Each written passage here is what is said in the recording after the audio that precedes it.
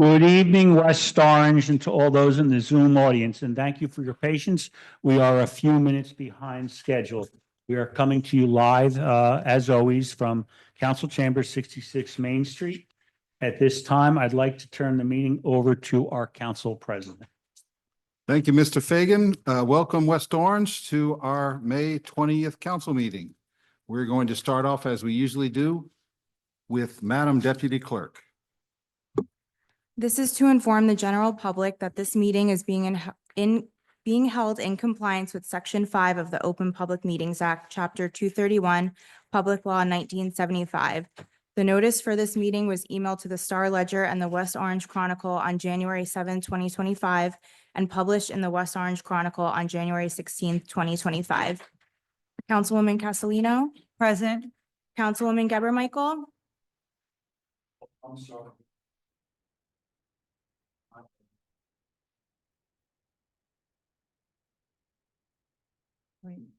On or what?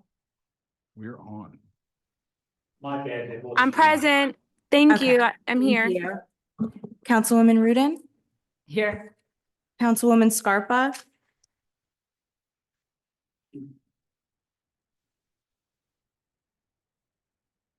Councilwoman Scarpa, please unmute yourself. Present. Council President Krokoviac? Present. And just let the record reflect that Mayor McCartney is also present, please.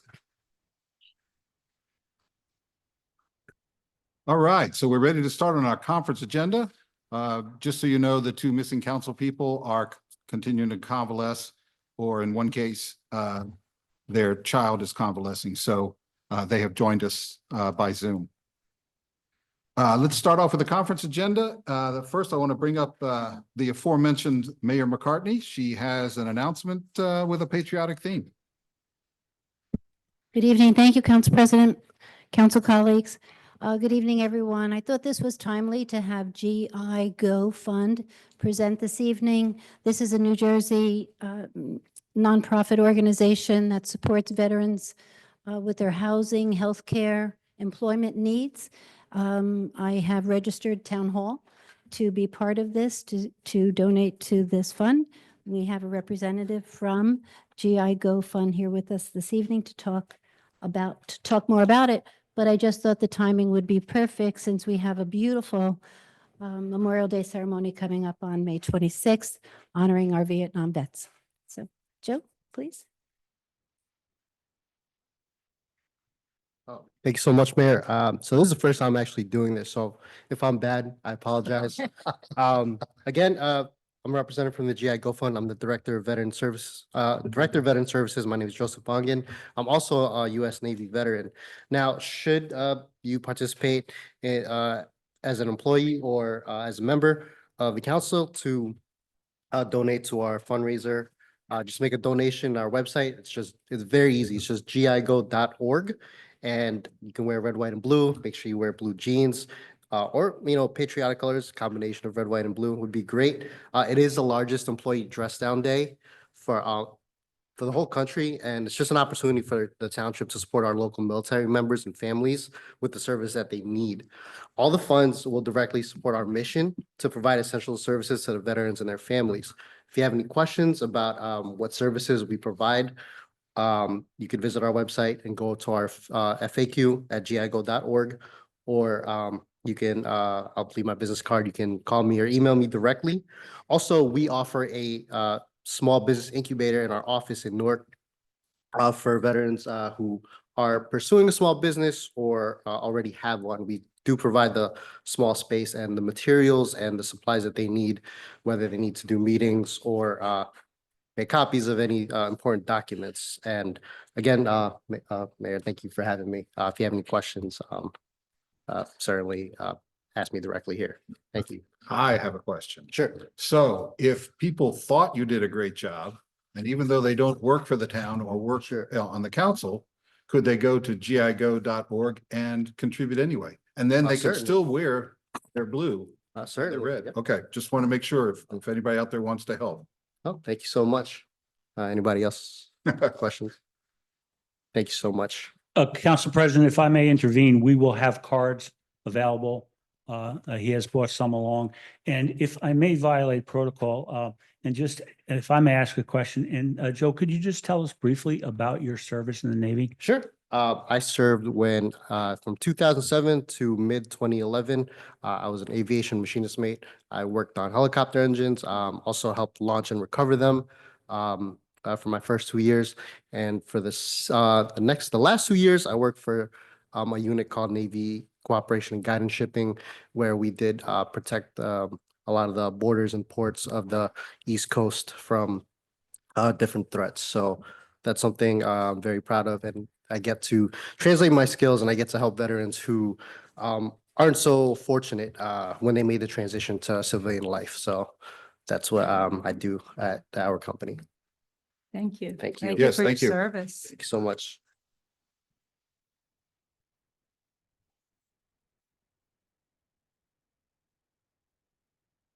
Next on the agenda, we have a presentation by Miss Sally Malanga of Our Green West Orange, titled Food for Your Thought, Recent Research on Factors Impacting Our Climate. And I have asked her to keep it to 15 minutes, so everybody keep your watches.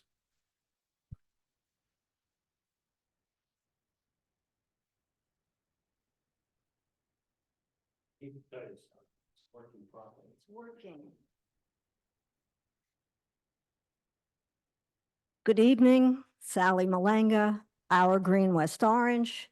Food for your thought. 2024 was the warmest year on record. We live in a terrarium flying through space. Our flying terrarium is 70% water and 30% land. Our Earth strives to keep all human, animal, plant, and bacterial life in balance. But humans have altered Earth by cutting 3 trillion trees, primarily for farmland, and 80% of Earth's farmland, you might be surprised to learn, is used simply to raise farm animals and to feed them the GMO corn, soy, and alfalfa that they need. Only 20% of our farmland directly serves a human need for food and clothing. And only 9% is left for wildlife, birds, insects, pushing them to extinction. Al Gore was wrong. Climate change is not primarily due to the burning of fossil fuels. In 2024, climate science research by Dr. Sailesh Rao and Gerard Bishop stated that our heating planet is due to the deforestation of 3 trillion trees ever since the beginning of farming. They published their research in the prestigious peer-reviewed journal called Environmental Letters Review, only in October 2024, and it is called Deforestation, a call for a consistent accounting. Now, why are we talking about accounting? Because the UN is not accounting for climate change correctly. They have not measured the effects of cutting 50% of the planet's trees. They have underaccounted methane from farm animals by 3 times. And there's actually a phenomenon of climate cooling by sulfur dioxide when burning fossil fuels, and that's not counted at all. So according to Bishop's papers, the actual climate numbers are very different from what the UN reports and what industry reports. 52% of climate change is due to animal agriculture, and it's still in the atmosphere since 1750. Then each year we add another 31% from the animals, and 18% is from fossil fuels. That's all. Whereas the real number is 87% is the opportunity cost of what the trees would actually soak up if they were replanted. Earth's trees breathe the opposite of how we breathe. They breathe in carbon dioxide, they breathe out oxygen. So we can see the insensibility of cutting 3 trillion trees to raise farm animals. We are actually dismantling our own oxygen supplies. And the Amazon rainforest is a particularly sensitive area to this. They are deforesting the rainforest, again, to create pasture for cows and soybeans to feed them. And they don't even like soy, they like grass. So the moisture in the clouds feeds the rainforest in a beautiful cycle, and it's called the river in the sky. But due to increasing droughts, that river is on the verge of collapse. As we can see, our Earth is in the red. We have bypassed 6 of our 9 planetary boundaries of sustainability. And that includes things like the synthetic chemicals we put into the environment, the pollution of fresh water due to all the animal agriculture, the biodiversity degradation, and so on. But for the past 40 years, since the publication of the book and the movie, The Merchants of Doubt, scientists associated with industry have cast doubt on climate science altogether. First, that climate change was even happening, and then doubting the cause. And this might be familiar to you. So what is unavoidable is the visuals. This is a satellite photo of fires over a 10-day period of planet Earth in 2019. So the implication is we must cut fossil fuels and animal agriculture at the same time. If we don't, we could cause the planet to heat up dramatically within weeks. I was very concerned when last year there was a 192-acre fire in Livingston, New Jersey. We must be prepared to leave our homes, pack up our pets, should there be another drought and fires hit West Orange. But back to the cause. The Earth is home to these 92 billion human-raised farm animals, cows, pigs, chickens, lambs, who are killed each year. This high volume ensures that the animals are abused, even sexually abused, to keep production high. So, for example, dairy cows are artificially inseminated to stay pregnant and produce more and more milk. Their babies are taken from them in a trauma-producing event. All milk, meat, eggs, cheese, yogurt, or fish comes with the ingredient of deception. Eggs from chickens that are advertised as free range or humane is false. 99% of them come from factory farms. And those farms do not treat their birds very well. Here's an example of hens that had been unfed for 7 days in November, 5 days in December, and 2 straight weeks earlier in the year. And because of this heartless way, unethical way we raise these chickens, we are at risk for a more ruthless pandemic than we've ever experienced through the H5N1 avian bird flu. And you may have heard the reports in the news. Last year, at the end of the year, 20 million of these infected factory farm birds were killed. They simply shut down the ventilation in their vast sheds, and it takes them a while to pass due to heat stroke. So because of this, we have to turn back to the 1918 pandemic as an example. That was an avian flu. 50 million people died worldwide. Even the United Nations is trying to tell us something. They measured the true cost to all of us in dollars at $12.7 trillion. 74% of that is a sickened society, slow or unable to work. 20% is for the myth of environmental cleanup. Eating more fish is not the solution. We are eating more farm-raised fish than wild-caught these days, and that creates its own pollution. Numerous fish species like tuna and cod have collapsed, and there is controversy about the status of other species. Eating animals opens a Pandora's box of human illnesses. How many people do you know that suffer from diabetes, stroke, heart attack, dementia, irritable bowel, kidney disease, gout, erectile dysfunction, cataracts, and back pain? Well, it's actually all one disease. Because their bodies are not our food. This is our food. From our teeth to our digestive system to the glucose that's needed to run our muscles and brains, our bodies require complex carbohydrates.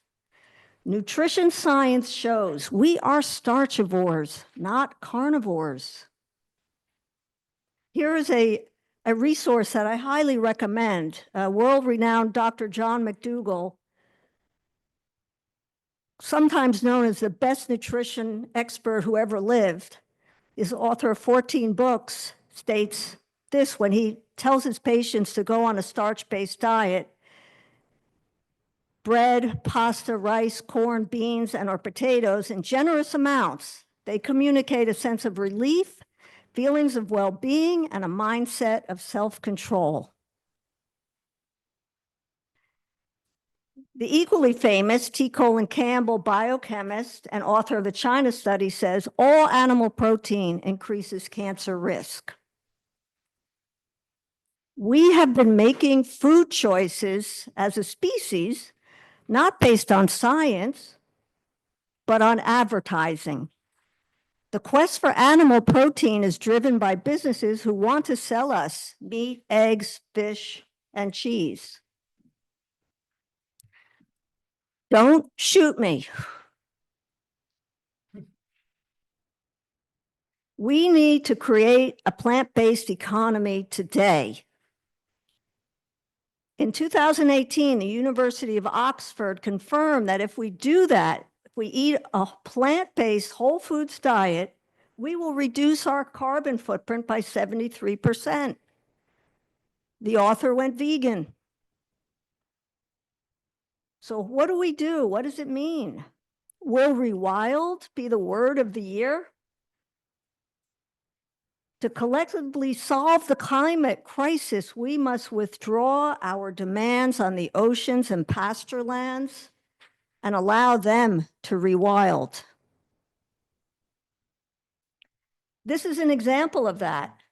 It's the Impossible Foods 1,000 Acres Rewilding Project in Arkansas.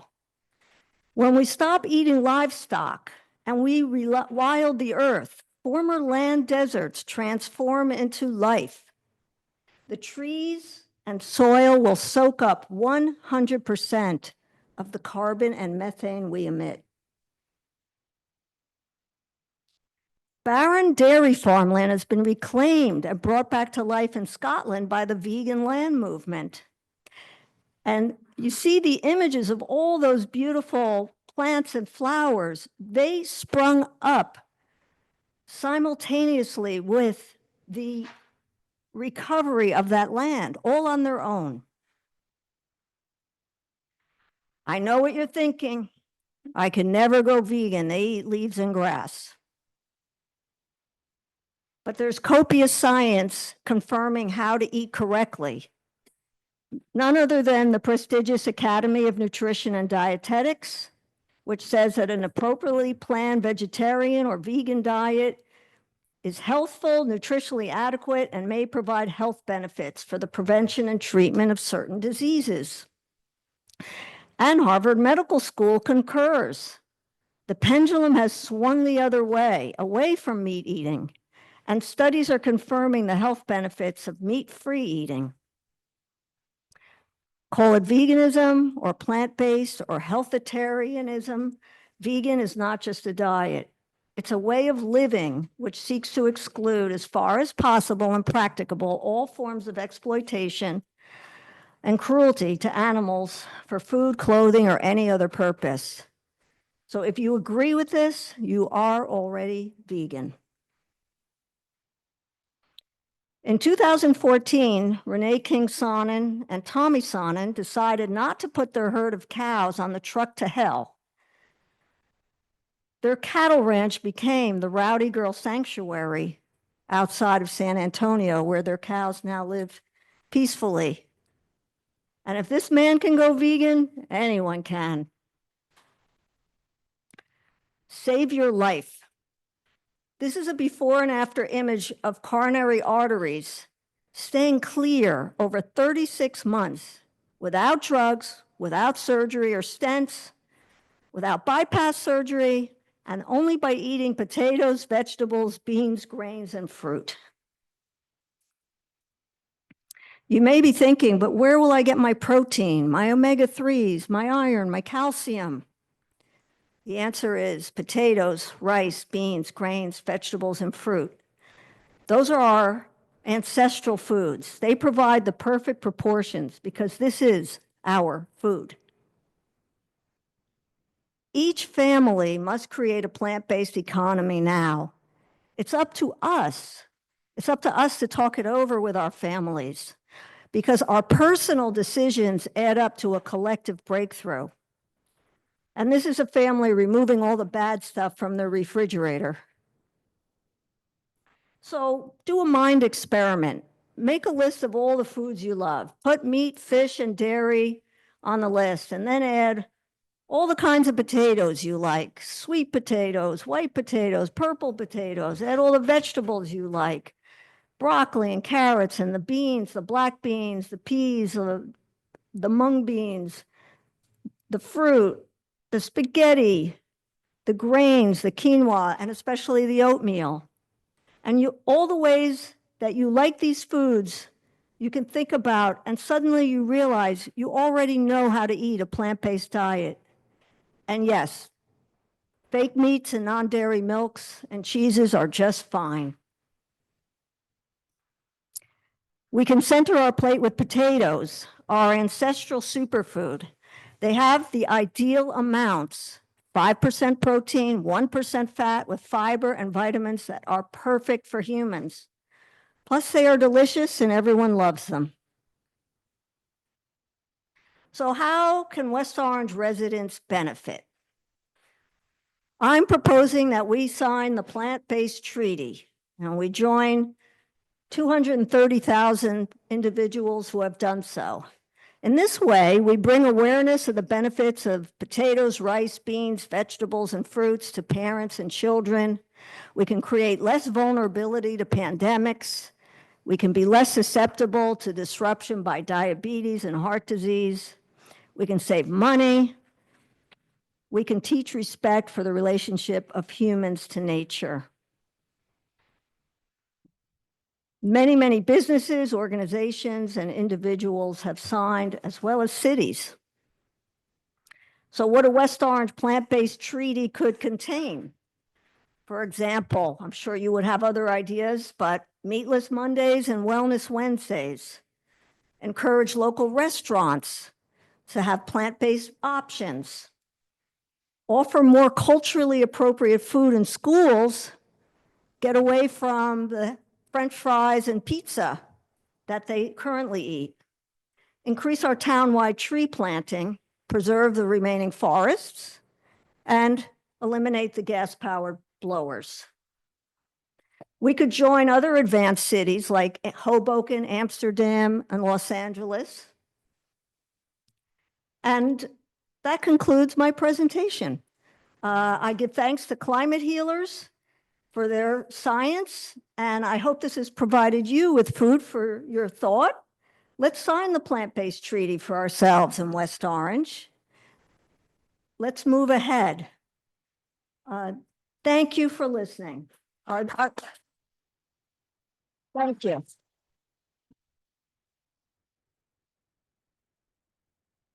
Does anyone have any questions or additions? Did I leave anything out?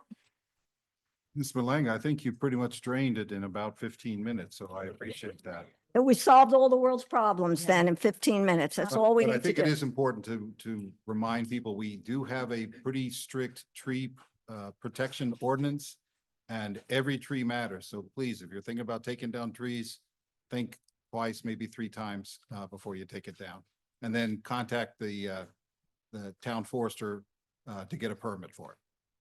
Excellent. So plant trees, eat potatoes, live well. And buy Thank you, land. Ms. Malanga. I'm glad Thank you you so didn't, much. I'm glad you didn't say Sundays because that's spaghetti and meatballs in the Castellino household. You can have great veggie meatballs. Won't fly. I'm gonna make them for you. So next on the agenda is council liaison announcements. I'll start with the council members who are online. If either one would like to speak on your liaison Okay, announcement. because it's 7 o'clock, I'm going to forego my council liaison announcements. Thank you, Councilwoman Geber Michael. That's a great sacrifice. I appreciate that.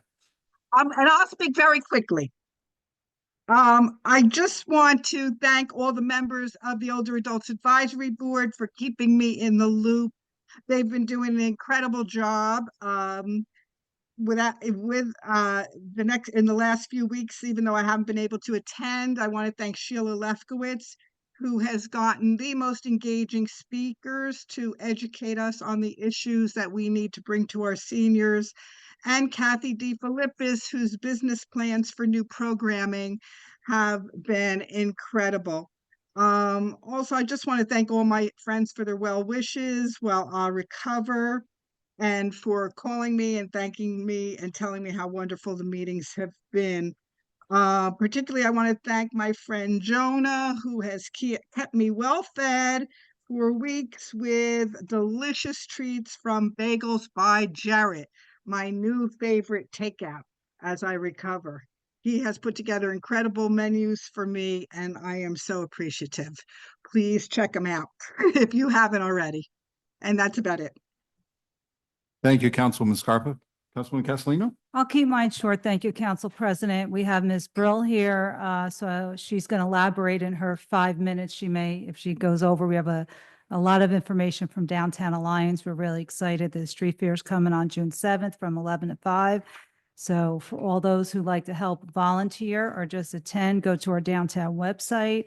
Also today was very special. We had Main Street America come to Town Hall, and they spent the day with our wonderful commissioners who gave up a day of their work day to spend that time. And Ms. Brill will touch on that. But the program officers that came talked about economic vitality and revitalization services.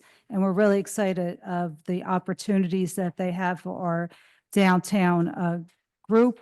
Transformational strategies we're going to be working on, amongst other, and of course to get reaccredited in the National Main Street program, which is big and very,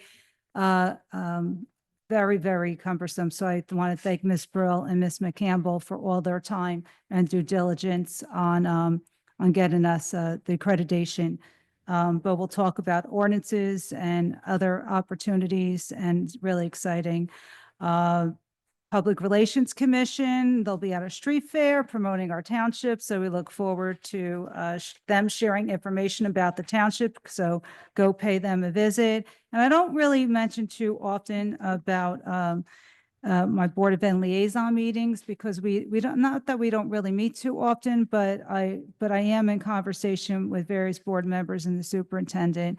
And I know the school district's been going through tough times with their budgeting and all that they have to do. So I just want to let the council folks know, being a former school board member, I've been in contact with them, and I know they, it's going to be tough on the community with a lot of cuts that they are making. So I just wanted to bring that to everybody's attention. But thank you. Thank you, Councilwoman. Councilwoman. No reports. And none from me. We are now ready to move to our public agenda. Deputy Madam Clerk. This is to inform the general public that this meeting is being held in compliance with Section 5 of the Open Public Meetings Act, Chapter 231, Public Law 1975. The notice for this meeting was emailed to the Star Ledger and the West Orange Chronicle on January 7, 2025, and published in the West Orange Chronicle on January 16, 2025. Councilwoman Castellino, Present. Councilwoman Geber Michael, Present. Councilwoman Rudin, Here, but alone on this side. Councilwoman Scarpa, Present. Council President Krokoviac. Present. Will everyone please stand for the Pledge of Allegiance? I Pledge allegiance to the flag of the United States of America and to the republic for which stands one nation under God, indivisible, with liberty and justice for all. The council is now in their public meeting. So at the top of the agenda is public comment, and I have some news. Tonight, we are returning to our traditional practice of public speakers speaking from the podium next to the dais where Mr. Fagan is speaking. It should improve the audience's ability to hear and understand the speaker and see the speaker's face, at least partially. We cannot line up in the aisle as in recent meetings. You have to raise your hand, first be recognized by the chair, then directed to come from your location on the benches to the podium. And if you want to help save time between speakers, you can move closer to the front of the benches. And once again, I have stepped all over Mr. Fagan's announcements. I'll cut back to him and come back a little bit later on public comments. Please, Mr. Fagan. Thank you, Council President. And I do agree with you. It's not going to solve all the problems, but I believe speaking from this podium will allow our public commenters to be heard. So as I start, Council President, I ask rhetorically, why did the PowerPoint presentation cross the street? And it was to get to the other slide. So as we begin this evening, certainly May is winding down, and there are many things to celebrate this month, as there are each month. And I can't say that we always remember them all, but it's not unintentional to exclude. This month is Asian American, Native Hawaiian, Pacific Islander, certainly Jewish American heritage, lupus awareness, mental health. These are in alphabetical order, and older adults month, and I'm sure there's others too that we miss. Tomorrow evening in this location, Council Chambers, is the West Orange, the second in a series of the West Orange Township Council Budget Workshop. The Zoom link is posted at westorange.org. Now, certainly the transit strike has been settled, and it was a short one, thank God. And I left this slide in there for the sole purpose of, I want the public to know how hard our transportation division works on coming up with contingent plans. I've seen some comments on Facebook that don't necessarily reflect the public, but they were complaining that we have no contingency plan. And having been in several of the meetings, I want you to know that there's always a contingent plan in place, and sometimes it may take a while to get posted so that all the details can be worked out. Do not touch dead birds. This is information on our website. I believe I brought this up at our last meeting. There's great information here. Please check this out. It's at westorange.org. As Mayor McCartney mentioned, we do have our annual Memorial Day ceremony coming up. I've been talking about it probably the last 2 or 3 meetings. We are paying homage to Vietnam veterans. It is at 11 o'clock. Please note the time change. It is not at 10 o'clock. It is at 11 o'clock. And we have many Vietnam veterans participating. And what's going to be unique about the ceremony this year is that following the outdoor ceremony, the public is going to be invited inside here to Council Chambers for a 10 to 12 minute film.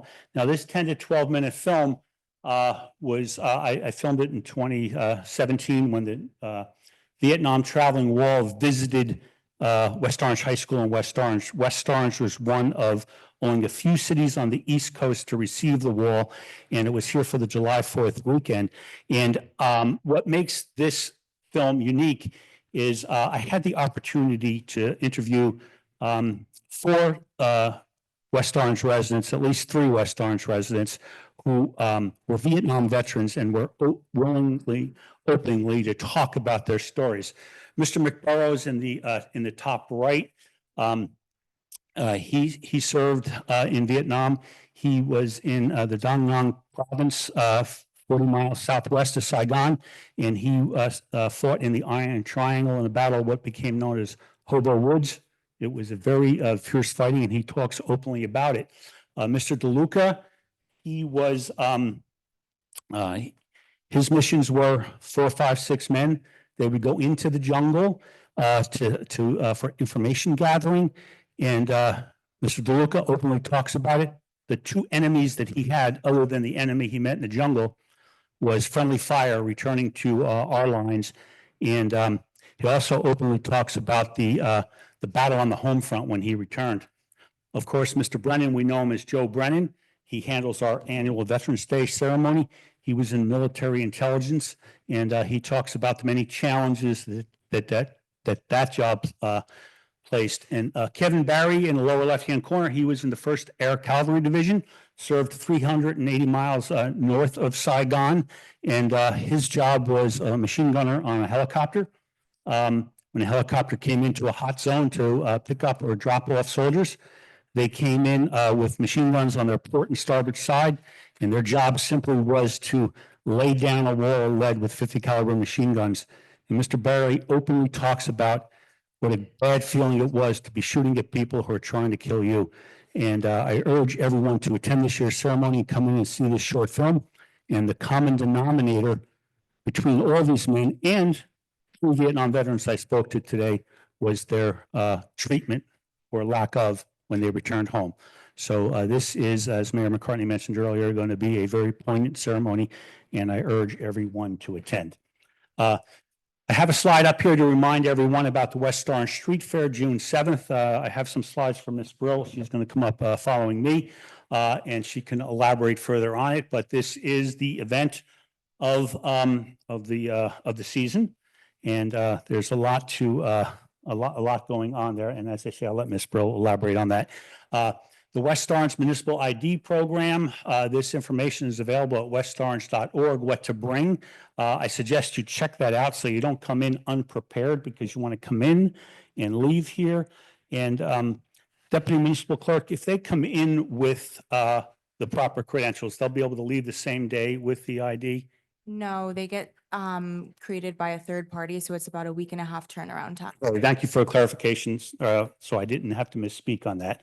Certainly, there are updates and information about measles at westorange.org. This is very important. We have the West Orange Chamber of Commerce dinner is coming up, awards dinner, and there are several awards going: police officer, firefighter, educator, business, youth, entrepreneur, outstanding advocacy, and academic excellence. Tickets are available at westorangechamber.com to register. And this also is very important. Our representative from the county isn't here this evening, so I wanted to be sure to point this out, that there's a paper shredding day coming up on Saturday, June 7th. It's the Essex County Public Works Department. I posted this on our social media this afternoon, so this information is there. And there are some restrictions here, so I suggest you check that out. But I also suggest you take advantage of it, because it's free to Essex County residents. Certainly that West Orange residents qualify. And we only run this event once or twice a year. And it's really good to clean out your house. The mayor's open office hours, June 5th. That will be before our next council meeting, so I'm pointing that out. No appointment is ever necessary, nor is any appointment necessary for the council connection, which will be Thursday, May 29th from 6 to 7 p.m. Also, West Orange PBA Cornhole Tournament is Sunday, June 8th, 2025. And you can contact Connor Smeraldo. That name sounds vaguely familiar. Chris Hernandez. And this is at O'Connor Park in West Orange, and speaking of O'Connor Park, I came across this from 1900, and this is, in the back of our room here, there's a portrait of Frank A. O'Connor, and that's the namesake of O'Connor Park, and he was a plumbing and heating contractor, and his business was right here on Valley Road in West Orange. At that time, it was Main Street. I believe this is the building. I can't confirm that, but that Chinese food restaurant once belonged to was the business of Frank O'Connor, who also lived here on Valley Road in a private residence. So there's more information here. Contact Connor Smeraldo, Chris Hernandez at those numbers about the cornhole tournament. And read and reflect for older adults 60 plus, May 29th coming up. You can register via Community Pass. This information is on westorange.org on the rec section of the website, and you can call for more information. And as I say, register via Community Pass. I've been mentioning this at the last several meetings. This is coming up on us now. Talkbacks and more for a movie screening for our Juneteenth Film Festival. They they began last year with great momentum, and they want to continue that through this year. I have 4 more slides here, but these are for Ms. Burrell. If you'd like to come up and talk about that's okay. I just need 2 forms of ID for you to pass the red rope. And don't forget the breathalyzer. Yeah, and just. The right arrow? Yep. the right arrow. Okay. Thank you. Hi, everybody. I'm Megan Brill, Executive Director with the Downtown Alliance. Okay, so we have Downtown Thursdays and our street fair all set up. Here's the schedule. To find out more information, just hit the QR code, hoping that people at home could just hit the code, and it'll take you to our website with all the information about our street fair and ways that you can find out where to park, how to get in, the hours. Handicap parking will be updated. All the information you need to know about the street fair will be there. We apologize in advance to the folks that are displaced on Main Street. It's a long day, 7 to 7. Folks that live within the footprint cannot drive their car onto Main Street.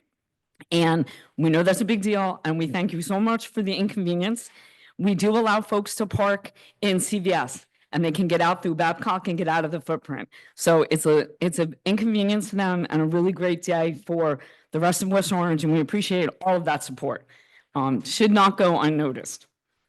We also have the street fair sign up. We have 75 spots to fill. We're about halfway there. There are 2 3-hour shifts in all aspects of what we need to do. There's some heavy lifting stuff and some sitting and taking ticket kind of stuff. So there's lots of ways for anyone to really be able to help us. We have 2 different signups. You can sign up young adults and to do all different kinds of things, pretty much anything but work in the beer garden. And then the adults, although the beer garden spots are going quick. So if you want to do that, you should hit the QR code and sign up.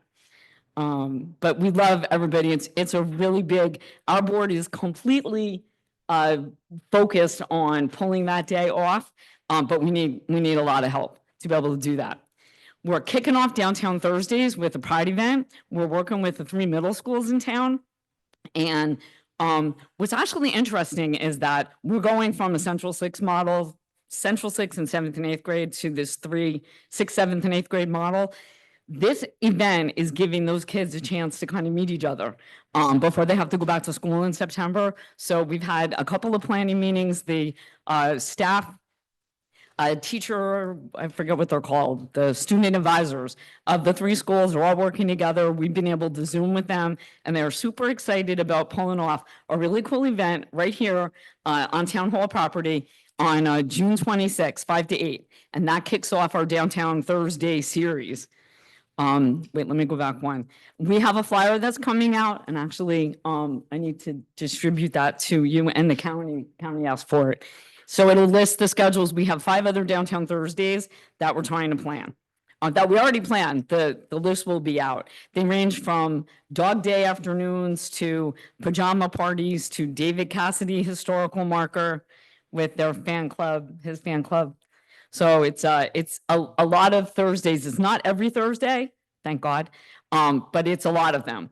So we hope that, actually our stats show that more people are downtown when we have a Downtown Thursday. So when we don't have a Downtown Thursday, people tend to forget about downtown. So we're going to keep reminding you, come downtown and do something cool down with us. All right, we had our mural. This is the winner. Yay. So we put out part of the grant that we got last year from Main Street, New Jersey was a mural on Imagination Alley. That's the alley between Supreme Bakery and Main Street. Like right there. It's kind of a dingy, alley. We painted the wall and we put these really cool decorations, which are some elements in in Monet's mural. So we put out for bid for about 3 months and we got 13 selections. 13 people sent in their ideas for the alley. We gave them some guidelines. We wanted, Edison's light bulb. That's kind of our logo. We wanted to tie it into the alley, but it's imagination. Use your imagination. So we got 13 different recipients. Some of them were local, but we got some national reach. There's muralists from all over the country that sent in not such a great one. He didn't get us all that well, but he did find us on the internet and he sent stuff in. So it was a blind. We had a committee of 6 people. I was the only one that knew who the artists were. There were some locals, so I wanted to make sure that we kept it tight. So I was the only one that knew. The committee got 1 to 13 murals, and Monet's was the top one. Actually, the top 3 were the top 3 of all of the picks. And Monet Sheard, who, if you know her mom, Lynette, the jazz singer, Monet ended up really knocking it out of the park. So we're going to start painting, I think, next week, weather permitting. We're going to make a big deal about it. We're going to come in and film and try not to bug her. But it should take till the end of the month, maybe middle of June. The rain kind of waylaid us a little bit, but it's pretty cool. And actually, she's painting those people in there. They look a little weird in the picture, but they're actually going to be painted. She did in Terminal 1 in Newark. She has this beautiful purple flower mural that she did, and like 6 other murals around the county. She's a really talented young lady, and we're excited that a West Orange resident, young girl, and when I called her to tell her that she won, she screamed in the car. So we're very excited about it. So that's it. That's our mural, and I think that is it for me. Excuse me, do you have the ribbon cuttings? Yeah, actually, it's about one of our downtown Thursdays. It'll be I think it's July 17th. It's the middle downtown Thursday where we're going to program with a band in St. Mark's Square. The 2 that we just did Saturday. The- The 2. Our 2 ribbon cuttings. I don't have pictures to share. So we did 2. We have 2 new businesses right in Torrey Corner. So Will and Olivia, she went online and she left her storefront, but she turned the keys over to Cafecito. And it's 2 couples that found the landlord online and fell in love with the store. So it is a bakery like no other. The like panini grilled cheese thing that I had on Saturday was amazing. So it's a regular coffee shop and tons of baked goods. You can park right in front. You can park around the corner. You can park all around there and go check them out. They're open regular hours, like 7 days a week, and they're brand new. Really excited. The whole family's there. The young daughter at like 13 is helping out. So it was really nice to see them, and we cut the ribbon, welcoming them to West Orange. The other business was the Pink Bakery on the corner of Llewellyn. It's now called Sabor Amar, and it's Peruvian chicken place. And again, the dad owns a mechanic shop on Franklin Ave. The kid, Caesar, owns a mechanic shop on Park Avenue over there. And together, the family is a chef, and they are making a Peruvian chicken place. So it's they redid the whole place, invested a lot of money in the storefront. That was a bakery. They were really an online bakery. So they redid the kitchen, they redid the ceilings and the floors. Everything looks really great. And if you go by, the lights on, looks like inviting and open, and they're hopping, a lot of folks. We have to keep that going. Winter is tough for downtown businesses. People aren't walking around. So everybody's excited that the weather broke and it stopped raining. And thank you, Ms. Castellino, for reminding me about them. I'm on my next thing already. Thank you, Ms. Brill. Okay. For the rest of us, I just want to read just a couple of instructions so that we know what is expected. So we know what is expected of us when we make public comment. Our ordinance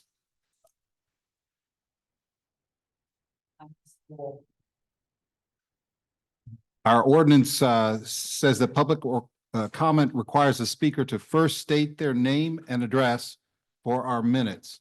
So speak slowly, speak clearly, so we can pick this up. If we don't, we have to interrupt you and lose some time. So also time limits. Portion of the ordinance requires conduct by public comment speakers who, quote, shall at no time engage in any personally offensive or abusive remarks. The chair shall call any speaker to order who violates any provision of this rule, end quote. And then as to another item, another aspect of the ordinance says that, quote, any person who shall disturb the peace of the township council, make offensive or abusive remarks, or conduct himself or herself in a boisterous manner while addressing the council shall be forthwith barred by the presiding officer from further audience before the council, except that if the speaker shall submit to proper order under these rules, permission for him or her to continue may be granted by a majority vote of the council. I am a big fan of civility, and I encourage it here. I think a lack of civility and manners contributes to our political conflict and inability to meet a middle ground. The council is a place to discuss our differences and often to find compromise to make West Orange an even better place to live. So I urge all of us to treat everyone as they would like to be treated. You can make your point without insulting anyone else or cursing. So like I said, we're going to be coming up to the podium. You need to raise your hand if you'd like to speak. I see a hand already up. Please come on down. If anyone else would like to speak, please raise your hand, be recognized, and you can come down to the closer to the rows so we can have less time in between speakers. Is there anyone else who'd like to speak? Yes. Okay. So you're third. You're third. Councilwoman. Thank you. Thank you so very much. Good evening, council members, council president, as well as our members of the administration, and of course, my fellow West Orange residents. Before I get started into the real purpose of me coming here this afternoon, evening, just wanted to say Ms. Malanga can certainly appreciate your advocacy for a vegan society. As you know, my daughter is vegan, has been for many, many years, and would appreciate all of those comments about eating green.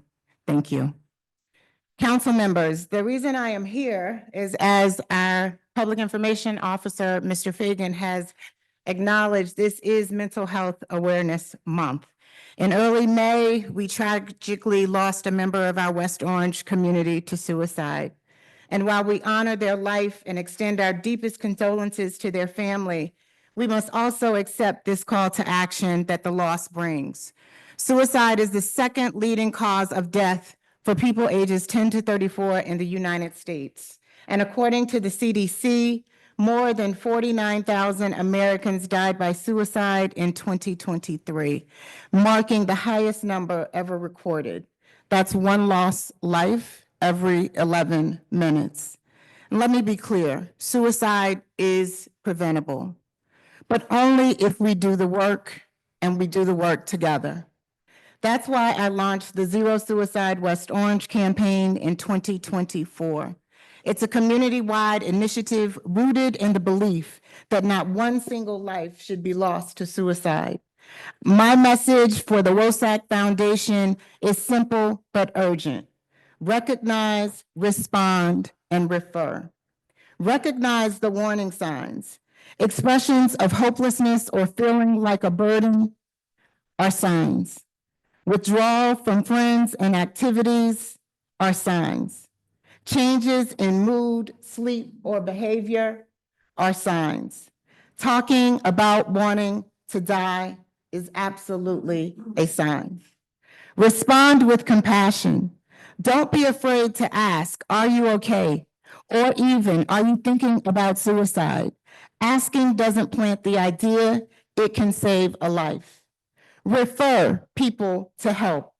West Orange is fortunate to have mental health resources, from school-based counselors to partnerships with organizations like the Mental Health Association of Essex and Morris and the RWJ Barnabas Behavioral Health Centers.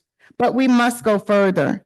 Each resident, parent, teacher, coworker, and friend must be trained to act. That's why the WOSAC Foundation has hosted mental health first aid workshops, and why I'm asking our town to commit to making mental health education mandatory in schools, providing training for first responders and community leaders on an annual basis that far exceeds the mandatory requirements, and supporting public health campaigns and removing the stigma around mental health. The West Orange Stop Suicide Advocacy Coalition is already doing this work. We host monthly talks, annual green ribbon campaigns, and the Run for WOSAC 5K to bring mental health to the forefront. But we need your support, participation, and your voice. Let's not wait for another loss to shake us into action. We owe it to every resident, especially our youth, to treat mental health like we treat physical health, with urgency, respect, and hope. Thank you to the administration for putting suicide prevention and wellness information on our marquee outside. The Suicide and Crisis Lifeline is 988. Together, we can move toward a zero suicide West Orange campaign. And lastly, with the last few seconds that I have, I want to thank our PIO for also continuing to talk about Juneteenth. The festival is on June 20th through the 22nd. We have curated a wonderful event with various panel discussions, community conversations, an art gallery unveiling at the West Orange Art Center, plays that will also represent the holiday and the event. You can log on to bit.ly/WO Juneteenth 25 for the detailed outline of all the events, and I look forward to seeing you there. Thank you. Thank you. Mr. Scott.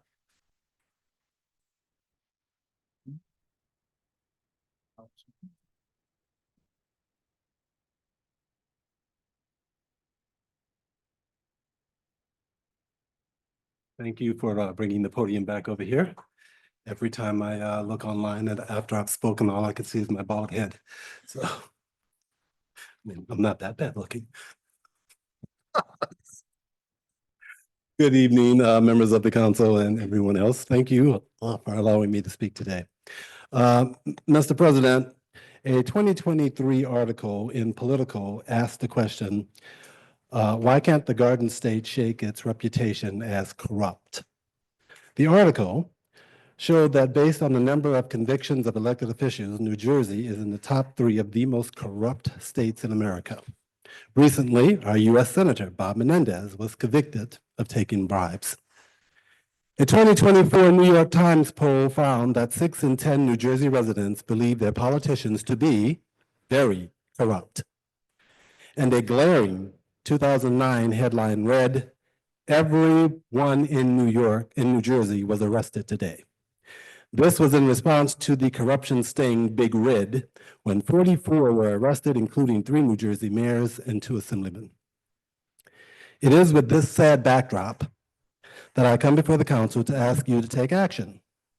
I'm a member of the West Orange Zoning Board. The board, if residents don't know it, has tremendous power over what construction projects, from apartment buildings to bowling alleys to home additions, gets built. The illegally serving chair of the zoning board, Phil Neuer, and Councilwoman Michelle Casalino's appointment to the zoning board, Alice Weiss, have, according to Open Secrets, given large financial contributions to Senator John McKeon. Perfectly legal. Alice Weiss has contributed $850 to Mr. McKeon, including $500 in 2023.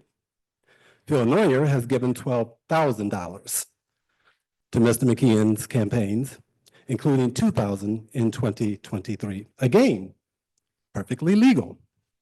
But Mr. McKeon's firm is representing a client that has an application, ZB 2411 Wonder Group, currently before the zoning board.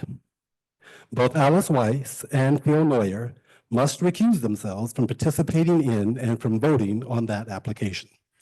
The appearance of bias, favoritism, and corruption is pronounced. It was only a year ago that the august Mr. Neuer publicly castigated then board member Jerry Eben, appointed by Councilmember Rutherford, for having a phone conversation with an architect who had an application before the board. Mr. Eben stated at the time that he had known the architect for years and that the conversation wasn't about the application, but Mr. Neuer professed his disappointment in Mr. Eben and asked him to recuse himself. Yet Mr. Neuer has not come clean about his appearance of bias, favoritism, and corruption on ZB 2411 Wonder Group, and neither has Ms. Weiss. Mr. Neuer has already proven himself by serving illegally as chair to be unethical. He bristles at questions and does not collaborate with board members on setting the agenda. As a member of the zoning board, I do not wish to appear complicit in this blatantly unethical conduct and their appearance of corruption. In closing, I ask this council to pass a resolution condemning Phil Neuer for his duplicity and demand that he and Alice Weiss recuse themselves from ZB 2411 Wonder Group due to the appearance of bias, favoritism, and corruption of which New Jersey has seen too much of. Thank you. Thank you, Mr. Scott. Is there anyone else who wishes to speak after Councilman? I see two hands over here. Would you two come on down, please, and you'll be the next two speakers, please. I thought there was a second hand over here, but that's fine if you both count. Please go ahead. Thank you, Council President. Greetings to the council, the administration, all of those joining in person and virtually. I'm here to speak about the noise ordinance that was pulled from the Apologies, can you just state your name and? Los Angeles resident. Apologize. I expect the ordinance was drafted and at least reviewed by the legal department of Township of West Orange, which should automatically give each council person pause. You have a head of your legal department that has been awarding this private legal firm work in cases without a contract for 3 years. That conduct is the subject of a lawsuit initiated by the mayor against the Township Council that has yet to be finalized. It is a miracle that it hasn't been finalized, given countless cases have begun and been resolved since this lawsuit was initiated. And there's no legitimate reason for failing to render a decision after all of this time. But the ordinance itself is a problem, not just the attorney responsible for drafting it. It's a problem that has plagued this township for far too long. We rush through important legislation without considering the consequences. We enact local ordinance with no ability to enforce it, which creates confusion and allows for selective enforcement, which is really what I'd like to discuss. While I am pleased that it was pulled tonight, and I hope that that was pulled so that greater due diligence can be done with regard to the ordinance. But the issue is the way it was crafted originally allows for selective enforcement. I believe Lorraine Park is being targeted by this administration. I recognize which council members are in support of the ordinance changes and the fact that at least one of them is in fact willing to hold this administration accountable. I am fully aware of that. I believe that this is a fact that is being exploited by the administration for their own personal agenda. Lorraine Park has been targeted for years, and it is part of a broader pattern. There have been 4 businesses targeted, at least that is how they would characterize it, the owners would characterize it, and how I would characterize it. Those are Jared's Bagel Shop, South Valley Barbecue, Harper's Cafe, and now Lorraine Park. What 3 of them have in common is that they are Black-owned establishments. And the other one was targeted, I believe, due to his personal willingness to hold elected officials in this town accountable. That said, what you may be considering at your next council meeting will make it easier for this administration to punish businesses and business owners that they don't like. It is wholly subjective and will lead to abuses by those in charge. They have done it before and they will do it again. We had an unenforceable noise ordinance, as evidenced by the many times judges have failed to uphold the complaint. because we wrote an ordinance that required special equipment to enforce. I never purchased that equipment in spite of the many losses in court and the many pleas of residents and business owners and elected officials to either purchase the equipment or amend the ordinance. That failure to properly address this issue makes this attempt at this time seem disingenuous. Finally, if you were present at the community meeting hosted by the owners of Llewellyn Park 1 week ago, you would know that the overwhelming majority of residents have no complaints about this restaurant. And if we want to have a thriving Main Street, we have to be considerate of all the residents and businesses in that corridor. While one or two or even a few may complain, there are thousands in that corridor that love the place and or wanted to stay. I want to end by saying, it's not lost on me that Mr. Scott's commentary included a complaint with regard to Mr. Neuer. The same township attorney that's reviewing or drafted this noise ordinance is the same one that sent the town council an opinion by a retired judge saying that Phil Neuer could remain as chair when this council refused to change the existing ordinance that prohibited him from serving in that capacity. The ordinance had been ignored. And then once it was a problem, it was presented to the council to change it. The council considered the change and decided not to change it. And then it was decided that we would just ignore the will of the council. There are broader patterns at work here.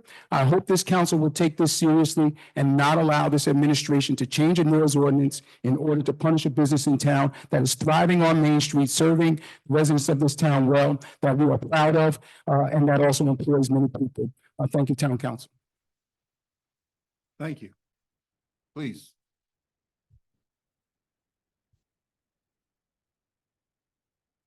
Is there anyone else who'd like to speak? I can recognize them and stick you in line. I see two hands up over here, so. Oh, there's three. I see two over here. So I think, was that Mr. Blanton?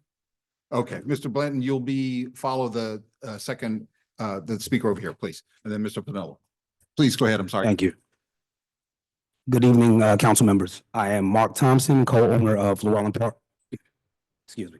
My partner Anthony is at work firefighting in Jersey City. He typed this up. I'm going to read it. I'm writing you as a local resident, a local restaurant owner, property owner, and concerned member of our business community, following up on a community meeting held last week on May 13th, 2025. The community meeting was well attended by residents and business owners alike, all who have came with thoughtful input and shared interests in finding balance on the important issue of noise and the noise ordinance. It was unfortunate and disheartening that no council members were in attendance. Your presence would have been a valuable demonstration of your commitment to hearing directly from constituents, owners, and residents, especially those who will be directly affected by any proposed changes to the noise ordinance. The same level of attention and effort that has been dedicated to addressing concerns from those advocating for stricter noise limitations should also be extended to all of the businesses who have outdoor dining, including our other businesses that are here, South Valley, Oco, and Crab Bay West. Should be extended to other businesses who have outdoor dining, who are working to find a reasonable compromise that support quality of life and local economic stability and growth. As you deliberate on the future policy changes, I respectfully urge you to consider the broader impact these decisions have on our local businesses, particularly those with outdoor dining. Entertainment and amplified music are not just amenities, they are essential components of a thriving dining experience and play a vital role in attracting visitors, supporting jobs, and building a community. There are real economic consequences for businesses, owners at stake. The proposed changes to the ordinance present yet another hurdle in what is already a challenging environment for small business owners and restaurant owners. I humbly ask that you seek a meaningful, equitable, and lasting change to the governance of locations impacted by your vote. Thank you. Thank you, Mr. Thompson. There was another one over here on my left. Yes, please, come up.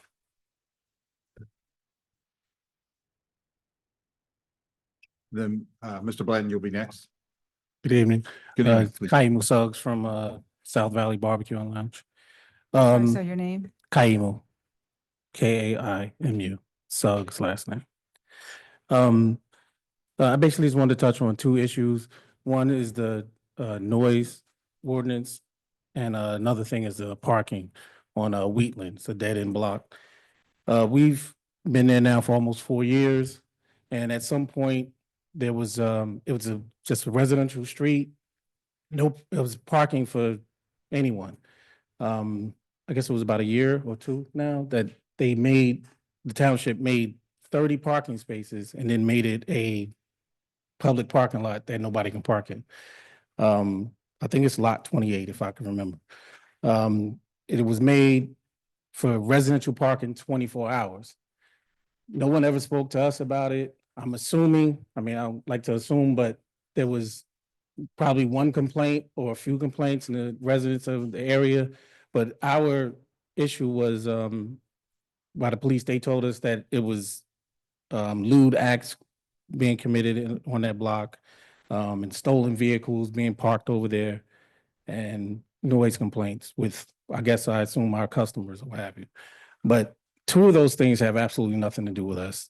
With a stolen car, if a criminal steals a car, they could park it anywhere. That has really nothing to do with it. It's a quiet block. I get it, but it hurts our business when they made 30 parking spaces. It wasn't like that before. The township made 30 parking spaces, and at any given night, there's only 2 cars there, which are residents that live in the area. Maybe 3 at one point, but that person has left because it was a tenant that lived in a particular house right across the street. But anyway, it just blocks our business, our customers. Now they're forced to park somewhere else on the street when we run out of parking. If you're familiar with the business, it used to be the old Suzy Q's. We're not here to be defiant or what have you. I'm a retired deputy chief firefighter in Irvington. I just retired almost 3 years ago. One of my partners is a firefighter. We got a real estate agent and investor, contractor. We're not here to rock the boat. We're not here to cause trouble. We try to keep the crowd. Our crowd is an average of 40 years old and up. We have dignitaries come through. We try to keep the riffraff without, for lack of a better term. Obviously, you can't keep everybody at bay, but it is what it is, a public building. We just want a fair shake of, we never got any information on it. It just happened. And one day they put up signs, said 24-hour residential parking, and that was it. And our customers were threatened, you're going to be told if you park your car there. Most of our customers that are regulars, they know they shouldn't park there. But every now and then we go outside, we try to police the area, let them know, look, you can't park there. So they try to park elsewhere if we run out of parking. We just wanted to be able to have a say-so about it if we can meet with someone at some point to maybe even, it could have been maybe parking for up until no overnight parking. I know there's some townships that do that on certain blocks or what have you, but to have 24-hour permit parking was just unfair. As far as the noise ordinance and everything, I think that's a little unfair as well. To my understanding, it's a 25-foot marker where if you can hear something 25 feet away from the building, I mean, I can hear you burp 25 feet away. I mean, it's just not fair. We try to be compliant. We're not here, like I said, to rock the boat. We just want to make sure that we're complicit and and compliant with everything. When we first got there, the building was in disarray. We were told we had to paint the building. We painted it immediately. We had to clean up the grounds in the rear, which our customers don't even have access to. But this was like that prior to us even getting it for, I don't know, 10, 20 years or what have you. But we immediately corrected the problem and got it abated. So like I said, we're not here to rock the boat. We just want to make sure that we at least get a fair shake. And going back to the parking issue, at least can we sit down and try to come to a common ground with it? Thank you. Thank you.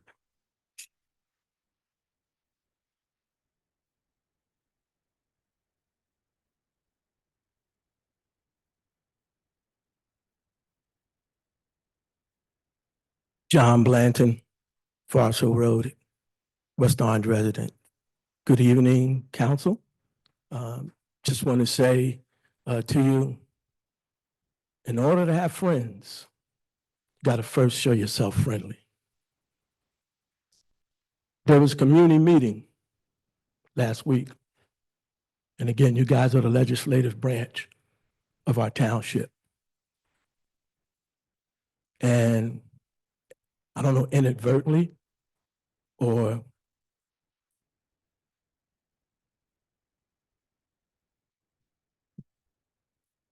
I'll say inadvertently to keep it nice. Many of you went out and you listened to one side of a story.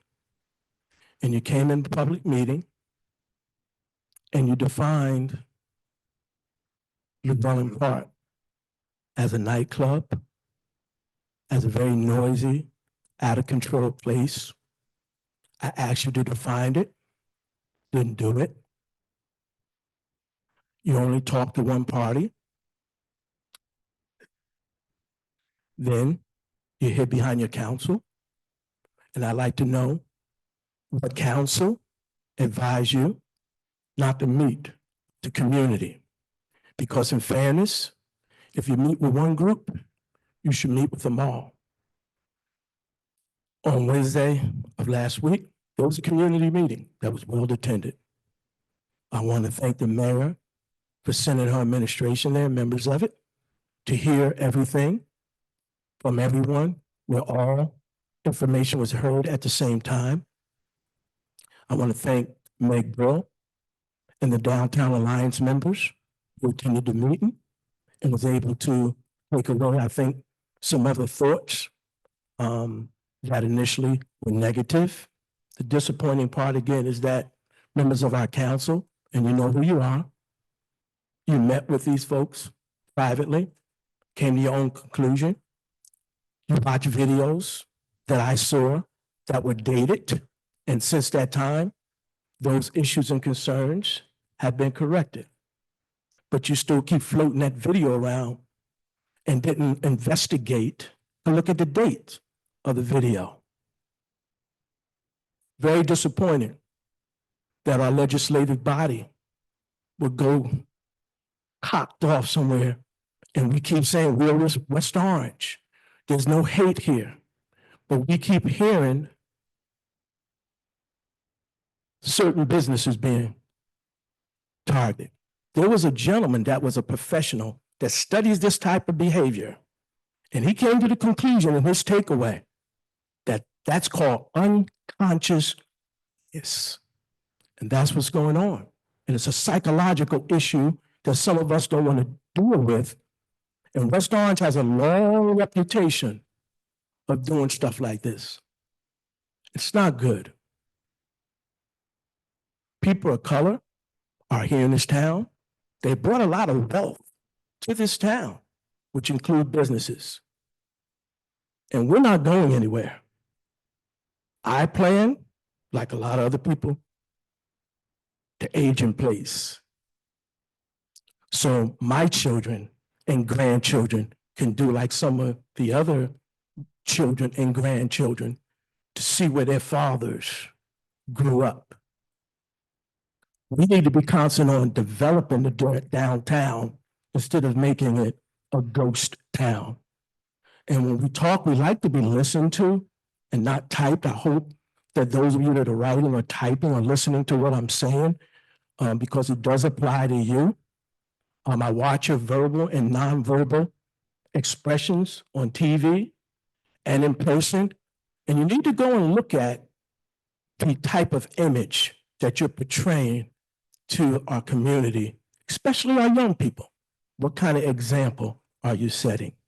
I will close by saying we should be here talking about Mr. Anthony Sharpeston. I call him Sharp now. That about 2 weeks ago went into a blazing, burning building and saved 3 individuals. That's what we should be celebrating, these gentlemen, young men, as public servants. That's what I want to say. God bless you. In order to have friends, you got to show yourself friendly. Thank you, Mr. Glenn. Is there anyone else who'd like to speak after Mr. Pinello? We have Ms. Malanga, you'll be next. Is there other hands? I'm sorry, could you just raise them up so I can, I'm sorry, thank you. And then the woman sitting right next, behind Ms. Malanga, you'll be next, and then I'll catch the folks on the other side. If you don't mind. So wasn't there another person over here that I asked to get in line to speak, or did I miss that? And why did our speaker just leave the room? Yeah. Oh, please. No yelling out from the audience, please. Ms. Malanga. And then after Ms. Malanga, you behind her. Okay. Thank you.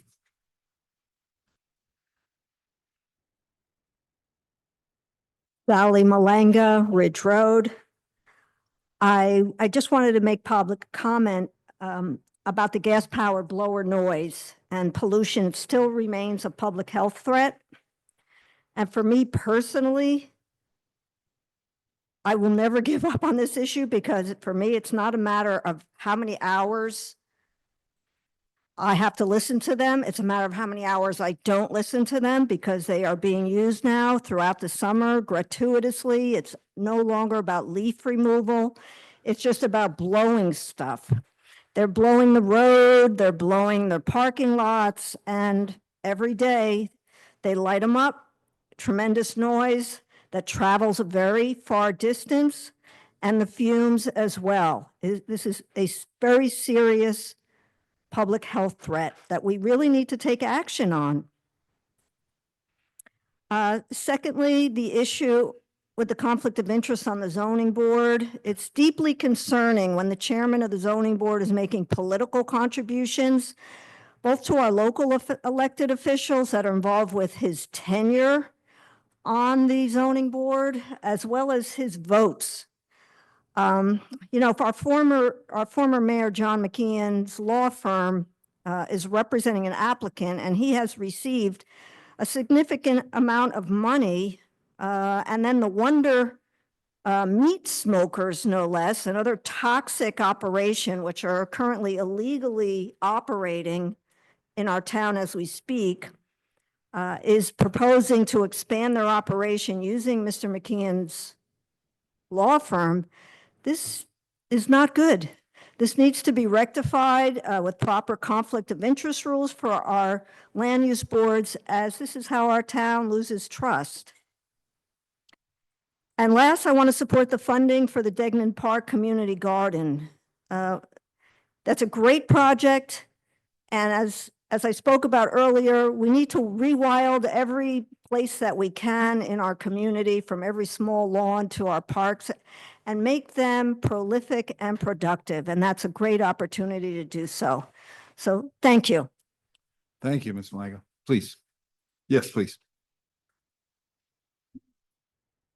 Is there anyone else who'd like to speak? Okay, you're next, the woman in the second row, and then I think there was a hand. Okay, you're after her. Is that good? Okay, thank you.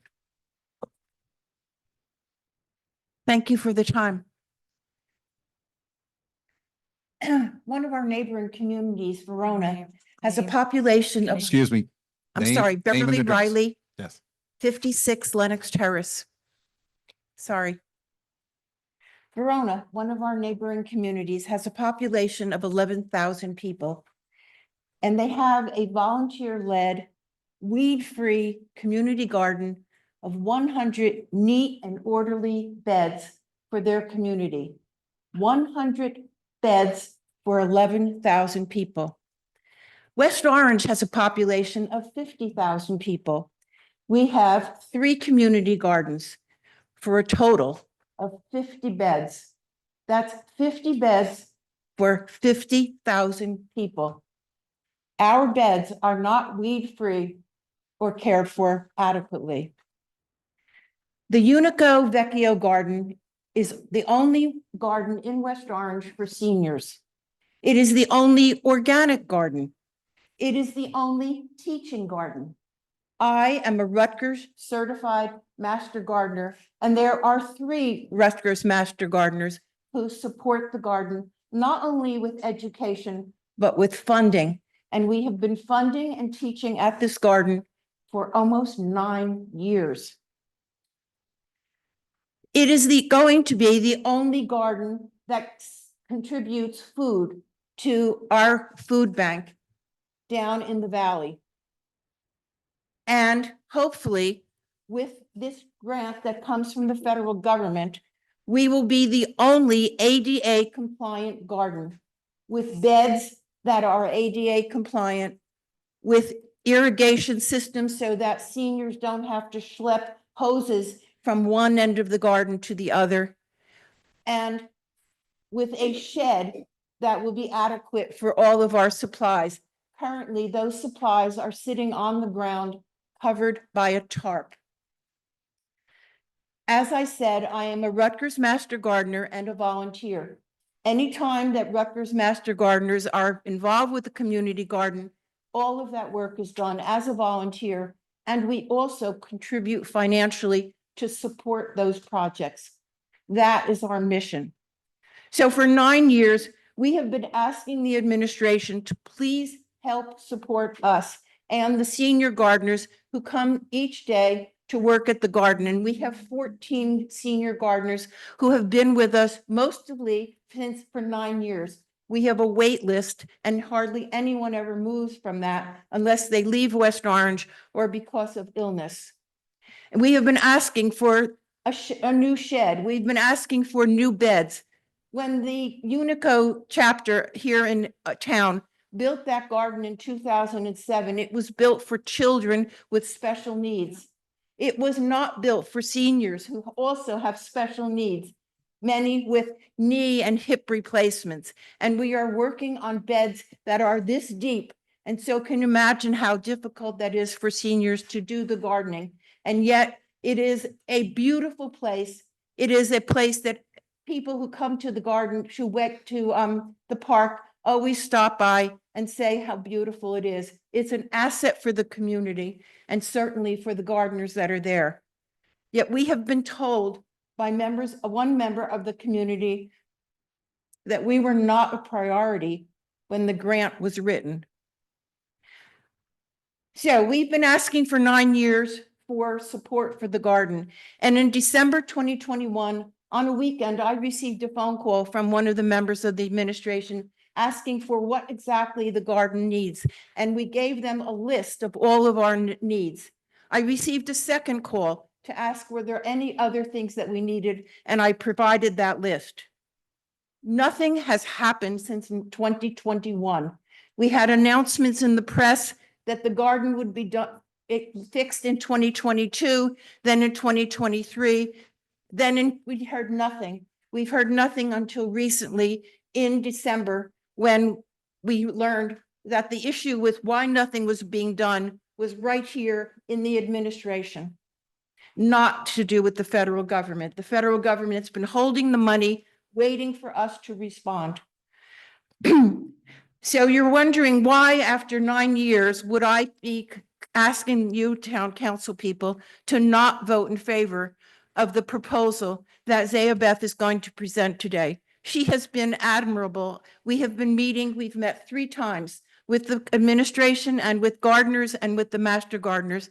And we are simply asking for you to delay this decision until we feel satisfied. Right now, we feel that much of the money is going for exercise equipment. We feel it's unneeded. There is Zumba class, there is yoga class, there is a weightlifting class, there is a tap dancing class, there are walking paths here in Degnan Park as well as in the reservation. We don't need to spend upwards of $50,000 or more on exercise equipment outdoors. We are not Venice Beach. This is not Southern California. We don't need the exercise equipment. We do need the administration's support, and I thank you for the time. Thank you, Ms. Riley.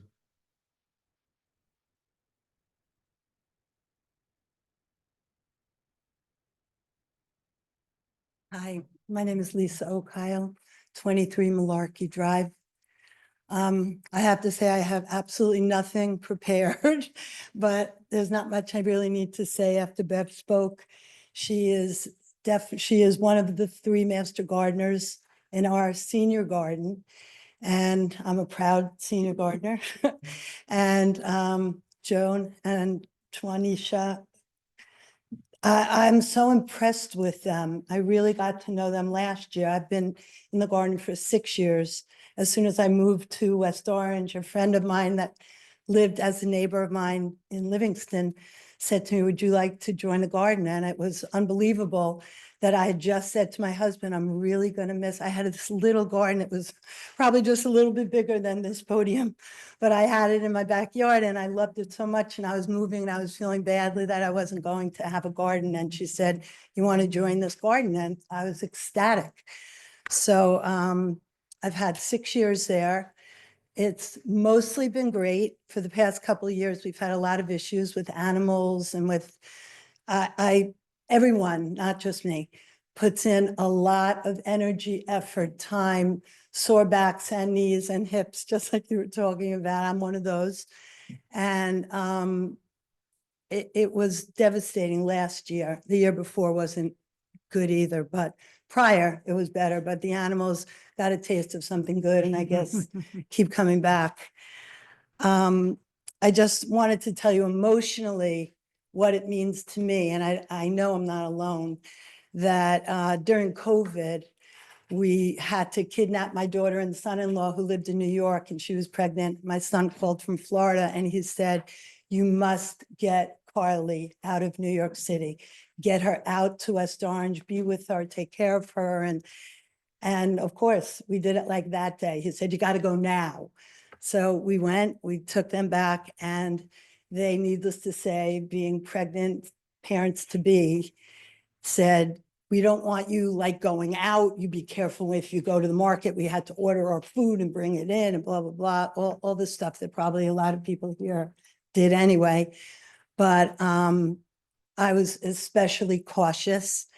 And the garden was the only place I could go without wearing a mask and being outside and watching these vegetables grow that just truly fulfilled me. And it honestly, I really think it saved me, because to just be in my house and not be able to go anywhere or see friends, the garden was my friend. And I would see other gardeners and we would stay apart and everything else. But it really was a very safe haven for all of us. So it's not just a garden. It sounds like, oh, we need this, we need this, but we do need these things, but it's very emotional. It's not like just a material thing. We need tall fences so the animals won't come. We need these things because these are things that are important to us and they fulfill us. And like Bev was saying, that we donate food. I mean, you don't get much better than that unless we were a farm. That would be really good. But it would be wonderful to have these wishes fulfilled. We're hoping that they will be. We have good faith that a lot of it will be, hopefully all of it will be. And we appreciate it and don't take anything for granted. And I just wanted you all to know that we really, I think every gardener there probably could tell you a story similar to mine or even very different, but the feelings are still the same. They're all like genuine from our hearts. And I hope that we can get what we're hoping for. And I thank you for listening to me. Sorry, I wasn't a little more prepared, but thank you. Thank you. Mr. Pinello, oh, nope, I'm sorry, I forgot. Please come forward. And then Mr. Pinello, I think unless you leave again, you can be next. Good evening. I'm Lala, 100 Harrison Avenue. So your name, can I hear your name? Lala? Yes. So I came here tonight, not just as a business owner, but as a woman who has been harassed, disrespected, and endangered on property that I pay to operate on. I followed every protocol, filed reports, submitted footage, documented everything, and yet I still have to walk into my place of business looking over my shoulder. I'm asking this town and its leadership, what messages are we sending to small business owners, especially women and Black business owners, when we allow repeated harassment to go unchecked? I also wanted to address the noise complaints made against my business, Exclusive Nail Studio. Police have come to my studio at least 3 to 4 times, and each time there has been no issue found. These complaints seem to be targeted and disruptive. What can the city do to protect businesses from false reports and ongoing harassment? I'm requesting support regarding repeated false noise complaints made against my business. These calls appear to be targeted harassment, which disrupt my operations and create a hostile work environment. And it's hostile because the people that are complaining live above my business, where they're making the noise and are harassing me when I'm at work. What can the city do to protect businesses from false reports and ongoing harassment?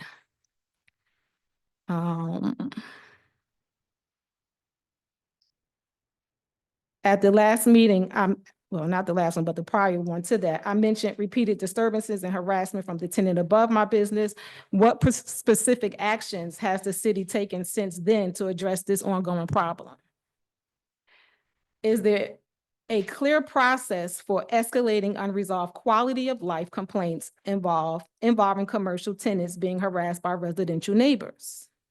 What resources or departments are available to help small business owners when they are continuously targeted by problematic neighbors or city officials?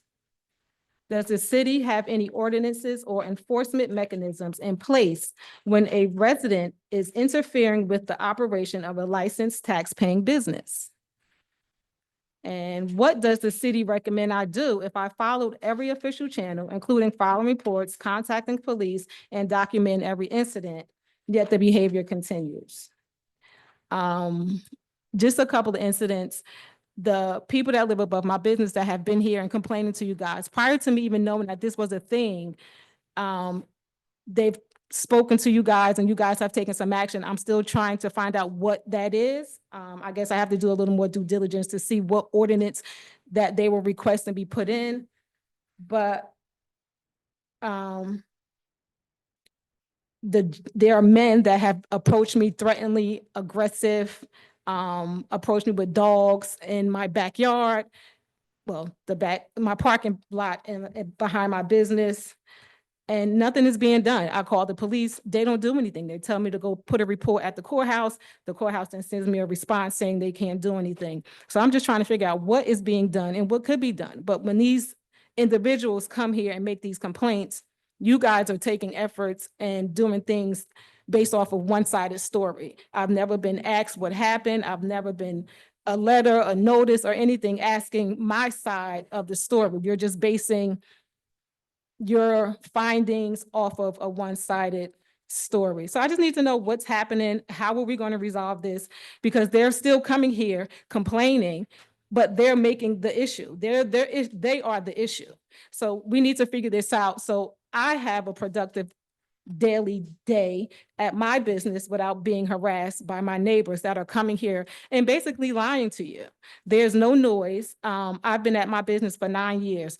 The music that I play in my business has been the same music for the last 9 years. Just as of 2025, the complaints are starting. So I want to know what created that to spark all of a sudden 9 years later. So we just need to look deep into this. We need to get some resolution. It's just not fair to Black business owners that the city isn't doing anything productive to make sure that we are being safe and that it's fair across the board. And that's all I have to say this evening. Thank you. Thank you. Yes, Mr. Pinello. Is there anyone else who'd like to speak tonight? If you'll just raise your hand, okay. Anyone else besides the young lady that just raised her hand? Anybody else want to speak? Oh, I'm sorry, Ms. Nitz. Okay, come after her. Is that okay? Thank you. Good to go. Yes, please. Yeah, thank you. Mr. President, members of the council, good evening. Joseph Panulo. I live in Essex Fells, within 200 feet of the notice area of the West Essex Highlands project. I am the president of We Care, the objector at the planning board in the application for the development of 496 units. on the second bridge of the Watchung Mountain. Before I get started, I can't start without acknowledging Sally Malanga and standing here trying to be the one to preserve the last unprotected core forest in this town, possibly in this county. And I listened to what you said, and I will just point out, in case it's not known, that their last survey of this property taken has 85,000 trees. The last development plan for this project for 136 homes was going to remove 27,000 trees. This one for 496 units, we have no idea for a lot of reasons because it hasn't been proposed. That's a deficit in the plan before the DEP, among other things, environmental information statement. But on that note, I last appeared here April 22nd and requested of the mayor and the council that a floodplain study be done in accordance with the municipal ordinance for the floodplain regulations, the DEP permit, which said this approval does not obviate the local floodplain administrative responsibility to ensure all development occurring in the special flood hazard area is compliant with damage preventable ordinance, et cetera. FEMA flood maps I provided, National Flood Insurance Program supersedes the ordinances that were suspended in IH 1261420, which was not effective until July 2024, July 3rd specifically, but that notwithstanding, it was also not effective when the plan for settlement was approved in the court. I'll come back to that in a minute. On May 7th, our organization submitted to the DEP a request to suspend the permit that was issued to the developer on November 15th, 2024 under NJAC 7:13-22.7, which it basically says if the data that are used to support an application are incorrect and that application is approved, it cannot be correct because the data are wrong. So that's the basic understanding of the challenge. There's a 39-page report put together by Princeton Hydro to support that. And that's under challenge. I understand that the governing body of this township was admonished for even allowing me to request such a thing. And I will make that easier. Today, We Care will enlist its own floodplain study at its own expense, and we will submit that to this body. We will submit it to the planning board if it's allowed, because it is going to undertake the review of the area outside the limit of disturbance, which by definition is where the flooding occurs. Public comment has occurred, concerned citizens have spoken, but it's not material.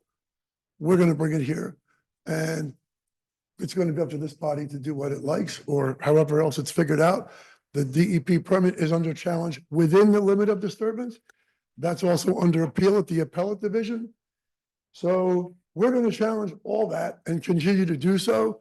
By the way, there's 120 acres here. If you need a place to do organic farming, there's a better use for this site. And our mission is to help preserve that and help everybody here make that happen. But along the way, just to be clear while I have a minute left, I understand that the governing body or this township, apparently not this council, relied upon representations and took a formal position that this property, 17932, was available, approvable, developable, and suitable for the proposed use. And that's under NJAC 5:97-3.13a. That's not according to me, that's according to Developers Council. And I'll just remind everybody here, in case you weren't here at the time, most weren't, I wasn't, that the Fair Share Housing Council and the Mount Laurel Court approved a settlement in 2017, and there were two other parties present that had a duty to disclose statements that would prove these facts are not correct, and I can do that. But that was the town attorney and the developer who intervened, who is the beneficiary of the 100 affordable units, which is 3 times the next closest amount of units in the town approved under that order. Next is 33. Most are under 20 to patch together the obligation. The problem with the period, what's going on now is this planning board hearing will not conclude before June 30th, 2025, when the 4th round obligations occur.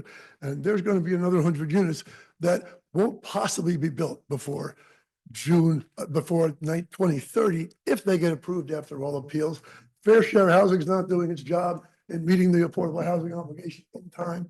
This project is too complicated, and this is why every municipal environmental bulk permit, design permit was suspended to make it happen. It's impossible to engineer. So I'll stop there, but there's a lot of information that wasn't disclosed. And I will tell you that We Care will not stop this fight. This fight will go on. This position of planning board notwithstanding, whoever wins, the other side is going to appeal. This is going to go on. It doesn't need to. There's a better way to do this. But in order to sustain that fight, WeCareNJ.com, we're accepting donations to help promote this fight, because this is a battle. This is not a small opponent, and this is not a small fight. We need your help. We're not going to go anywhere. I appreciate the opportunity. Thank you.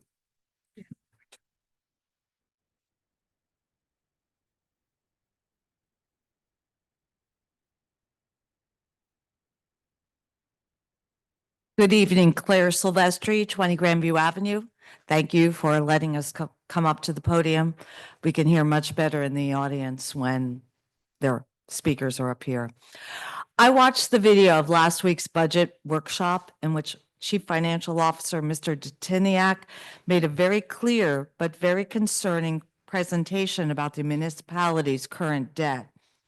I want to echo what many of the council members stated that night, which is that in more than a decade under the previous CFO, the public was never made privy to such an in-depth, fairly easy to understand presentation on such an important topic. So thank you, Mr. Detiniak, for being so transparent. For members of the public who hadn't had a chance to view the debt presentation, our municipality is drowning in debt.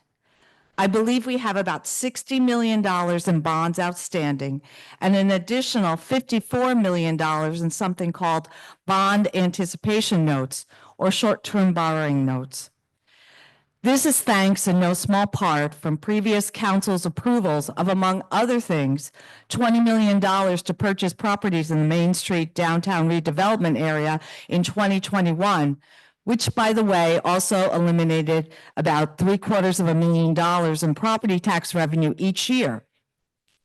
Also, $11 million to purchase Rock Spring Golf Club back in 2019. That continues to be a money-losing proposition for the town, as well as annual capital budgets that often totaled more than $10 million. Our longtime township attorney, Richard Trank, has been a key figure in orchestrating many of the projects that have put taxpayers on the hook to pay back outlandish borrowing with not much to show for down the road.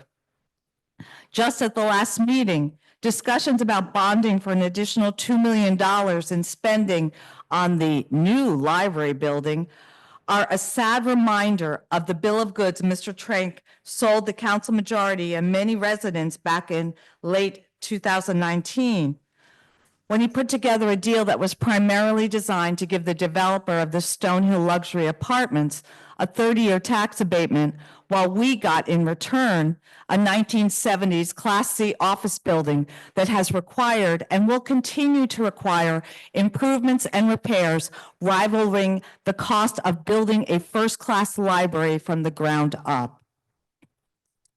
I don't envy the job the council members are tasked with under current conditions.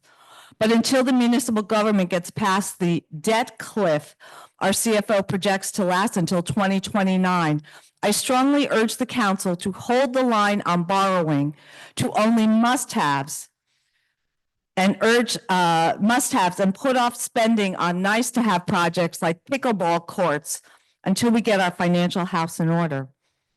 I think it's a great first step that the council directed Mr. Detiniak, after his presentation, to draft a list of projects that either have had bonding authorized by past councils but not issued, or have been financed through short-term notes but not yet started, so the council has a clear idea of what's already in the pipeline and can shift some priorities and perhaps limit the amount of new borrowing this year. But I also urge the council to move as quickly as possible to hire a new independent township attorney to replace Mr. Trank, who submitted his retirement months ago, but continues to serve as our town attorney, and even this evening, legislation drawn up by his associate appears on our agenda. I dare say residents elected most of you primarily to unburden the township of Mr. Trank and straighten out our finances so we can stop having excessive tax increases year after year. Please, please make this a priority going forward. Thank you. Thank you. Is there anyone else who wishes to speak tonight? Please raise your hand. Okay, I see one. Oh, so you come up after Ms. Nance, okay? Is there anyone else?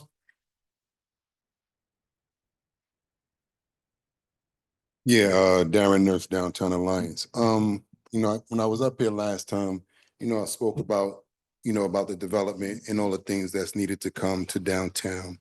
When we look at all these things that's going on, right? We look at the thriving businesses that we have, such as Llewellyn Park, South Valley Bar and Grill, and the other one over there by Eagle Rock. I forget the name of that one. But either way, when you look at those thriving businesses, right, you have to say to yourself, are these the businesses that's bringing us people that could be potential residents, right? Because when people come to towns and they begin to enjoy themselves and they have a good time, at some point in time, they say, this is something where I would like to move to, right? This is a place that's comfortable for me. You got to ask yourself, what are you comfortable with? Because you're saying these businesses are causing harm, but you have no idea what to bring to this town. These people did that, right? Not only did these people do that, these gentlemen are firefighters, right? Meaning that they understand code very well. So they're going to make sure that their establishment is up to par, no matter what you say or what you do. So I think you need to begin to look at that. The other part is, do you have a fear? If that is a fear, what is your fear and why is it your fear, right? Or is it something that you don't understand? I heard somebody speak about unbiased consciousness, unbiased racism, right? So you got to think about that. What is it that you're uncomfortable with? What do you don't know? And if you can't come out to talk to people, right? Because we don't have a problem coming out. They don't have a problem coming out. So then you need to come out. There's no more hiding. There's no more sending secret messages. There's no more saying, oh, you do this, you cause that, or you do this. No, there's no more of those things. I think we need to be upfront about everything. We need to stand forth because, as I said before, I'm part of the Downtown Alliance. And I do my due diligence in trying to bring businesses here. And I know, speaking to not only small businesses, speaking to mid-level businesses, and speaking to big business, they all look at West Orange as a joke. That's what they look at West Orange as. And it's crazy because, as I said today, you go down to Orange and East Orange, you have a T-Mobile store. You don't even have a T-Mobile store in West Orange. That's horrible. That's deplorable. How you don't have a T-Mobile store in West Orange? Over 50% of the residents here have T-Mobile contracts, right? Over 60% of the residents have Apple phones, but you don't have an Apple store in West Orange. So you have to think about those things. If you're gonna not conduct yourself in taking care of the minority businesses, then the big businesses are saying, we really have no shot, right? And the other part is about the ordinances.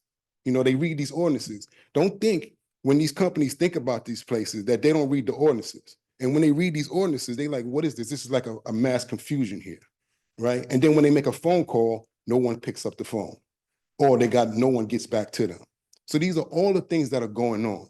So when you try to deter other businesses from coming here, and these gentlemen are willing to do everything they can to make it work, because like I said, they're not bringing customers, they're bringing potential residents, right? Because they're bringing residents that can well enough afford to be in these places. If you don't want an aging place, fine, not a problem. But there are other people that do. There's a lot of young families, like I said, in West Orange, not only Black, but also white families, right? Not only white families, but Spanish families. There's young families of all different genders here, and they want to go out, and they want to go out within their town. They don't want to continuously go to South Orange, Maplewood, Montclair. They want to hang out in West Orange.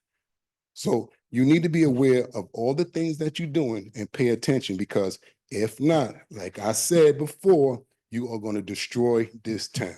And that's it. Thank you, Mr. Nurse. Please, come on up, Rob.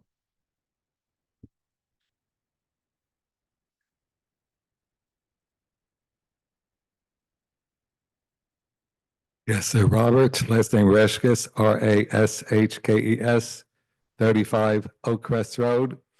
I just want to bring to the township's attention that May is Osteoporosis Awareness Month, established by the National Osteoporosis Foundation. And osteoporosis is a disease that affects the bones.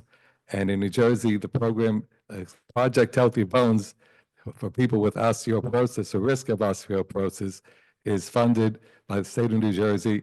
And there are classes all over the state of New Jersey. And I have been a peer leader and a lead coordinator of Project Healthy Bones since 2007 and was the first peer leader in the Township of West Orange, leading the first class ever held in West Orange. And the education portion of Project Healthy Bones talks about the need to strengthen bones through strength training exercises. So we have classes, we do exercises in the classes, but that's not enough to strengthen the bones. We need to do the exercises at home. And people aren't motivated to do the exercises at home because doing the exercises at home can cause injury. And outdoor exercise equipment is a necessity because as a person with osteoporosis, I have to do strength training for the rest of my life. Otherwise, I will lose bone density and is subject to fractures that could wind me winding up with surgery or winding up in a nursing home. So when Congresswoman Sherrill came to the Degnan Park in 2022 to present the township with the funding for the exercise equipment, I was very happy because there are many people in West Orange with osteoporosis who need the on-demand access to the exercise equipment, which will build bone and help keep people healthy. So I'm in favor of keeping the exercise equipment for the funding for the project. Thank you very much. Thank you, Mr. Rashkes. I see a hand. Please come up. Is there anybody else who'd like to speak? Please raise your hand and we'll get you in line.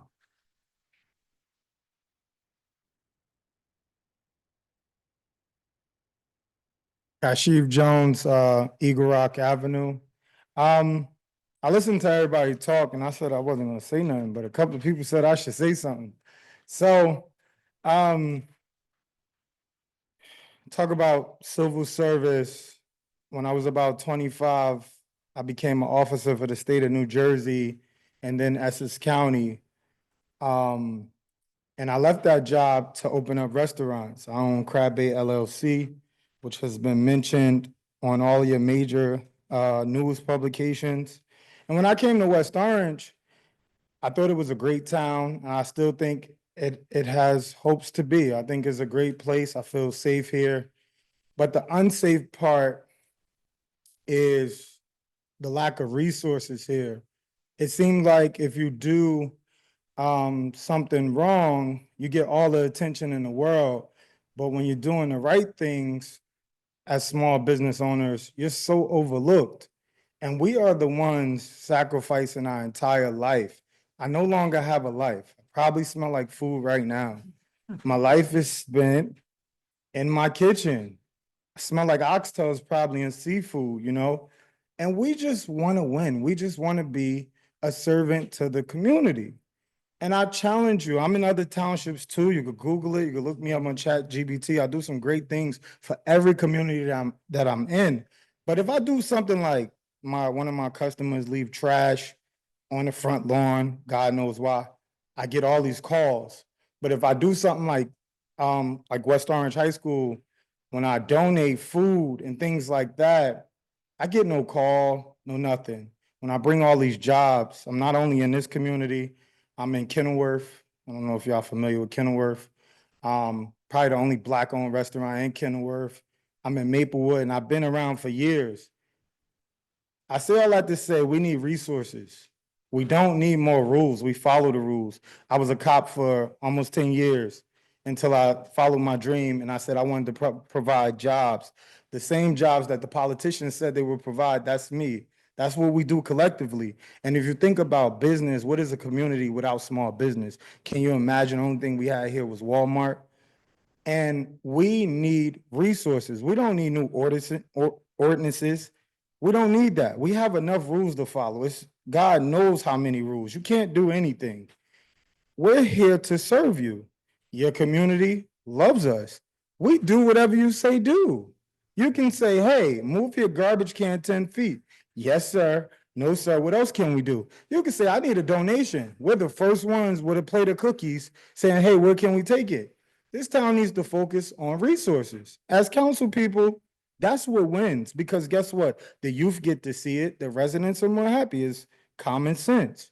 So please start focusing on visiting the small businesses, all of them, not just places of color or without color. I'm not here to talk about color because West Orange is one. It's like a group of amazing people, but we need resources. I'm hearing things about businesses being targeted, and I've been a part of that. I'm not going to get into my spill on it, but we don't want to be targeted. We want to serve. We're servants. That's what we do. I'm in a, like, you know, like a server. When you own a restaurant, you're a server, and people love what we do. The more you try to make it harder, the less jobs we could provide to the community. Take away all the small businesses. You don't have a town anymore. What is a town without small businesses? So I challenge you in my closing, and you know, God will challenge you too. Make it, we're not looking for easy, we're looking for possible. It's tough enough in this economy. Rich people even feeling the economy right now. Mortgage rates are up. It's tough to get people to come spend their money in your town. The gentleman said leads to more tax-paying citizens. You know, we're serving plates that cost money. You know, bringing people from New York. You could check out my public notifications. I'm bringing people from all across the United States to come to West Orange, and they're hearing how great. But what about if they found out how bad we're being treated? We should have resources to stay open so that the little girl who's on break this summer, she could come work in my establishment. It's a pretty nice thing. Everybody loves to see it. But how can we do that if we have no resources? And I'm from Newark, New Jersey. I love Newark. I'm not gonna say anything bad. They have resources. They're saying, hey, come in. I don't care how you feel about Newark, but there's resources there. And there's also a lot of ordinances. But it's a lot of resources and a lot of funding and a lot of things to promote small business, because only thing we want to do is serve the community. Thank you. Thank you. Thank you, Mr. Jones. Is there anybody else who'd like to speak? Please raise your hand. I'm seeing nobody else wants to talk. Gentleman in the Oh, back. Mr. Scott, you cannot speak again. I don't think I said my name and address the last time I was here. It is Brent Draper Scott, 75 Nestor Road.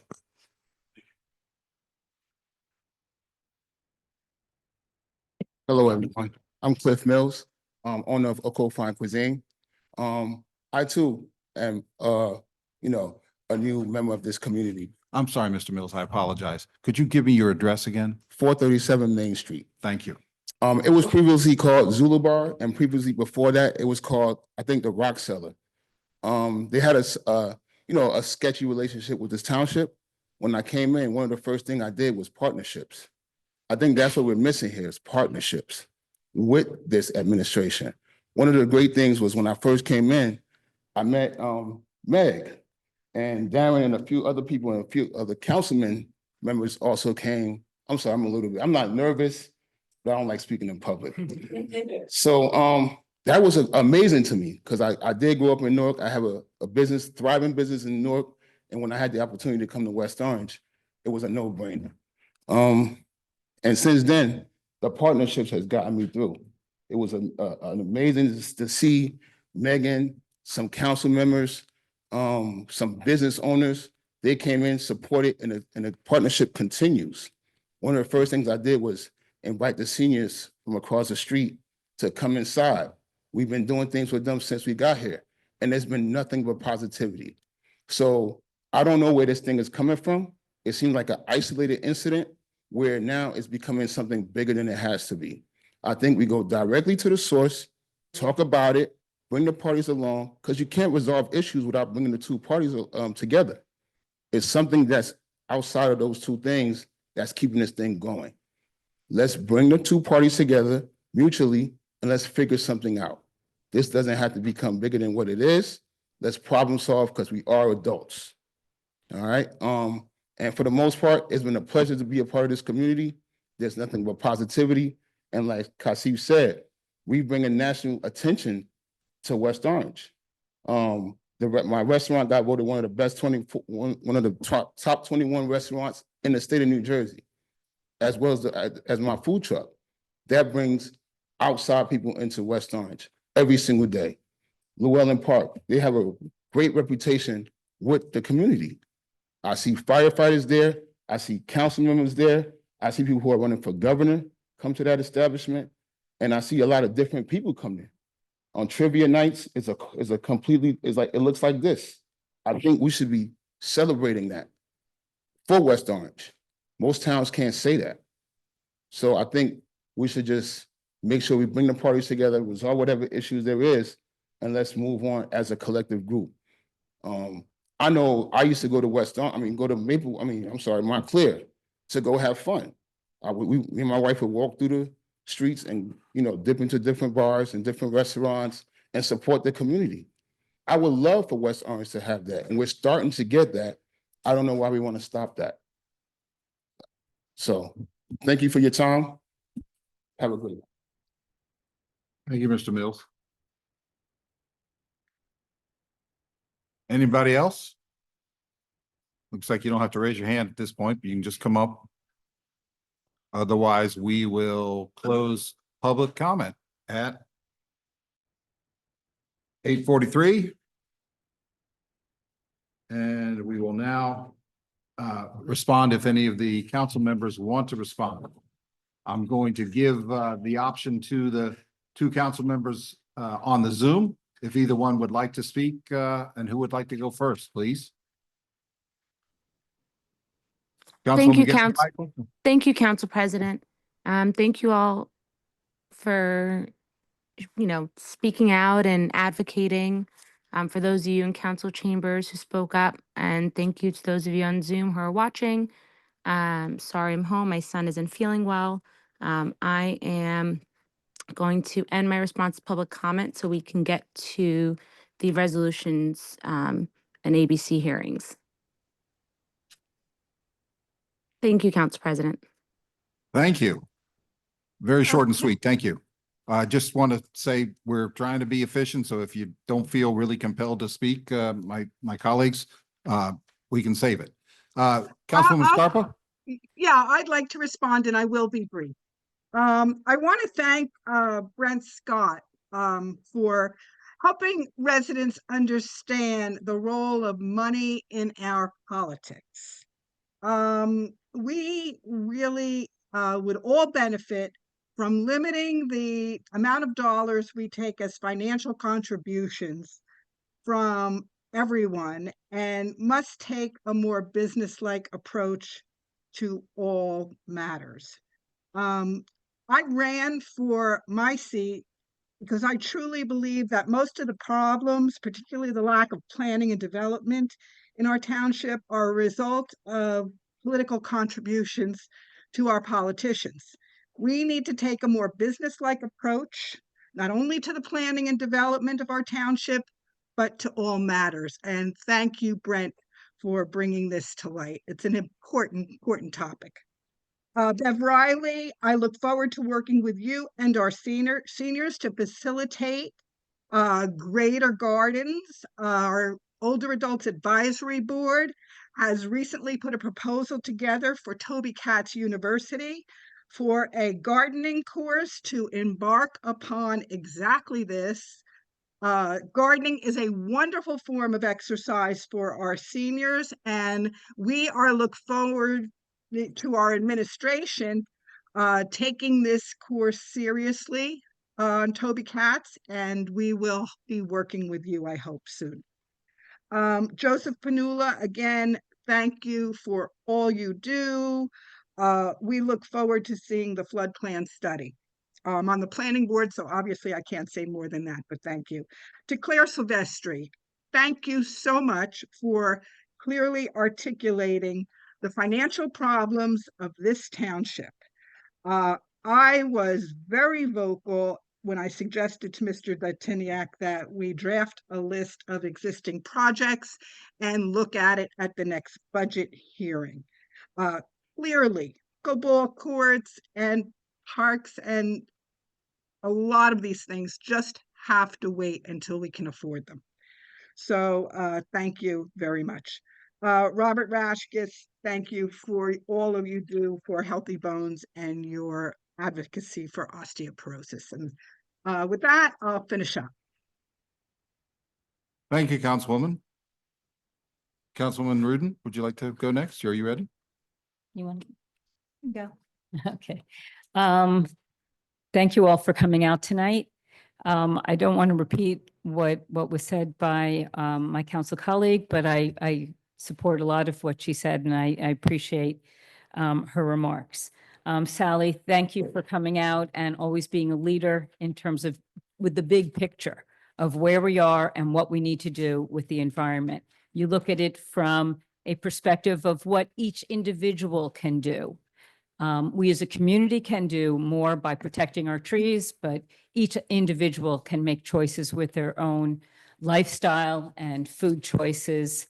And I'm a vegetarian, and it's a little hard to be completely a vegan at this point, but I'm always challenging myself to move more in that direction, having the awareness of what our food choices do to our environment. Along with that, flipping to the trees, thank you, Mr. Panula, for everything you are doing to try and save the trees, which are so necessary in West Orange. And I hope that I'm grateful to you for taking the load off of the council in an economically challenged year to provide the flood study on your own. And I really look forward to seeing it, and I hope that we all learn from this, and that we can move to more protection of this land and other lands. Thank you to Mr. Scott for coming out and pointing out some of the problems that we have when people who are on our land use boards are also campaign contributors to the very people who are bringing us applications. I'd like to propose that this council consider a resolution for eliminating that conflict of interest and asking for, in this particular case, to possibly get a recusal from those members who have supported Mr. McKean's campaigns and are actively looking at a zoning proposal that is before our zoning board right now, which is ZB 2411. So I'd like to bring that later on tonight to the council. As far as the garden, I really appreciate those who came out in support of the garden. And I hear what you're saying also, Mr. Raskis, about wanting a piece of the exercise equipment for your bones. But I think we need to strike a balance here. And I think the balance is not there yet. So I think we need to have more discussion so that the garden is successful and that they have what they need. They brought this proposal to us, and we need to help support them. So tonight I will talk about that more, but I hope that we can pull this tonight and have further discussions. It sounds like the planning of this is not going to happen or the development of this is not going to happen until next year. So let's get it right, and let's get it right as a community for the residents who are offering so much to us and also are paying back to the soup kitchens that are in our own neighborhood. For the many people who spoke about noise, I want to just clarify that the proposed changes to the local noise ordinance are not targeting any specific business, Black-owned or otherwise. I appreciate that all of you have invested in this town and that you brought jobs here and that you've put your own life savings into being in West Orange. I would love to talk to Mr. Jones. I hope you'll send me an email so that I can talk more to you about what resources you need and what is offered in other municipalities so that maybe West Orange can offer some of these resources. As for the noise ordinance, the goal is to create a balance between those who bring a vibrant business to our community and respecting the rights of the residents. There have been some discussions, but it hasn't been enough. We requested that the portion of the ordinance that relates to indoor noise be pulled for further review. Like with the garden, we want to get it right. We are committed to getting this right to ensure that it is fair for both the residents and the businesses. The process has not been one-sided. We spoke with many of the people who are here tonight when they came to us at our council meeting. I also met personally with Anthony from Llewellyn Park for about an hour and a half to hear his concerns. I did not show up, nor did the other council members show up at the community meeting that was presented because we were advised by our council, which is here tonight, that it was not prudent for the council to show up because the owners of the bar had brought in their lawyer at an earlier meeting, and that creates some sort of problems and some sort of legal liabilities for us as a council. So it is not that we are disrespecting the business. We just were advised not to do that. And I sought to have conversation with Anthony. I'm sorry, I don't know Mr. Thompson, I think is his last name. Sharpson. Mr. Sharpson, directly. Amplified noise or sound outside has been a persistent concern, especially during evenings and weekends when it's carried into the homes and it disrupts sleep and work and daily routines. We have heard over and over and over again from neighbors who live not just by this particular bar, but by other bars that also have been disrupting the routines of residents who live there. We want to protect the public health. We want to reduce noise pollution, and we want to support the neighborhood in terms of quality of life. So I hope you understand that we are working hard to get this right, not to hinder any business, to promote business, and to help that the residents and the businesses to thrive. Trying to think if there's anything that I've missed. I think I have, thank you also to Claire, who always gives a really good synopsis of what's going on financially. And as to your question about why Mr. Trank is still here, that's a very good question. We all have the same question. He handed in his resignation on January 6th, which is kind of a unforgettable date, and has held on. And the council has been pretty much held hostage by this. So yes, we would also look forward to a day when there can be a changeover in our legal counsel and that we can move on and be guided by a fresh legal department. Thank you. Thank you, Councilwoman. Councilwoman? Sure. Thank you to everybody who came down this evening. Lot to unpack. I guess I'm going to start off with the comments about Mr. Trank and why we're not there yet. Well, for one, in March, the court decided with the mayor and sided with her, and this council has yet to have a settlement with the administration. So once that gets done, we should have some resolution. That being said, some of the comments tonight kind of were not fair. In regards to the noise ordinance and targeting, there from my former colleague, Mr. Rutherford, has nothing to do with the administration. So the noise ordinance came from this council, not the administration. And it came because of various complaints throughout the entire community. And I do agree with my colleague on that. Just not in this one area, but throughout the township. There's been numerous complaints since last year, frustrated with the police because, as you said, the cops come and they don't hear anything, and there's various reasons why. One of it is because of the way the noise ordinance is crafted. Today, I talked about, we, sat in with our Downtown Alliance Board. This deeply affects them and their ability to support our business owners who are here tonight. And, and we want to thank you for your investment and we want you to be successful. I've said that over and over again.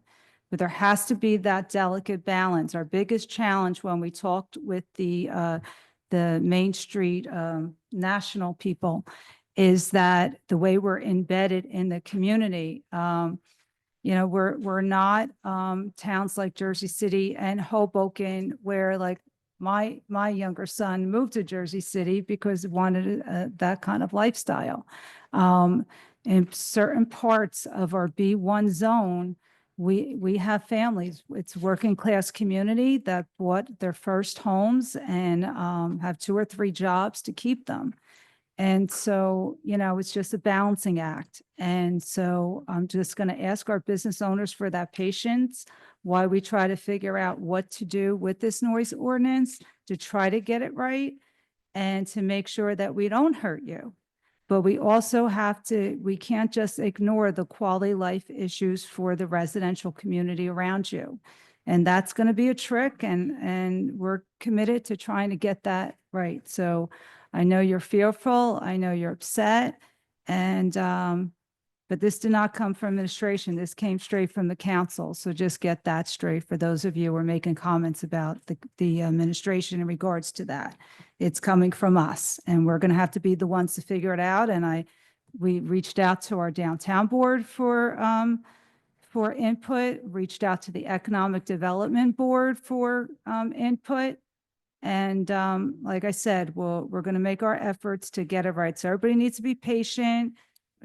We're not targeting anybody because that aggravates me. I'm going to be honest with you. I don't like when people are going to come out and use race, and that bothers me because folks know how much we support everybody, and me personally, and the time that I spend with our business owners and our community really, really is offensive up here. So if it seems that way, it's not that. So, and that's all I'm going to say about that. So we looked into various ordinances. On Friday, spent 3 hours with my colleague talking and looking at different ordinances. Look at Morristown, they have a lively downtown. We look at Montclair and Maplewood, all different towns to see what we could get right. And it's hard. It's really hard. But, and all the businesses have to do is just be mindful. I know the Llewellyn Park has made tremendous efforts to try to quiet the noise in some of the acoustics. Sorry, I have my Invisalign in. Sorry to speak tonight. Acoustics. And it's tricky because when you have residents in your backyard patio, it gets even harder. And so again, we have to make decisions up there and try to figure out how to get this done right for you. We're not looking to hurt you.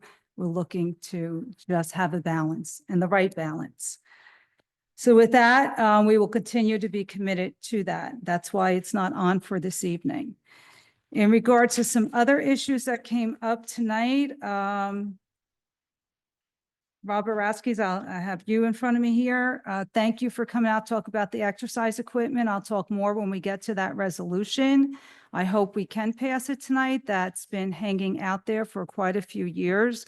Years ago with Miss Morelli and some other members of the community, it was asked to get a grant for the equipment, and this is all grant money. I appreciate our master gardeners because you have done tremendous work. If we talk about the number of beds, one of the reasons why there aren't more beds in the community, we were supposed to have funding or try to work into a capital project years ago, and because of budget constraints, we're supposed to expand Minish Park, which did not get expanded. And so that is part of the reason. But the problem that you have, I know it's been explained, and I'm going to ask Mr. Smeraldo when we get to the resolution to talk about it further, is that these grants are, these grants, you go back to where you go back to the government to change the grant. It's going to take time and you may lose the funding. And also, there are members of the community, it's about balance, to put just all gardening there. That was the intent of the initial plan. The initial plan was to have the gardening and the exercise equipment. And so it shouldn't be a tug of war. It shouldn't be a back and forth. It should be, how can we get the best project and how can we do it? And, again, we'll talk about it further when we get to that point. And I'm going to ask Council President, Mr. Smeraldo, to comment on that later on. But thank you for all you do. It is appreciated. But there's, the other side of the building was slated for another project. And I hope we can move forward with that end and everybody, we can maybe work out more beds down the road at Minish Park where there's plenty of room to do a lot more beds in more appropriate area. Regards to Mr. Panullo, thank you for coming out. You're always very informative. I know it's very tough with that situation with West Essex Highlands, and I'm just going to leave my comments there, but we do appreciate all the information you do bring to us. It's been very eye-opening. Let's see.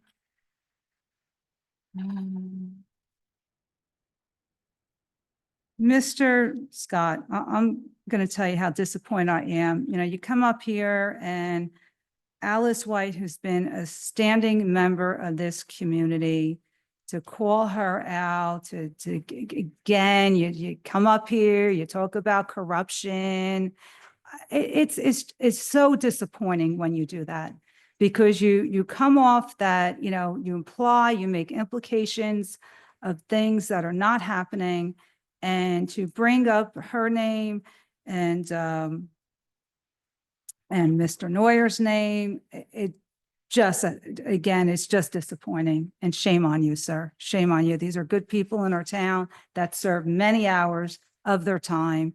The zoning board governs themselves. They voted. I agree to let them vote, and they vote, they govern themselves. And, they're fair. I believe, aren't you the vice chair over there? So again, I just don't understand why we're going to call people out. And Senator McKeon, who has done so much for this community and has brought so much funding to this community, again, shame on you. Ms. Malenga too, I appreciate you coming to begin the meeting and gave a nice program to educate us. And I always appreciate that part. But again, some of your comments too were a little disappointing, especially when you made some very large donations to some council people up here on the dais.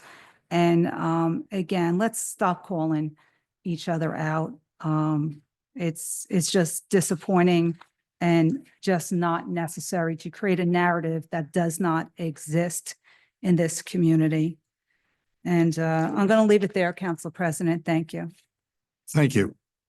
I will try to keep my comments as brief as possible. I'm not going to acknowledge a lot of the comments, except to say a lot of great comments tonight. And I think Mr. Mills had an excellent one when he talked about partnerships.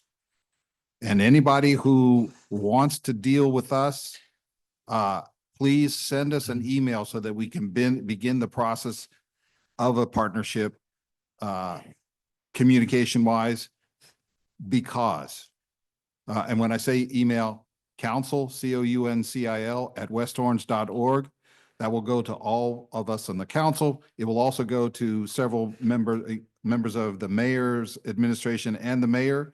But we will at least, if you want to just send it to the council members, find one of the council members' email address, send it to them and ask them to send it to the rest of the council members. Okay. And that can start the process of communication, and we can build from there. It's important to understand how our government is organized legally. We are the legislative branch. The mayor is the chief executive. She has the executive branch, which handles all the day-to-day operations of the township. So when you guys come up here and talk about enforcement actions by some part of the administration, oftentimes we don't have the facts and can't respond to the facts, but we can work to get them and to also act as your advocate with the administration. But we need to get that information, the facts, especially from your perspective, before we can help you further. I'm going to address the garden at the Cat Center a little bit later when it comes up on the agenda. I want to just say my approach, and I think I share this approach with the rest of the council, is one of balance. Well, you heard that word several times. We're trying to balance the needs of these successful small businesses with the neighbors who live nearby and who also have the right to enjoy their homes. And we're trying as much as we can, especially in the mixed use districts where the businesses are right on top of the residents, to try to find that proper balance. So as everybody points out, we want happy residents and we want hugely successful businesses, especially downtown. And that's what we're trying to do. I'm going to try to be clear. Neither the color of anyone's skin nor any other superficial personal characteristic should have no legitimate role and no influence on how your government operates, and especially with enforcement of our ordinances and laws. There's just no place for it. And I will do everything I possibly can to make sure that that happens and that there is no influence by the color of someone's skin or where they're from or how long they've lived here or even if they don't live here. Those are all superficial characteristics. We all deserve to be treated equally and fairly and honestly. And I'm going to do everything I can to make that happen. Mr. Scott, as you probably know, there are very strong limitations on what a governing body such as us can have on the two land use boards, the zoning board and the planning board. And within those restrictions, we can certainly take a look at your suggestion, but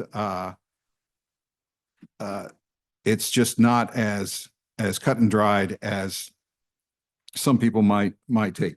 So would ask that you take some time and put in writing, if you can, if that's easiest for you, exactly what actions you think are issues that we as a governing body need to address. Just a word about Mr. Trank. We meaning the council, or at least council members, have been working since shortly after the election results were certified back in November to try to build a relationship with the mayor and also to move towards a settlement of the litigation. I think no one wants this litigation to go on a day longer than it has to. We have made progress. We haven't crossed the finish line yet. We're hoping that that will happen soon. And again, I want to say thank you to everybody who came comments. There's a lot of good comments tonight, and we appreciate it. So we need to move on to the rest of the meeting. So thank you very much.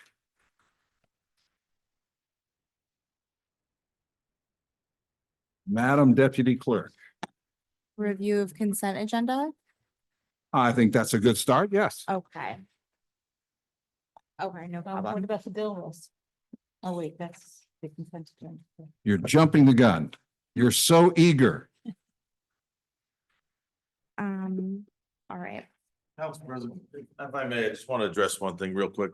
If Sure, just pull that, thank you. so, just to address the concerns, and I hear what the public is saying about what they think about our administration or some of our officers and our enforcement people.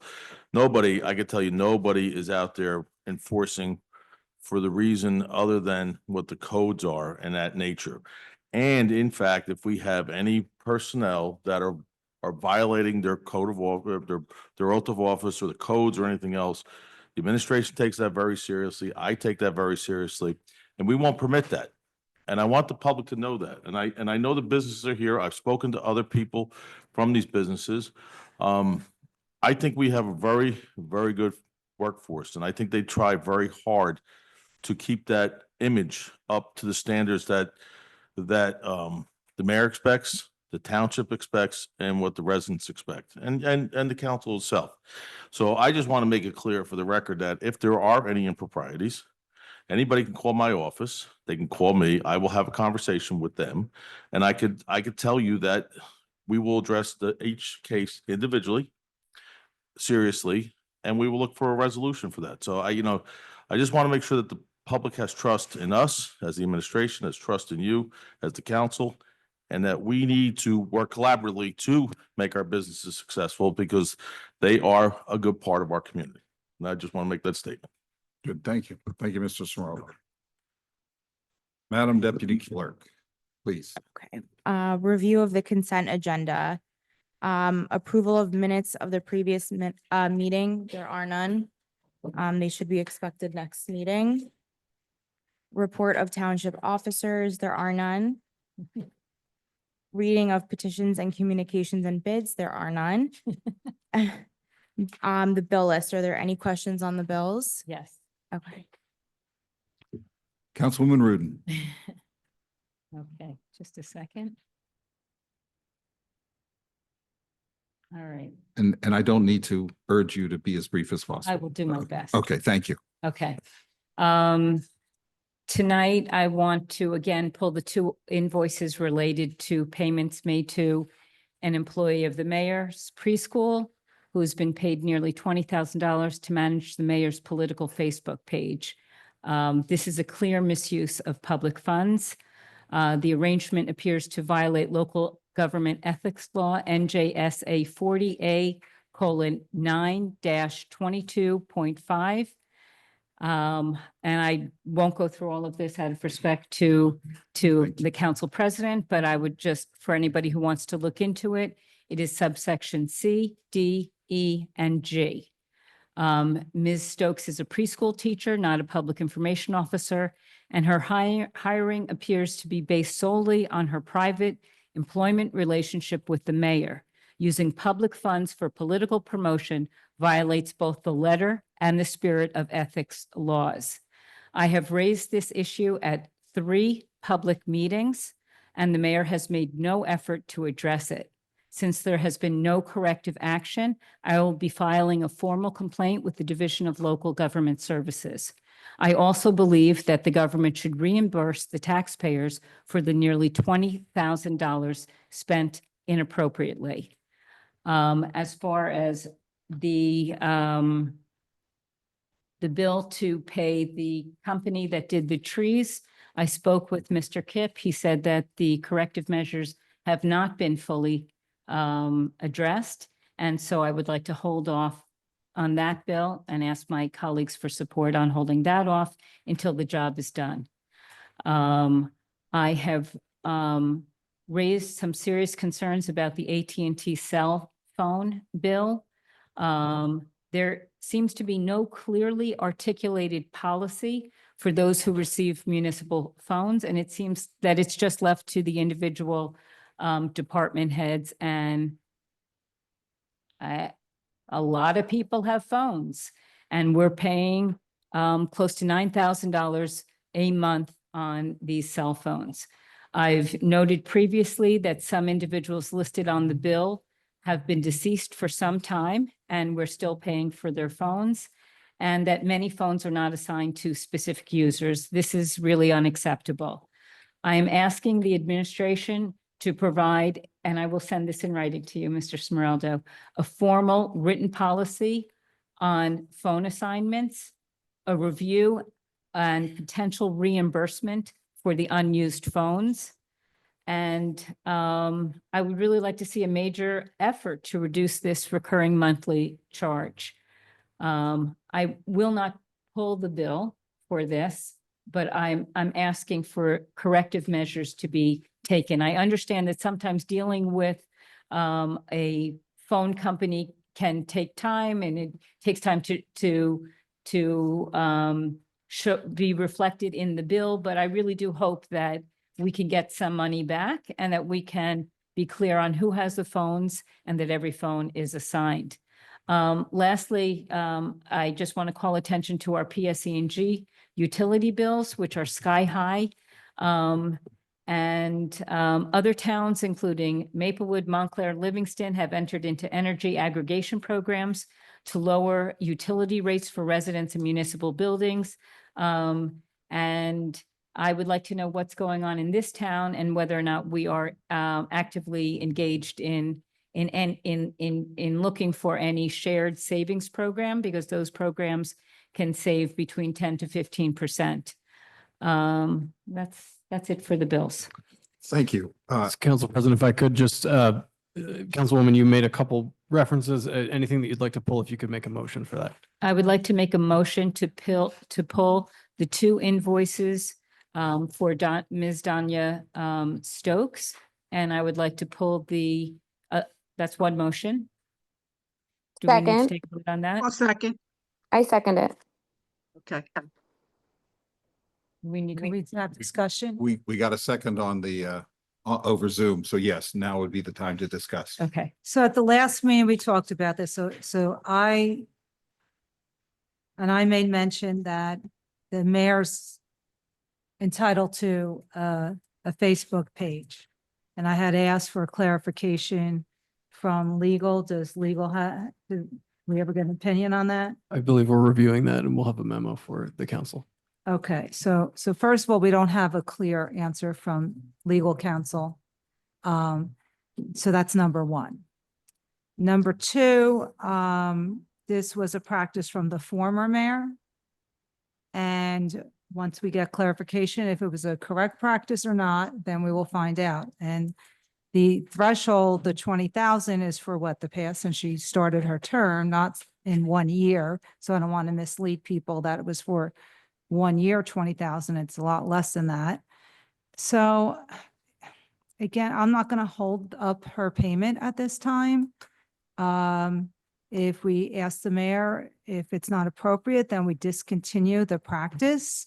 I'm okay with that part of it, but I think we need to wait from legal. I appreciate you quoting statutes, but again, you know, I'm disappointed that we don't have a resolution on this at this meeting, and we have to make note of it again. So with that being said, I'm going to be a no. Thank you. Anybody online want to join this? I'm sorry. Sure. Yeah, I'd like to say it's clearly unethical, if not illegal, and it's unacceptable that we don't have a legal opinion tonight. And I agree with Councilwoman Rudin.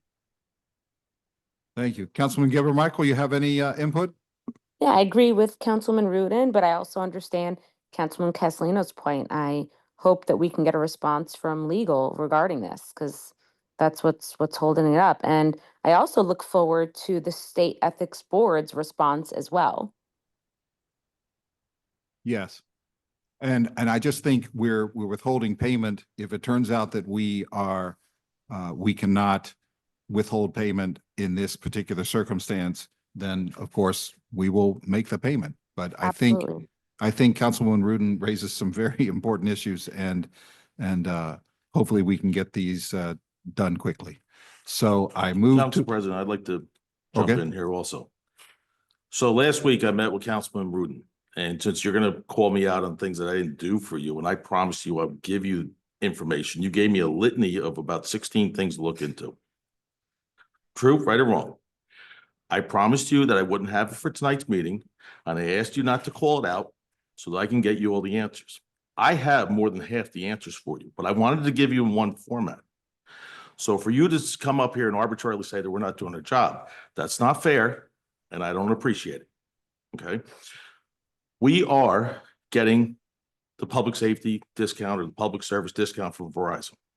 I have spoken to the mayor about Ms. Stokes, and she's weighing her options. I have looked into a lot of I have a meeting about CME and Matrix. I have everything you've asked me for, I'm researching. So I think it's unfair that you just did what you did. And I'm just letting you know, okay? So we will be looking. I also spoke to Mr. Kipp, who you know by now, you're supposed to go through us to talk to our staff. So why you're calling Mr. Kipp and not for me, it's unfair, okay? Mr. Kipp did tell us not to pay. I spoke to him at 5:30 tonight. So I'm just being upfront with you. I will have your answers for you. I will have them for you by this week. So please extend me the same courtesies I extend you. Thank you. Thank you, Mr. Smartle. These are difficult, various situations to deal with. And I can appreciate that if you don't feel appreciated, I appreciate you bringing more context to what is going on. And counsel, so the public knows, you, me, and I hadn't finished speaking. Oh, I'm sorry. If I could. apologize. My apologies. No problem. No, I can see you're irritated and I understand why you are. I'm just asking everyone here to try their best to work together as collegially as possible on some of these difficult issues. That's all. Now, please And go ahead. I do want the public to know that we have now instituted between the council president, myself, and the clerk, we have come up with a system that to make it more accessible for the council and our employees who are being overworked on the day of every meeting with a million questions that sometimes don't even get addressed up here at council, but they're asked for it anyway. We're placing them into a OneDrive so that everybody can share 2 weeks in advance of council meetings. We are working collectively. This administration is now collectively working to make things more smooth so we can do the people's business. You got to give us a chance. I totally confirm what you're saying, that the process of trying to get information so that we can make informed decisions has been greatly approved through this process. So I expect even greater benefits. And I down thank the you for line. the time. And I've heard good comments about it, not just me. So, Okay, thank you. okay. So we have a motion pending. I'd like to call the vote. Please go ahead. Councilwoman Castellino, No. Councilwoman Geber Michael, Yes. Councilwoman Rudin, Yes. Councilwoman Scarpa, Yes. Council President Krokoviac. Yes, The motion carries. thank you. Now, there was a second motion that I think you may have wanted to make. Yes, well, Mr. Smeraldo also, I guess, referenced that he spoke with Mr. Kipp as well. And so I'd like to make a motion to withhold the bill for Gabrith tree service.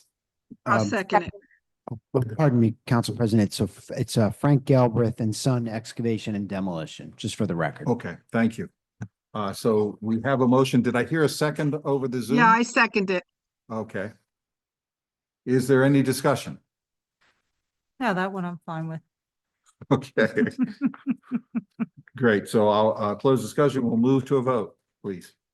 Councilwoman Castellino, Yes. Councilwoman Geber Michael, Yes.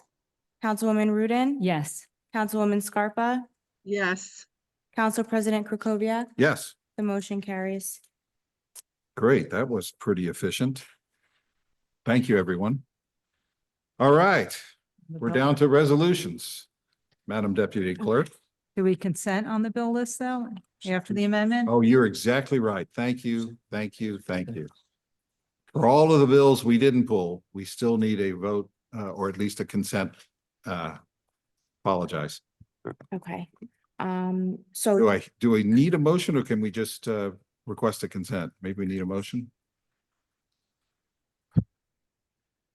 I think we can consent, like we've had. it in the I don't past. believe you need a motion, Yeah. because we made the motions to remove everything else. I think we Okay. can just consent. all in favor? Aye. All in favor? Did you hear that online? Consent. Yes, Consent. consent.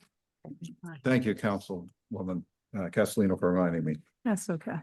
My 4 o'clock coffee is kicking in. I'm on it tonight. Okay,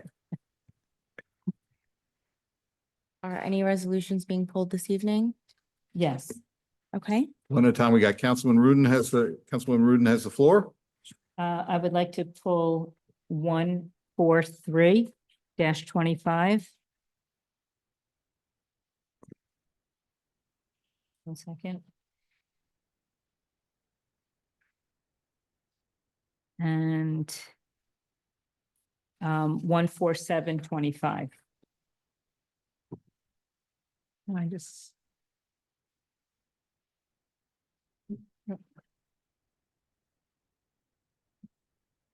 Would you like to go next, Councilwoman? Sure. So I don't want to pull anything, but I have a comment on 140 and 147's pulled and a comment there. That's all. Okay, so you're only wanting to ask a question or make a comment on resolution 140. Yeah. Okay. Councilwoman Geber Michael, I'm not pulling anything. Thank you. Councilwoman Scarpa, I'm not pulling anything either. and I am not pulling any other either, and all of my questions have been answered. So now we can move to Comments? the questions, yes, and comments. So, Councilwoman Castellino, you have wanted to make a comment on 140. That's the resolution to award one 2019 model year or newer used 25 passenger Ford E450 cab with Glavel Jitney type bus or equivalent. Yes, yes, Council President, thank you for this opportunity. I'm very excited to see this on the agenda. It's monies we had previously had approved. This jitney, and I want Mr. Smeraldo to comment on this because this is something him and the jitney department transportation department's been working really hard on.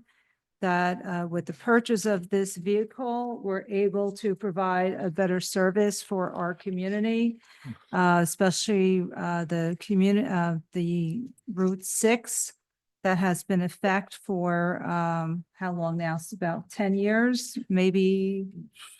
Yeah, at least 10 years. It was right after I got on the council in 2015. That services Pleasant Valley Way, comes all the way down Eagle Rock Avenue and crosses over Main Street before it finally gets to either Brick Church or Orange Train Station. So take it away, Mr. Smeraldo, if the council president doesn't mind. I think it's important for our jitney riders to understand by this purchase what it will do for the community.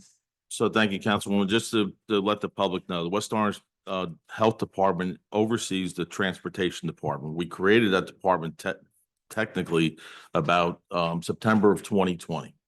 There was some difficulties with our vendor. And so they were providing the services with our buses for the jitney routes in the morning and evening, and while we provided services to our residents during the daytime for multiple reasons, whether it be goes to stores, food shopping, doctor's office, so on and so forth for the senior population. Once we took over this process last year, we combined it in from a jitney service and a senior service into the transportation division. And as with anything else, time goes on and our buses are starting to get old. They're starting to fleet. The fleet is starting to age. We have 6 routes in the township that start at 6 a.m., approximately 6 a.m. till about 8:30 a.m. and then from about 5:30 to 8 at night, picking up people at various different, I think it's 3 or 4 train stations in Orange and South Orange and East Orange, Brick Church. We provide, between the 2 services, we provide about 100,000 transports a year. That's not riders, but transports every year since we took over the service. And with our fleet that's aging, it was mentioned at our budget hearing that we try to find things that can help out that aren't at the full cost. Well, we were able to seek out, this is our second bus that's used, that we're able to help augment the fleet so that we can keep it running. And in addition, our transportation supervisor, she's done a fantastic job, not only with this recent strike, where we accommodated every person to stay back at their original stop to get transported to the buses during the strike, but also she has created a 7th route that we are looking to implement, but we quite frankly just don't have the equipment to do it. This bus will allow us to implement that for our residents this summer. And with that, in the interim, or since then, in 2022, we applied for another bus through New Jersey Transit. You didn't pull, which I'm glad, but the Title VI is a piece of document that we need to have from New Jersey Transit to say that we will not discriminate against any person for any reason that is named in all the different various classifications, and that we will offer them rides. And we have to have the policy. This is an update to that policy. And with that, we are going to be awarded another jitney bus, and we have 2 other applications for 23 and 24 pending approval. So we're hoping to augment the fleet with new buses along with used buses and create and expand the service. And there are going to be discussions in the future. I know the council president and I have had conversations about looking at other ways of funding this particular service. But right now, this is a very good service, and I think it's going to make a lot of people, especially on Line 6, very happy when we split this route. Yeah. So I think that covered most of it. Well, just a second, I'll recognize you, Councilwoman. I'm glad you brought up the issue of how to pay for this because it is costing us a lot of money. And probably with the inflation of the last few years, it's costing us, I don't even know, because when I was on the council before, we used to get Grants. estimates from Mr. Gross on what the total cost was. And at that time, it was over $500,000. And I suspect, given particularly the ballooning of the personnel contract, that it's probably over $750,000. And we need to move as fast as we can, as fast as practicable, to move to a system where we can identify people as residents of West Orange and not from other towns, and get them to pay something reasonable to cut the cost to all taxpayers. Anyway, so please. And I don't know if you want to respond, but I just want to recognize. No, we've had those discussions, and we've talked about there's going to be some capital investments we have to make in order to make this happen. But we're looking at the fees that what it may be. The beauty of this jitney service is that while we don't have trains, we want to accommodate our residents who find this town as attractive as it is and be able to get them to commute to New York or wherever else they're going for their jobs. We're in total agreement on that. Yeah. Just got to pay for it. Yep. Please, go Yes, ahead. yes, and I agree that we've been trying to work on moving towards that. And but just a reminder too, the extra bus is also, when the buses aren't used for the service, it goes for our senior citizen services. So we'll have that opportunity as well. So I just wanted to mention that. And again, just thank you to Mr. Smeraldo and the Transportation Department, because I've sat there in a meeting, and just the challenges of trying to coordinate these jitneys with the time of the train stations. And it's really difficult. So kudos. And I want to give just a quick shout out to one of our residents, Ms. Charette, who is our unofficial spokesperson from our community, that always is ahead of the situation, what goes on with New Jersey Transit and notifying us. And I know she reached out this week, so thank her and the administration for jumping right on that. And Council Thank President, you. I just want to add one last thing, because it's a tribute to our drivers and our staff. 20 months we've been operating the system, 100,000 people a year or so, 100,000 trips. I could tell you that I have only dealt with 5 complaints in 20 months. Yeah. For 100,000 trips, that's negligible. It's a testament to our staff. Okay. Thank you. All right, next item, Resolution 143. It's the resolution to award D'Onofrio and Son, Inc. Landscaping a service contract entitled 2025, the maintenance of various township-owned parcels, blah, blah, blah.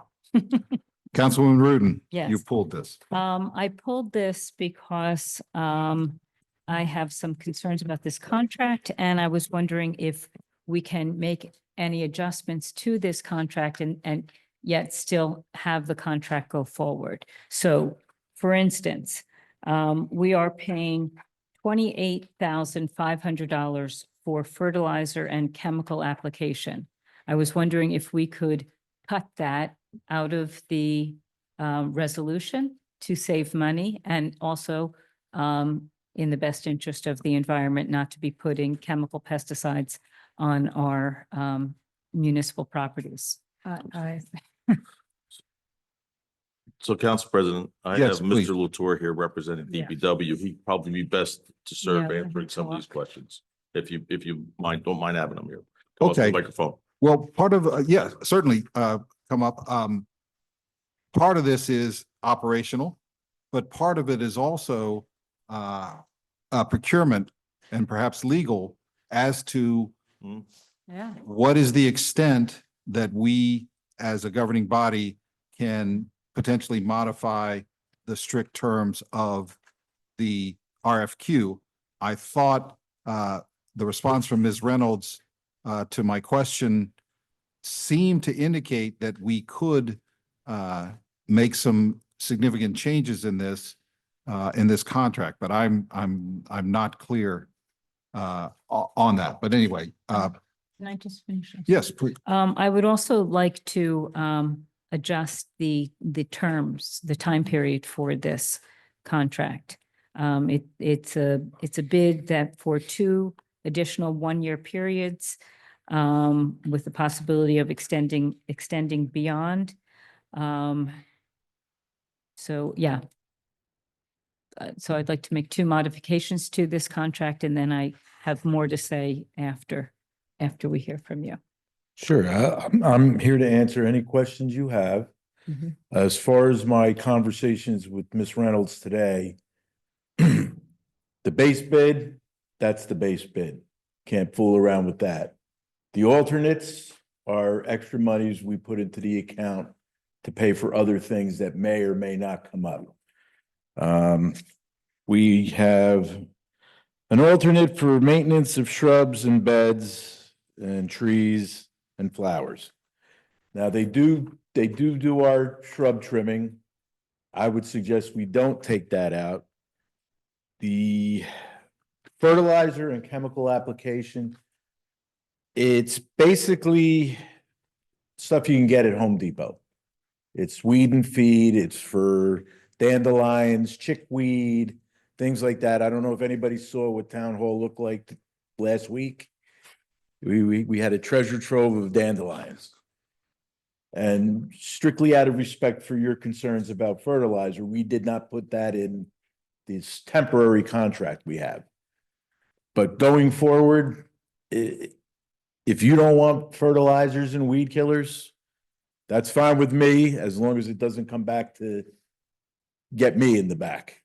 Because I'm here for presentation. This is our town hall. We have the pool. I can go either way as long as it doesn't come back on me. And sometimes that happens. Final fall cleanup, we can't fool with. That's the leaf pickup in our several parks, roughly about 13. It's 102 acres of land we cut, or that D'Onofrio will be cutting. We can take out the alternate 7, mulch in the beds. We do that in-house. Great. But we've always done that in-house. So there is some wiggle room with the alternates. It's all a matter of aesthetics. What are you willing to accept on the front of town hall and at the pool? Anywhere else we don't treat. I have a list of the chemicals supplied by Miss Diane D'Onofrio. I can hand them to you if you like them. Yes. Basically, like I said, it is stuff you get at Home Depot. Thank you so much. Is this for everybody? Question about the. I only have 1 copy. Oh. There's SDS sheets there. But it's basically weed and feed, fertilizer, and stuff to kill the dandelions and chickweed and stuff that comes up in the fall. But yes, we can pull the alternates if that's what you choose to do. And we go with the base bid. The only 2 I wouldn't touch is the shrub trimming and the fall cleanup. Absolutely, we need that. So the shrub trimming is called the alternate 1B-1? Yes. That's the one that you say should be kept? Yes, because they do trim the various shrubs we have in town. Okay, and then there was another one of the alternates that you thought should Yeah, not be changed? alternate 1D-1 final fall cleanup. Okay. That's when they remove all the leaves from our parks. Okay. So let me just get straight here because I'm a little confused and then I'll go to Councilwoman. We have an existing contract, but I guess it's run out and we have Temporary, it's a temporary. When does the temporary contract? at the end of this month, Okay, and when did it start? The beginning of year? April. It Beginning of was a April. 2-month contract. Okay, so I'm just assuming these temporary contracts do not have to come before the council? Is it because they don't meet the threshold? Or is it just a? They're okay. under the bid threshold. So, we can no longer proceed because we would exceed that bid threshold. That's why we're coming to you with, the sort of truncated year. But because of the amount, we have to come back to you with it. Right. And there was the delay because we were debating the. Right, because of the gas blower and that Okay, was going to okay. affect the bid as well. So. Okay, Mhm. okay, so but what we're talking about is a new contract.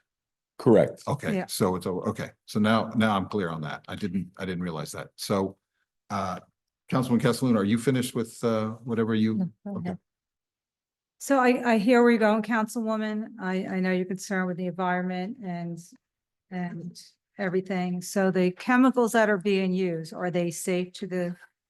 They're commercially available at any hardware store you would go to. You don't need a pesticide license to even put them down unless you're a commercial entity. Okay, so here's my, again, pet peeve, because I drive the administration crazy.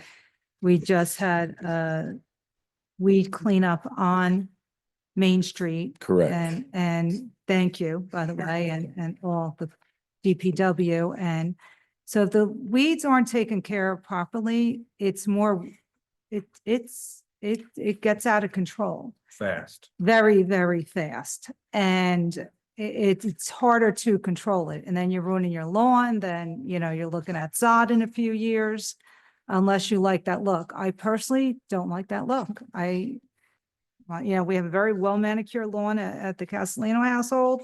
And I love to see that here on the front lawn of Town Hall. As long as we're safe and we're compliant, I say you leave it. Otherwise, you're making more work for staff and things are gonna go sideways quick. Bushes and whatnot, it all depends about the amount of rain that you get and how you get a lot of rain, you get a lot of growth and then we need the support to come in because DPW can't keep up with everything. So I'd be very careful in what you want to scale down. I hear it. We have a budget crisis and all that great stuff, but our residents pay the taxes they pay and they expect to look at and expect the town properties to look nice. And I'm going to make that's my spiel. So I just hope you just, leave this be. Anybody on the Zoom have any comment? No. Thank you. Councilwoman Rudin, any response? I know it's tends to be an all or nothing thing when it comes to chemicals. I appreciate that you brought this in. I had also called Diofree and emailed them several times to get this list. I did speak with Diane as well, and she told me that 50% of the chemicals are organic and the other 50% are not. Just having a quick minute to look through the chemicals that are being used, they all say that they are environmentally hazardous substances. And that and some of these are very dangerous if they get into our water system. I understand the nicety of having a perfectly manicured lawn. I think it looks nice too. And I think Town Hall should be kept nicely. However, there's a saying that a weed is just a flower in the wrong place. And I'm not an opponent of dandelions. They do a lot of good for the environment. I understand that you don't want them, looking making the town hall look like it's not kept up, but I don't think that considering that we have weekly maintenance and that the mowing is every single week, I don't think that it's possible that it could get so bad. And also, this is kind of a temporary request because we're in a crunch. We have an opportunity right here to save at least $34,000. Just a bit of advice as far as the cutting once a week. Anybody that does cut their lawn once a week, as soon as you're done cutting it, during dandelion season, which is 4 to 6 weeks, the dandelions are right behind you. Right. So if you don't treat, you will always have dandelions. Right. Always. And luckily, we're not neighbors to anybody's house because dandelions transfer through the air. So us not taking care of our dandelions will cause other people to have dandelions. It's a vicious circle. However, this company has been maintaining our lawn, our property since 2012, and you're saying we still have dandelions. Well, they come up every year. You have to treat, they're post-emergent, you treat them post-emergent. Okay. It's nothing that's gonna kill them. They're perennial. They will come up every year. I'm suggesting because of the budget crunch and environmental considerations that the fertilizer application, and you said maintaining the mulch beds? Yeah, maintaining the mulch Can beds. also be, can be cut from the budget. And can we address the time period for the contract? Right now, we're in a temporary contract. This next contract will go from June through November or December, depending how long it takes them to get the leaves up. It's, as you can see with the fact that we are already 2 months behind in getting a contract, it's a logistical nightmare. So if we don't do at least a 3-year contract, we're gonna be doing this again next year.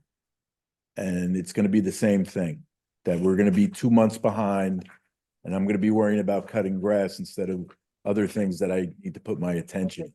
Can we put out an RFQ earlier so that you're not in I this believe we situation? tried in January. We had problems this year because I understand. of the I changes. understand. But next year, we could possibly get it out earlier and we could. It's just it's tough logistically. It's almost like having a union contract that's a year. You got to go through all the motions and Right. it's very time consuming and it's very troubling because you may or may not get what you want. That could be. So 3 years is soluble. My concern is if we do convert to an electric only blower, that this company in particular is not prepared at all to transition. Well, at this point in time, since there is no ordinance, I can't say for any surety that D'Onofrio is not ready. I don't know. I spoke with. I know you did, and I speak One at a with her time, also. Please go ahead, finish. I speak with her also, and she actually did put in a bid for battery. She had a bid prepared for battery also. So I can't understand a company not being prepared to take the undertaking when they are formulating a bid in that case. I was surprised myself, but what she said is that it would be far more expensive. It is more expensive. And that she had I don't want to mention brand names, but the brand name that she is using is known in the business and as the weakest model. And she wanted to get tons and tons of batteries for that model. So I just think that going out for 2 to 3 years with a company that is located in Montclair, which surprisingly has the ban, positions us in a funny way because then we're going to be stuck with this company gearing up and they're not geared up at all. So that's why I'm proposing that we just let them have the contract. Let's cut back where we can. I'd also like to make one final suggestion with this contract. Can they mulch the leaves into the ground instead of bringing them all to the curb? Since it's 102 acres of property? It's not healthy for the grass. And it certainly isn't acceptable on the ball fields. Because I don't need anybody playing soccer on shredded leaves when I'm, when people are trying to do their sports. And, we have lacrosse, we have soccer, 12 or 14 different fields. And it's not appropriate for an athletic field. Are there areas where, like parks? I've only heard that Well- mulching is healthy for It's to lawn the extent of the maintenance. mulch. I mean, if you're talking about mulching 5 yards of leaves on a given parcel of property, you're just leaving, it'll turn to dirt. You're just leaving dirt. And it's, as much as the dandelions are unattractive, having a green lawn full of chopped up leaves is as equally unimpressive. But at this point in time, the contract is as it reads. We aren't going to be mulching leaves into the grass this year. They cut and leave. I mean, certainly when you're talking a small amount of leaves, they're not picking up leaves wholesale when they're out cutting. And they cut at least until the second week of November. But other than, I mean, you're the governing body, so, whatever it is you decide you want to do, we have to follow it. But whether it's right, wrong, or indifferent, I'm not here to say. I wouldn't mulch the leaves into the grass. Well, you're here to provide your expertise, so, Right. and we appreciate it. So thank you. I wanted to follow up on a comment that you made that with reference to the chemicals, and you said Donofrio says that it's half of it that they use is organic. That's what she said. Right. So then you looked at the list. Did you see 50% organic on this, or is this just the list of the man-made chemicals that? It's urea, which is common for, fertilizer. Right. And then obviously there's other added chemicals in there to kill weeds. And if you're killing weeds, it's a poison. I mean, there's no other way to say it. Sure. No, okay. I just wanted to make sure I understood, because I understood most organics are not toxic. Well, there's some organics that I've toyed with, vegetable products, tomato, they make something out of tomatoes and it smells like ketchup, but it really doesn't do the job. Whereas if you take a little squirt of Roundup on some weeds that are in the cracks, they'll be gone before you walk away. And again, these are all things that as a town employee, I can go up to Home Depot. If I want to do fertilizer, I'll get a bag of Scott's Turf Builder Plus. I have a spreader. I'll just spread it. Right. There's nothing that can keep me from doing that, or going to some of my beds that need Roundup. Because I get more complaints about weeds than I do about just about anything else. Well, this bid includes Roundup, Yes, I'm aware. right? Which most people who deal with lawns consider highly, highly toxic. Again, commercially available. I know So it's if somebody commercially says it's available. okay, we're not putting Agent Orange down. We should. I would have to agree with Councilwoman Rudin. I don't think we need chemicals. These chemicals are toxic, and I don't think they're absolutely necessary. I think it's a good place to save some money. And I also agree with her on the terms. I think it's a very good idea to competitively rebid this in the future. Thank you, Councilwoman. I was just wondering if we can perhaps split the baby and say, let's try it by just using the treatments and not do the fertilizers. The part of the concern here environmentally is when the chemicals are overused and they flow into the water system and they affect all kinds of things off the property. So if we did less of it, it would probably be less of a potential problem. But I just wonder if we don't do the fertilizer, we could still save money, and also the chemicals there wouldn't be a problem, because that's part of the problem too. Completely legitimate fertilizer. If you get too much of it, you get all the foam and the water runoff. But I don't know, is that something that makes sense to you? That maybe we keep with the weed killer and dispense with the fertilizer and see. Well, you're talking about two sides of pretty much the same story. The fertilizer will create algae blooms and water supplies, and will create foaming. But the stuff we would use to keep the partial 50% of that, what Ms. Rudin is reading, is a poison, which also could get into it's apples and oranges. So, again, it all comes down to what are you willing to accept your lawn looking like?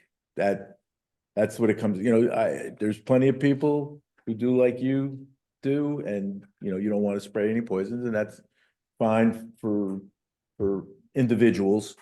But this is our show place. My pool, God bless you. My pool is my show place. Again, dandelions last for 4 to 6 weeks. The last cut them all out, they won't grow back again. Not until maybe the fall. It is what it is, I'm sorry. No, you finished. I get frustrated here because I understand you're trying to do a good thing. But these are professionals that have been keeping our town properties as pristine as they possibly can and as safe as they possibly can. We could just tell the contractor, to cut down or be mindful, or if they have any other recommendation. Again, it's like we're spending time here, and we're talking about what, 2 parcels that they put the weed killer on? Correct. We were only using, I didn't understand this. So we're talking about the front Weed lawn killer here, here right? and parts of by the pool. And that cost $28,500 for 2 parcels of land? No, that's for fertilizer Fertilizer. and is that for, that says for all parcels now. So Right. you just said. Yeah, parts but of it. but we wouldn't put poisons on playing fields. Yeah. That would be absolutely. It's an There's the aesthetic thing. islands, the islands where the What they signs are. charge, I can't presume to know how they got their numbers. They're probably dictating it off of 102 acres. So you want weeds everywhere, go for it. But I'm telling you now, you're gonna get complaints, people are gonna be screaming, and the town's gonna look not like It's just crap. 1 year while we're in this situation. and let's It's see not how it 1 year. works out. $28,000 is not going to kill us with our budget or help our budget. It's more than 28,000. It's 34.5, and every penny counts, in my opinion. We are the Well, stewards of. It of starts the off this year at finances. 28.5, and then it gets higher with the next year and the next, Yes. inflation. Mhm. Um, Okay. I just want to say that I appreciate everything that you do. I know how hard you're working, and I really appreciate your perspective. So, like I di- said, it all comes down to what you're willing to accept. I was planting flowers last week, and I'm planting flowers among dandelions. And I really look like a horse's whatever, because I'm planting brand new, beautiful flowers, and I'm surrounded by dandelions. Well, they look pretty at the beginning until they bloom, Yes. and then they're Yes. disaster. So, We're gonna give them more work with the weeds, because I'm telling you, just looking at Main Street last week, it's embarrassing. and It's embarrassing. I did it prior to St. Patrick's Day Parade. So it's something that is addressed on a regular like maybe every 2 months on a regular basis, as regular as we can get it. Yeah. I mean, it took 4 men all day to do that. We had the 2 ribbon cuttings on Main Street, and Main Street was a mess. And they came out on Monday, and wait till Pleasantdale Center looks like a mess, because that's coming soon if they don't take care of it. you're going to get the phone calls on Pleasantdale Center. So, Well, again, ultimately, it takes time. Right now, I'm fully involved in getting the pool open and baseball. As soon as I can back down off of pool work, we'll be going out to do the Pleasantdale sign up by Luke Oil and and I areas. just complained about that today because it looks Right, terrible. right. I see it. I Yeah. see it. I just don't have the, Well, you need the tools. And Right, that's why exactly. I recommend that we approve this because you tamper with this, you're going to see the problems come up. And for the couple dollars that I appreciate you're trying to save is going to bite us down the road later this summer. So that's Okay. my so- piece. Okay, so we have three proposed amendments, if I understand correctly. One of them is to eliminate the chemicals, the other one is to eliminate the mulch beds. And then there was a question about if we put out an RFQ for a 3-year contract, whether we can limit it to 1 year. And I don't know if legally we can. Is there any? Yes, Council President, I'd recommend either voting this up or down or tabling it, and then we can look at what changes you'd like to make and the best way to do that. But I wouldn't want to do that off the cuff right now. Okay, Council Mr. President. Smeraldo is going to tell us that. The issue is that this contract ends in 2 expired. weeks and Yes. then, And then and we're we do, back and we in do it. not meet, until June 24th. Yes, I've talked a little bit with the mayor about having another meeting in June, but that would still be that would still be past this timeline. Yeah. So, Mr. Burke, Beautiful then. your recommendation is to either vote the contract up or down, Or, then, no, I apologize. or I'm sorry. Oh, I was just going to say, in the alternative, if that isn't what you'd like to do, we could table it, identify the changes that you'd like to make, and then see the best way to make those changes. If we need to put it out for bid again, or if we can make those changes, or if that affects the bid in any way. But I wouldn't want to do that tonight, piece by piece. Yes, so we do have some time pressure here, so I just want to make sure that I understand this. It's either voted up or down tonight, and then we can perhaps work on it, or if we decide to go out for another RFQ, that's going to kill, the whole Yeah. summer. So I don't think there's support for that. But I also just want to try to be clear. Can we amend this contract tonight by motion? Or is that something that we cannot do? Because I always understood we have to vote up or down on this stuff, or go out for another RFQ. Yeah, I don't think that we can. There may be changes that we can make, but I don't want to, we can't change the character of the bid. It could be a problem.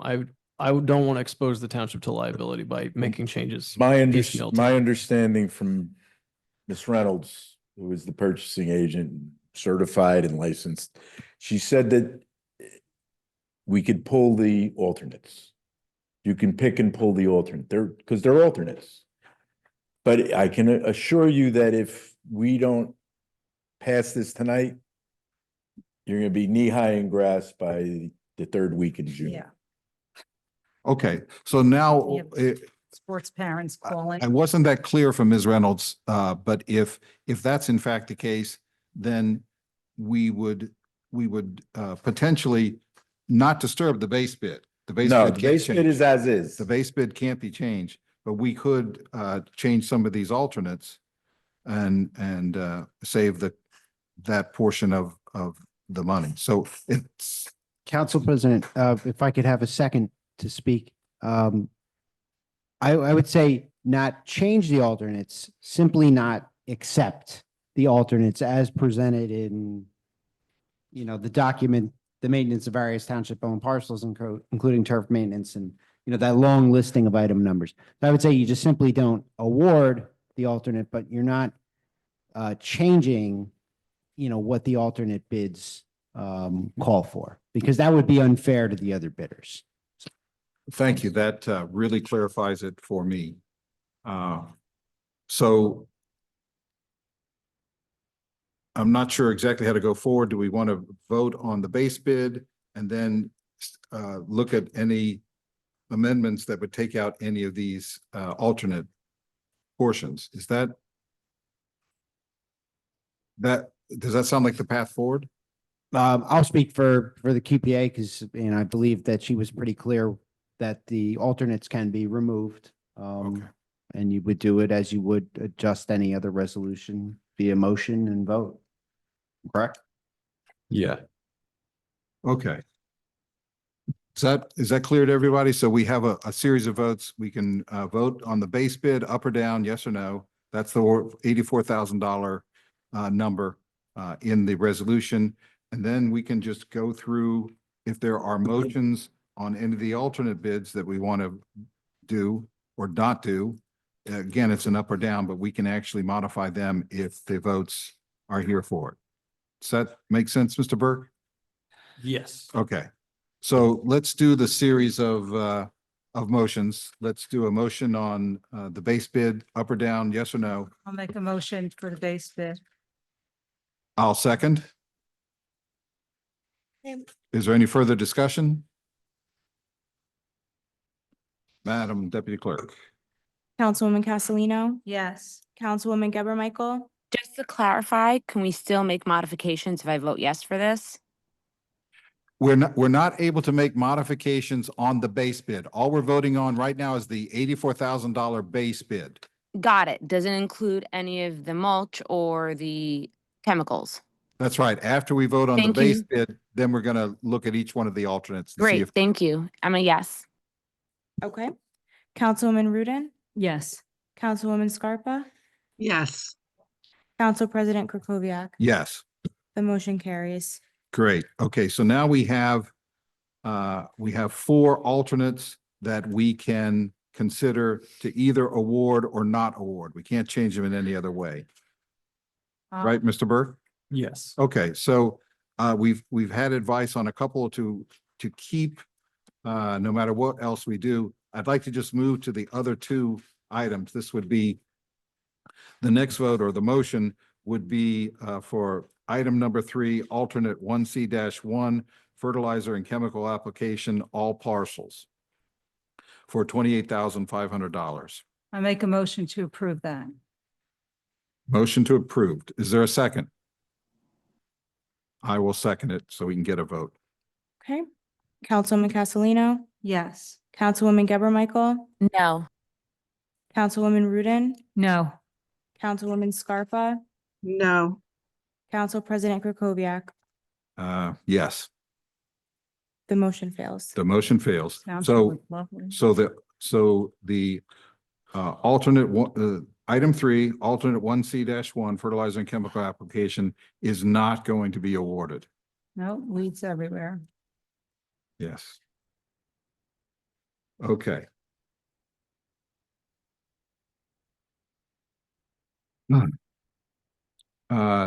Item 5, which is alternate 7-1, maintain mulch in beds for $6,000. Do I hear a motion? I'll make a motion to approve that. Is there a second? I'll second it. Is there any further discussion? Mr. Just read your name, I'm so sorry. Latour, Mr. Latour, I'm so sorry. Mr. Latour said that that was one that could be expended. That's correct. Okay, Yes. all right, I just, Council President, just bring your attention to number 6. And this is on a per instance basis when we acquire properties that somebody vacate. And it's an hourly rate. And as the work is done, it's not something that's guaranteed. It may never happen, but sometimes people just leave their houses. And usually the township will back bill whoever the loan company is, or ultimately we get the money back. Yeah, you file, But we have to, lien. Yeah, you file. right, yeah, we have to approve that fee schedule. okay. So that was number 6. Okay. Just so, because you said 5, I just wanted to make sure. Thank you very much. No Yes. I'm standing on the shoulders of much So, taller people. did you make a motion for 5? I'll make a motion for 5. Yeah. Yeah, it was Councilwoman Castellino and Councilwoman Geber Michael second. Okay. All right. Yeah, so we may or may not spend $6,000. No, Mr. Latour was talking about item 6. The way it stands now, we would award item 5 alternate 7-1, maintain mulch and beds. That's why we are voting on it now to see whether to include it or to discard, not award. Okay, now. Not discard, but okay. not award. 6 is as, Yes, then we're gonna yeah. go to 6, but I don't think there's a appetite for a vote there. I think we're just gonna keep that in there because we need it. Okay. So we've got a motion and a second. To get And we had some discussion. Is the discussion over on item 5, alternate 7-1? We ready for a vote? Yes. Okay. How- This is this is a motion to approve this. So if you don't want to to maintain the include it, mulch. yes, then you vote no. Councilwoman Castellino, Yes. Councilwoman Geber Michael, Yes. Councilwoman Rudin, No. Councilwoman Scarpa, No. Council President Krokoviac. No, I'm voting no. The motion failed. Okay. And now on to item 6, the alternate 6-1, property cleanup and maintenance of unspecified properties. This is not a fixed cost. This is an hourly cost if the township believes we need to do work for whatever reason, and there's a per hour cost. Is there anybody who wants to take a vote on this, or is this something that we want to leave in? Does anybody want to? I make a think we motion? should leave it in. Yeah. Okay, so do we have a motion? If nobody has a motion, then we can move on. Yeah, so wait, I'm a little confused because don't we have to approve 2? Because the way you're doing this, you approve 1. And now you denied 3 and 5. So what are you doing with 2, 4, and 6? Well, I'm going to 6 and then I'm coming back to 2 and 4. Okay, just getting confused. So if you want to leave it in, what are we going to consent on it or vote on it? Well, if there is a motion to approve with the idea that we might not approve it, then we'll go through the motions, but pardon the pun, but if there's no interest in cutting out item 6, then we'll just move on. But we have to vote yes for it. Because you voted yes on 1, you have to vote yes. Oh, I see what Yeah, you're yeah, saying. yeah. I see what you're saying. Well, So how about this, Council President? If everybody's in agreement, then we could just move items number 2, the 1B, maintenance of shrubs and beds for trees. 4, the alternate 1D, final fall cleanup, and item number 6. Could we move that all together if everybody's in agreement? I'll make a motion and we'll save Okay. time. you make a fine council president, Councilwoman Castellino. I just want to go home. Is that even appropriate? Can we bundle these 3 items together and just to approve them? I think so, yeah. You should be able to make a motion. Okay. All 3. So we need a motion to take a vote on approval of items 2, item 4, and item 6. I'll make a motion. Second. This is a motion to approve. So if you want to keep them in the contract award, vote yes. If you want to take all 3 of them out, you vote no. Great. Councilwoman Castellino, Yes. Councilwoman Geber Michael, Yes. Councilwoman Rudin, Yes. Councilwoman Scarpa, Yes. Council President Krokoviac. Yes. The motion carries. Awesome. Okay. There's one more item in the resolutions. Councilwoman Rudin also pulled Resolution 147, resolution approving a proposal from Neglia, I think it's Neglia, Engineering Associates for engineering services for the Degnan Park new community garden and exercise area. Councilwoman Rudin. I think that we should continue discussions and make sure that the gardeners who were the first ones to propose this idea, that their needs are met. And that they're not sacrificing some very basic things that they need to make their garden a success. Are you suggesting that between now and our next council meeting, that you actually offline from a council meeting, everybody get together and talk and discuss and bring a single proposal to the next No, I not necessarily suggesting that we all be there, but I think that there'd be another round of discussions between the gardeners and the administration and any council people that want to be there to help get this closer so that the gardeners who presented this whole proposal are happy. I would agree with that. Okay, Same, I also agree to that. okay. And I think that we should, if we can, if there's no resolution between now and the next council meeting, that the next council meeting, the council goes into executive session to discuss this Executive session. with the administration. No, I don't No. think we would need an executive session for something like this. Yeah. I was just Negotiation. I was just I'm just suggesting saying, that if maybe, it doesn't get resolved, then what are we gonna do? Wait another month, wait till the next month? well, first of all, we can schedule a special meeting to consider specific items that are pending from tonight. So we don't have to wait until, I don't remember, is it the June 24th? And I will not be here June 24th. Yeah, so we would like to avoid that if possible, but I don't know if there are any time restrictions on the usage or the completion of this project. Does anybody know if we have a time element?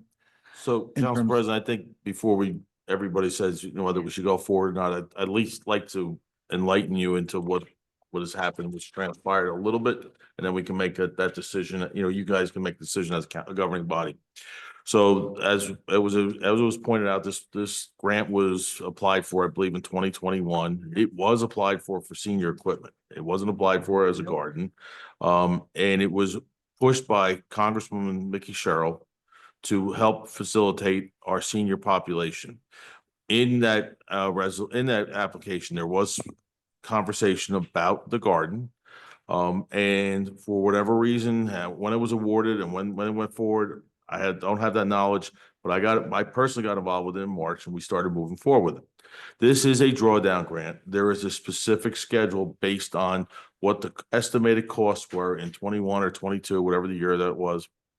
And part of that was the equipment and part of that was the garden. A majority of this is items that will never ever be seen, subterranean work, design, and drainage and things of that nature to help make this a garden or a destination for the senior population, both for the garden and for the senior equipment. So I knew nothing of this project. I contacted myself, our grant specialists back in March. We spoke with HUD. They said that this project is the project and that while we can make slight adjustments to specific categories, such as not maybe buy as much equipment, the equipment has to remain. Okay, or the gardens, or whatever the case may be any significant change to this grant application must meet approval through HUD. We have to, and we have the documents here that will tell us that says we have to present a compelling case to HUD as to why we need these change orders. What's the reason for it? Not saying we can't do it, just saying we need to make a compelling case. So that's what we have to do as far as us as the township. I will tell you, Ms. Riley is right. We met 3 times. I've had 3 meetings with the Garden Club. They're very enthusiastic. I will say that for one thing, is they're very enthusiastic on what they want to get accomplished. And I applaud them for that. I really do. The issue we have with some of the requests is that it will exceed some of the components of this particular grant. So if that is the choice or design of the council not to approve this, then we have to go back to square one. But I caution, then this is what I got from the HUD people. I caution submitting a change order because we could wind up with a 1 to 2 year change or lead time. And in Washington right now, they're gathering up all funds that aren't being used. So I'm not saying that we should or shouldn't. And this is the conversations I've had with various council people here. And this is conversations I had with the garden committee. So that we're all upfront, this is all transparent, and let them know this is what we said. So if anybody does change this for any reason, and not saying that we can't have another conversation with people, I just want to make sure that we understand what is at stake here if we do not, we make that big change order. That's all I need to lay that out for you. Okay, Councilwoman Castellino. So thank you, Mr. Smeraldo. I'm glad you explained that. So I worked on this grant back in 2021 and prior to that, when Ms. Kapoor first brought it to us, and worked with Mr. Keough and Ms. Van Dyke. And at the time, there was a big push for the exercise equipment, There was a lot more exercise equipment proposed in that plan, and there was going to be various programs around that exercise equipment. And then there was an ask about the garden. And to Mr. Keough's credit, he went back in there and he worked to make sure the garden, and I think he may even thought of the garden on his own. I'm going to be honest with you, because he was always for the garden and making and expanding it further. And that's what they did. And they went back and, to Mr. Smeraldo's point, investigated to expand the garden. I don't understand why this is such a problem, and it's disappointing to me that we just don't move forward. We have expanded the garden. We've also checking a box for a part of the community that may all not be here tonight. I thank you, Robert, for coming tonight and for speaking up, because you do remember, I see you shaking your head because you attend all our meetings, and you remember this conversation when we announced the grant and announced this project and how exciting. And Congressman Sherrill was able to secure the monies for us. Unfortunately, I couldn't be at the picture op that day. I had to work. But worked hard on that grant with everyone in our administration to get it. So I think we should move forward with this. I hear you, Beverly, and we have Minish Park. We have other places where I think we should expand the program. Still love to get it down by Edison. I know for whatever reason, the school district, gives it away to the Y. That's a perfect opportunity for that. And I would love to work with you on that and talk to them some more, because I think that's a better opportunity for the town to have more control of that, especially for what that garden looks like in the summer when school is out. We have to call on it all the time. And that'd be a nice spot for you to take, to enhance. And I do appreciate the club and all that you have enhanced for us, but I think we have to be fair. And we designated a spot for the other program, and I think we need to honor it. Otherwise, we vote it down or change it, and we sit on this project, and we could jeopardize losing the money. So. And Council President, if I may, one of the things I want to point out too is that, and one of the things we explained to the Garden Club and to everybody else, that if we do change this significantly, depending what the garden, what's moved, if in fact, because it's so close to Degnan Pond, this could trigger a DEP permit, which further, if you get involved with we all kind of know, if you get involved with the DEP, we don't know how long it's going to take to get this resolved. One of the things I would maybe suggest, and I'm just having a thought here right now, is that, if we approve this going forward, I know we're going through the budget. If this is something that nominal amount that may make the garden a better project, perhaps the council will consider just adding to the project and making the project whole and move forward with it. My hesitation with any putting this forward for change orders is that we're going to lose it in its entirety, and then everybody's going to suffer, and then you're going to have to pay money for the garden itself. Yeah, That's my hesitation. I'm just want to let you know that, and I also want to make sure for the record that the mayor supports this program. She believes this, and she's behind it the way it is, as is, and she wants to see this become another destination for our senior population. I could put on with bus number 7, so the jitneys. I'll add that to it. So Council President, if I may. Yes, Councilwoman. Thank you so much, Mr. Smeraldo, for that detailed explanation and for letting us know what HUD said and recommended. Right now, federally, we don't know what's going to happen, and to lose that funding would be horrible. and it hurts the residents. So I also think that, you know, we never want to say no to grant money or lose grant money. I say that we should vote yes on this, you know? I'd like to speak. As long as the timing won't impact it. If we need until the next meeting to decide and talk some more to make other people feel comfortable on the council and the residents feel comfortable to hear their feedback, that would be great. And then we vote on the 24th, we table it. But, you know, I'm going to support it because I don't want to lose any grant money. So just let me know if you guys want to vote on this tonight or table until the next meeting and speak with the residents and the administration. Thank you. That's Okay. it. I'm sorry, go ahead, Councilwoman.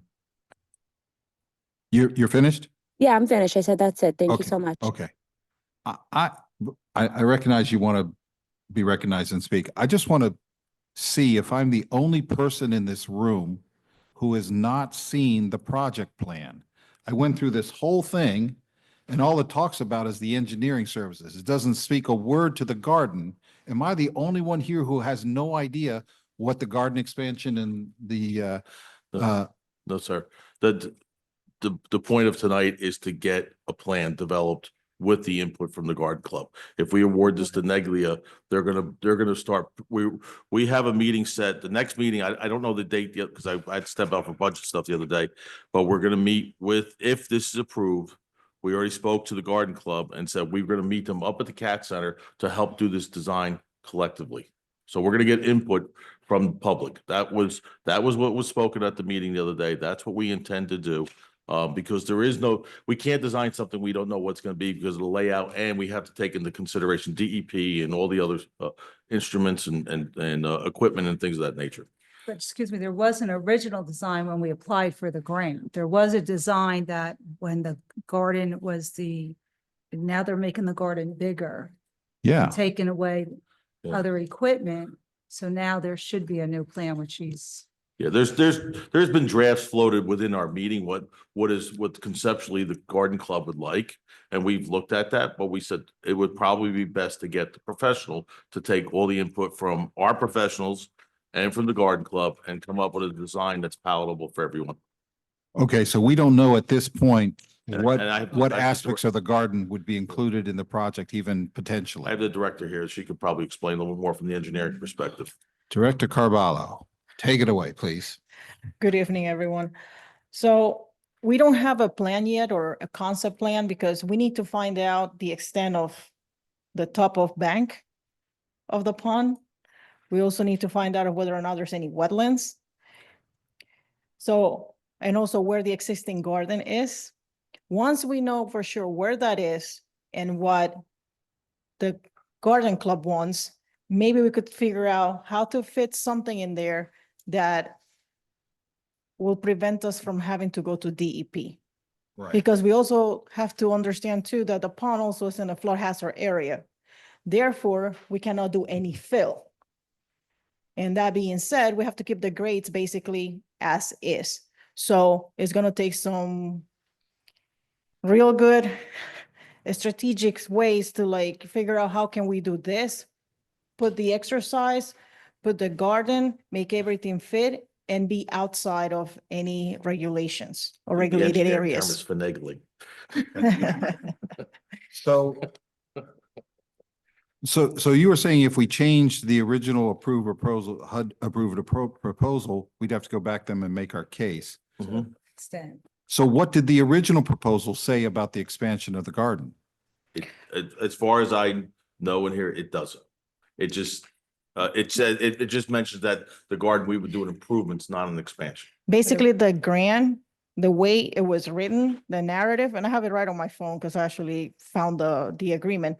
The narrative in the grant is basically mostly oriented towards the exercise equipment for the seniors, because I believe at the time, because of the pandemic that was going on, and then the garden basically was a secondary item to attach to the exercise area in order to provide with the seniors an area for socializing and doing some sports and also, other events. Okay, so what we have here, I think the grant is for $250,000, is that? Yes, it's $250,000. $250,000. Yes, of which we could use part of that money to pay for the engineering professional services. Right? And then the rest of it would be utilized for the exercise equipment and the garden. Expand the garden. Right, okay, so I'm just doing the rough math. So Can, if we vote on the bid, I just want to make sure we, Councilwoman Rudin, I'm not ignoring you, and we will get to you. I just want to make sure we're all coming from the same foundation, and I'm not there, so I'm just, if you just give me allowances for a couple of minutes more. Sure. So if we approve this contract tonight, that's $58,000. Mhm. You got to figure what's the estimated cost of the equipment? Well, we have a preliminary engineer's estimate, and during the meeting that we had with the garden club a couple of days ago, I explained to them that we're gonna have left probably about $239,000 in change, of which Construction. for construction, 100% of that money, whatever is left out of the 58,000 is gonna be for construction. So that's gonna be utilized for the garden beds as well as for the exercise equipment. Okay, so the problem is not that we would exceed the amount of the grant.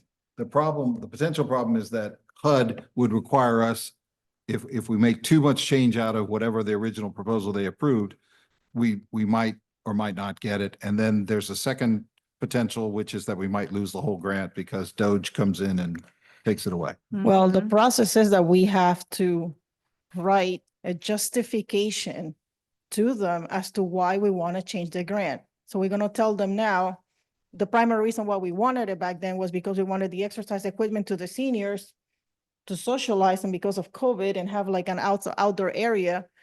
And now we're gonna take that away just for the garden. Like, I don't know, it's gonna And take time the- and they might vote and say, I'll tell you no. And to piggyback on that, the garden is looking at 24 beds. The exercise equipment's available to everyone. So the Limited. justification to HUD is for 24 individuals as opposed to whatever the mass that may be visiting the site. And the Congresswoman loved that they advocated for us to get that grant because they love the concept. There was a whole write-up as Yes, well. it was for a the exercise narrative. equipment. It seems like the way I read it, the intent of the application for this grant was for the exercise equipment and the garden, as they was explained during our meeting, the assistant of director of the Department of Recreation, he explained to them that was, put in there because they knew that was the only way that we were gonna be able to get some money to give everybody something. Okay, so now I've caught up. Councilwoman Rudin. Okay, so I just want to challenge the narrative that's been spoken tonight because this project and the impetus for the grant really came from the Garden Club. They went to the administration and asked for improvements to the garden. Yeah. And then they were called in 2021 and said that you got it, give us your wish list. And they put together, well, we have a master gardener who's here. Councilwoman, I wrote the Wait, grant. wait. So, Finish and then. so when the garden club put together the proposal, they put together everything for the garden. And then as an afterthought, they put in one piece of equipment. And then what seemed to happen was a switch in what the grant became. I read the grant too, and the grant prefers the equipment and minimizes the garden. And that's exactly what happened. My concern in going forward with the design element is that this is still very heavy on the equipment. The equipment is costing a lot of money, and the gardeners were told at the last meeting that they could not get some very basic things because there was just not the money for it, because it's going towards other things. Additionally, environmentally speaking, this application is talking about 400 square feet of impervious coverage. That is in a flood zone. That doesn't seem to make any sense. The garden itself is dealing with drainage issues which are not being addressed. So they're not going to be able to expand because the land that they're being asked to expand onto right now floods. And the area that they're in, they need to have pervious coverage put on the ground so that they can actually work. So all I'm saying is that we have a situation now, which is, it's a balancing act, and we have to make two issues happy. But I'm really not sure what the constituents are for the exercise equipment, since the exercise equipment was thrown in as an afterthought and then became the preferred thing. The other thing that I'd like to say is that the exercise equipment may have been very exciting at the time because we were dealing with a pandemic. We no longer are dealing with a pandemic. And we heard tonight talk about how there is so much exercise being offered by the Degman, by the Toby Cat Center for the seniors. So this is less of a pressing need.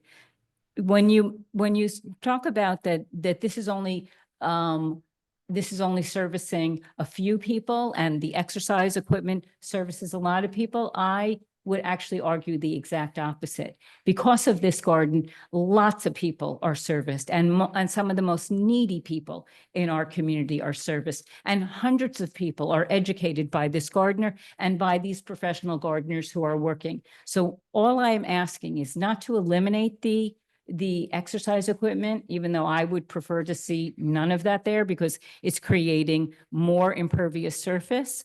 I would suggest that we have another meeting and that the very clear needs of the gardeners be addressed. And that includes creating the fence and pervious coverage and addressing the stormwater issues or any drainage issues that they may have when the beds expand. And that's why I'm asking my colleagues to hold off on approving this until we get a better alignment of needs.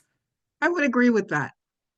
Hold on, Councilwoman Scarpa, just hold on. I'm trying to recognize people before they speak. So if you hit that Sorry. little hand raise, I'll get a signal from Mr. Fagan and he can tell me that you guys want to talk. So please, Councilwoman Castellino has the floor. Yeah, I just Please. want to correct the record. Listen,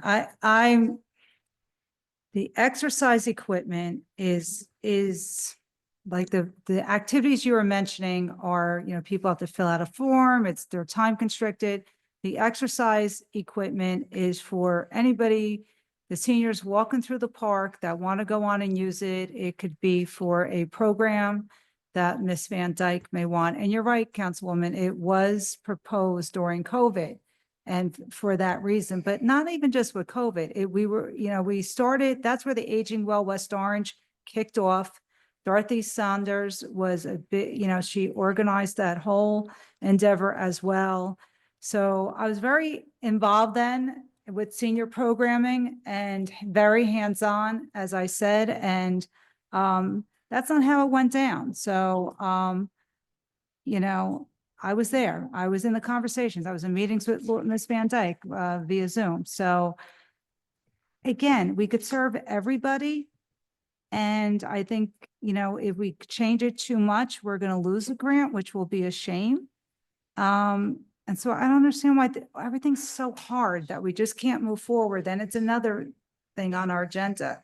We're going to try to service the gardeners because that's what we want to do. That's why we did an expansion.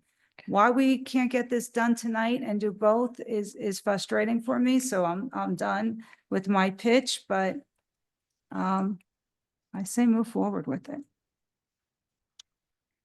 Yes, who's on the Zoom who wants to speak? Is Councilwoman Scarpa. Councilwoman Scarpa. Yeah, I agree. I really think we need to more incorporate the needs of the gardeners. That was during COVID. I'm not sure, how many people really are going to be using so much playground equipment. I think we need to have a balance of, a small amount of playground equipment and a nice garden. I think the garden serves the needs of so many people in our community, whether we're feeding people. Gardening in itself is really good exercise for the seniors, probably better than playing on some, jungle gym equipment.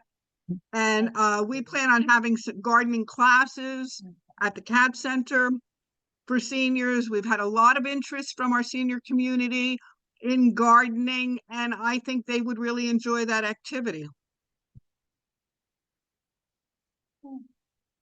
Call the vote? As you like to say.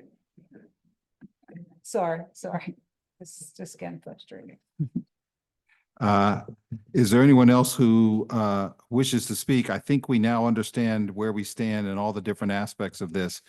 For example, it's not mutually exclusive that if we approve this tonight, that the gardeners will not have a say in what they get. And as Mr. Smeraldo said, if it takes a little bit more money to get them what they want, we can throw it in the budget.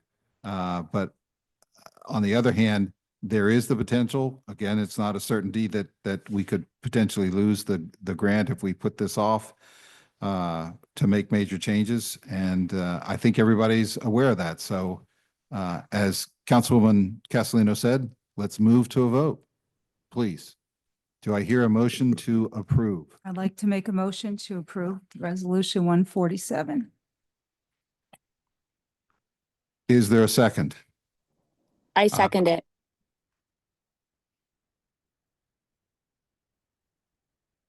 Is there any further discussion? Madam Deputy Clerk? Councilwoman Castellino, Yes. Councilwoman Geber Michael, Yes. Councilwoman Rudin, No. Councilwoman Scarpa, Yes. Council President Krokoviac, Yes. the motion carries. Okay, that's the resolutions. Now to ordinances on second and final reading. We have to do the consent for the Oh, rest my- of them. That's what happens. Really, I when think we're we not- should just switch chairs. We should just switch chairs. No. Sorry, so Just- much It dialogue. was we just the forget. bill list and then, yeah.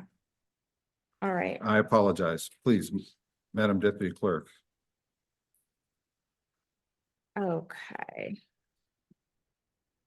So, on consent, there's resolution 140-25.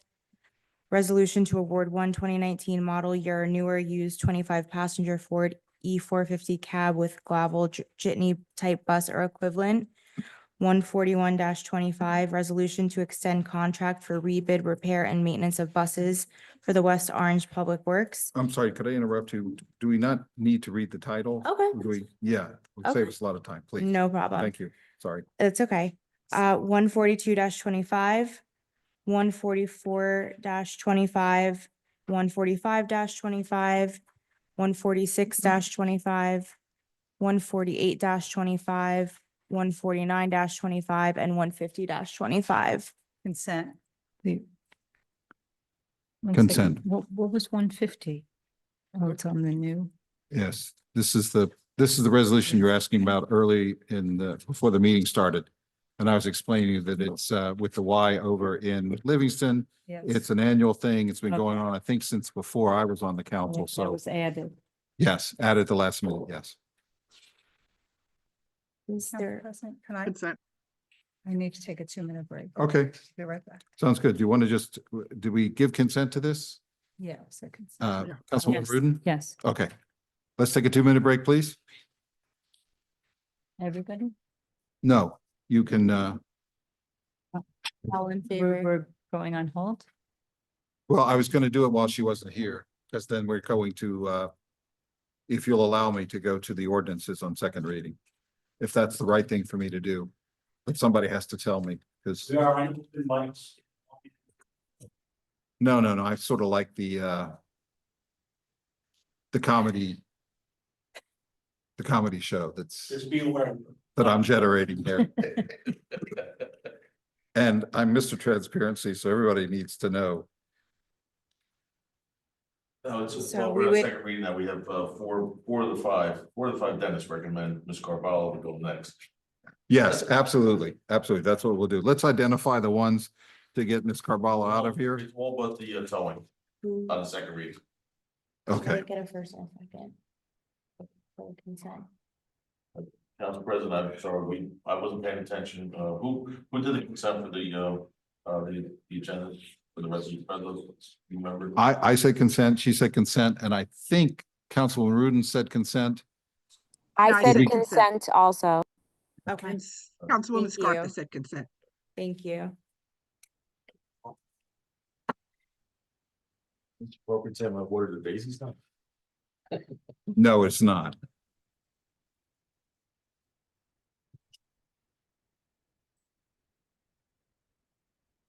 So I think to a certain degree,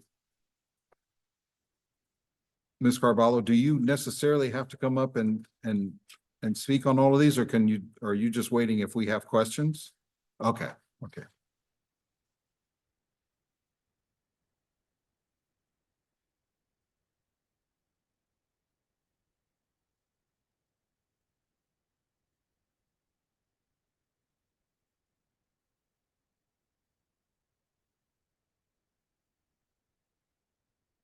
Members of the Zoom audience, we are taking a short break. Council will resume the meeting shortly.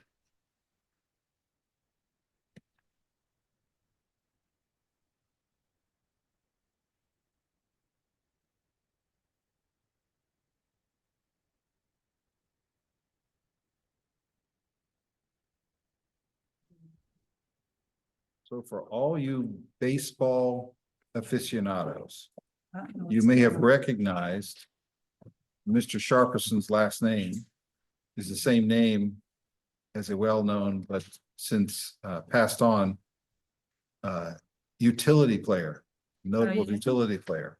Team. He played on a lot of different teams, but it was Mike Sharperson who played, I think, 4 different positions.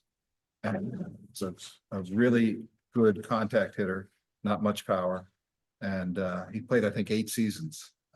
And I saw him when he was playing Double-A ball in Knoxville, Tennessee for the Blue Jays. And he was by far the best player on the team. And I said, he's going to make it to the majors. And a couple of years later, he did. So when I asked Mr. Sharperson with Llewellyn Park, he knew of him too, but he said, no, I'm not related. But he was related to Willie Randolph. Oh, cool. His grandmother's sister was the grandmother for Willie Rudolph. So Wow. I don't know what that means, but anyway, okay, we're all back. Mr. Fagan, did we ever go away? No, microphones have remained open and the public is enjoying your enlightening conversation regarding baseball. I had made an announcement to the Zoom audience that we are on short break. Okay. We currently have 13 people in the Zoom audience. No, thank you. And we are waiting for Councilwoman Rudin to return. Yes. And Mr. Smeralda, while you're out, we clarified, at least I clarified, that Ms. Carvalho, who is no longer here. What is this? It's like everybody leaves one at a time. Somebody comes back, somebody leaves, somebody comes back, somebody leaves. Is that a tradition here? I've never seen it in my years. Okay. Yeah, we clarified something. She hasn't left because I see her cushion and phone over on the. Okay. Well, maybe all we need to rely on is her phone. Can somebody get it? And we'll just use that if we have questions. Okay. So Councilwoman Rudin is not back. Okay, so we still can't go on. So the greatest name of a player I ever saw was also when I was in Knoxville. And it was a fellow who played for the Memphis Chicks. And he was a left fielder with a huge power named Razor Shines. I kid you not. And I thought he was going to make it to the majors, except he was kind of old. You know, you get to be mid to late 20s in the minors, and not too many people make it from there. But anyway, it's a great name, Razor Shines. And he played for the Memphis Chicks. Okay, so we've got everybody back now. Council President, you may just want to make an announcement that the meeting is resuming. Okay, Mr. Fagan tells me to tell you that we are resuming our meeting now. Thank you for your patience. Okay, we are now on ordinance on second and final reading.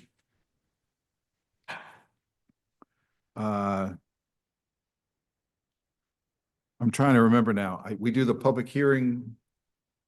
After the first and second. But these are all second. Okay. Okay. So we're going to introduce it on second reading. Madam Deputy Clerk. 2918-25. Is there a motion to introduce on first reading? So move. Second, Second reading. Motion to do the second. Oh, 1 second, sorry. It's okay. Okay, Yeah, second and fine. okay. Is there, I heard you. Is there a second? Okay, fine. I second it. Thank you. Okay, And then we vote to introduce. okay. I think I'm the one that's messing you up. Sorry. I should just be quiet. No, it's okay. We can sign language or something. Okay, so then we do roll call. Yes. Councilwoman Castellino, Yes. Councilwoman Geber Michael. Yes. Councilwoman Rudin. Yes. Councilwoman Scarpa, Yes. Council President Krokoviac. Yes, Okay, the motion carries. great. Now is the time for the public hearing on ordinance 2918-25, an ordinance amending and supplementing chapter 25, section 29 of the revised general ordinance of the Township of West Orange based on recommendations of the New Jersey Stormwater Best Management Practices Manual. If there's anybody in the audience who would like to speak, please raise your hand, be recognized, come up to the podium, and you'll have 5 minutes to speak on this ordinance and this ordinance only. Is there anyone who would like to speak?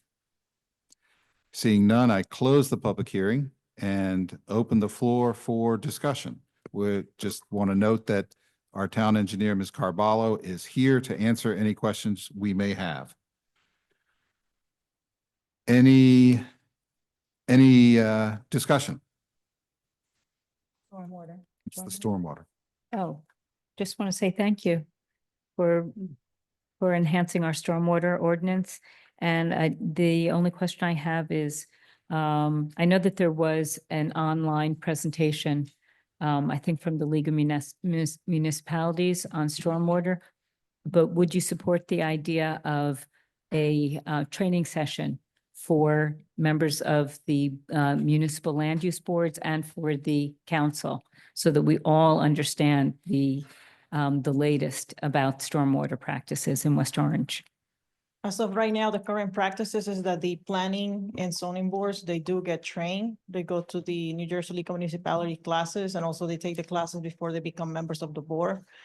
Also, every year, I do send a reminder to the planning and zoning board secretaries and our director of planning in regards to the training for the stormwater. They do it on a yearly basis and they do sign on it. And I don't have any issues if the council wants to also be trained. I mean, Okay. it's good But to have an given understanding. the enhancements that you've put into the ordinance, do you think that it's time for a training class to Well, educate everybody everyone about the have to enhancements? educate themselves and be able to read the ordinance. And if they have any questions, feel free to reach out. Or if something can be put together to teach them, sure. If Nice. if a class is offered, would you support that? I don't see why not. Okay. I'm always pro. Yeah, I have a comment. If you could just wait to be recognized. Mr. Fagan, somebody wants to speak on Zoom. Is it Councilwoman Scarpa? Yes. Yeah. Councilwoman Scarpa, please. Yeah, I would like to say that there is a strong need for further development. I mean, I'm on the planning board. I was given one class to take, and actually the secretary told me I didn't even need to take it. I knew I needed to take it. And I've asked for more classes. I even went online and I did one today that the Watershed Institute gave. We really need a lot more training than what is provided. And I think we should definitely make some kind of a plan to get better trained on this stormwater. Especially since the Watershed Institute is willing to do it. Correct. Okay, We would just have to coordinate. They're willing to train, and they can offer a public session and the members can come. Mr. Fagan, who else? Councilwoman Gerben Michael has a question. Councilwoman, Hi, it's more of a comment. I just want to thank everyone who worked so diligently on this ordinance. It's a very important one, especially in our town. So just thank you. That's it. Yep. A lot of work has gone into this. A lot of different people. Thank you. Thank you. All right, are we ready for a vote? Madam Deputy Clerk. Is there a motion to approve on second make and a final motion. reading? Okay. Second, Yeah, I'll second. Okay. Councilwoman Castellino, Yes. Councilwoman Geber Michael, Yes. Councilwoman Rudin, yes. Councilwoman Scarpa, Yes. Council President Krokoviac. Yes, The motion carries. great. Item 29, ordinance 2919-25, an ordinance amending chapter 5, sections 32.3 and 32.8 of the revised general ordinance of the Township of West Orange, police requesting towing and storage services. Do I hear a motion to introduce? Make a motion. Is there a second? Second, Okay. Councilwoman Castellino, Yes. Councilwoman Geber Michael, Yes. Councilwoman Rudin, yes. Councilwoman Scarpa, Yes. Council President Krokoviac. Yes. Okay, the motion carries. Now is the time for a hearing on ordinance on 2919-25 on second and final reading. If anyone would like to speak on this ordinance, please raise your hand, be recognized by the chair, come up to the podium, and you'll have 5 minutes to speak on this ordinance and this ordinance only. Does anyone like to speak on this ordinance? Seeing none, I close the hearing and open the floor for further discussion, if any. Does anyone like to speak on this? Great, let's move to a vote. Madam Deputy Clerk, please. Is there a motion to approve on second and final reading? I'll make a motion. I'll second. Okay, Councilwoman Castellino, Yes. Councilwoman Geber Michael, Yes. Councilwoman Scarpa. Oh, I'm sorry, Yes. Councilwoman Rudin. Yes. Okay, Councilwoman Scarpa, Yes. Council President Krokoviac. Yes. Okay, the motion carries. Next on second and final reading is ordinance 2922-25, an ordinance amending and supplementing chapter 7, traffic, subsection 7-29.1, speed limits in general of the revised general ordinances of the Township of West Orange. This ordinance amends chapter 7, section 29.1 of the revised general ordinances. It establishes a 20-mile-per-hour speed limit within the Gregory School Zone on weekdays between 8 a.m., 10 a.m., and 3 p.m., 5 p.m. when children are normally present. Make a motion. Move that. I'd second. Okay, Councilwoman Castellino, Yes. Councilwoman Geber Michael, Yes. Sorry. Councilwoman Rudin, Yes. Councilwoman Scarpa, Yes. Council President Krokoviac. Yes. Okay, the motion carries. Now is the time for the public hearing on proposed ordinance 2922-25. Anyone who would like to speak, please raise your hand, be recognized by the chair. You will have 5 minutes from the podium to speak on this ordinance and this ordinance only. Would anyone like to speak on this ordinance? Seeing no interest, I close the public hearing and open the floor to discussion, if any. Yes, I would like to know how many signs will be put up.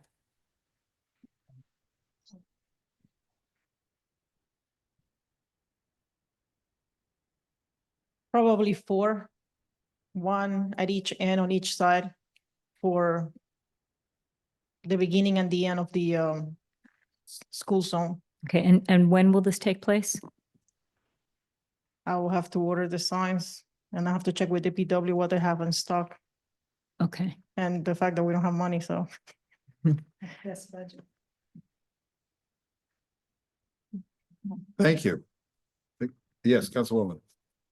This for the director, so just, it may be regular protocol, but once it's, like we approve it tonight, well, it may not even get put up to the end of the school year. I just want the principal notified that we changed it so they could let the parents know. So we at have school. 20 days for the adoption. So within those 20 days, we'll see how we place an order and also see the DPW. I have to coordinate with them like I do with every other ordinance to put up the sign. Just when we do, just let the principal know so she can let the parents know. Okay, Gregory. no problem. Great. We will. Are we ready to move to a vote? Yes, Make a motion to approve that on. I'll second that.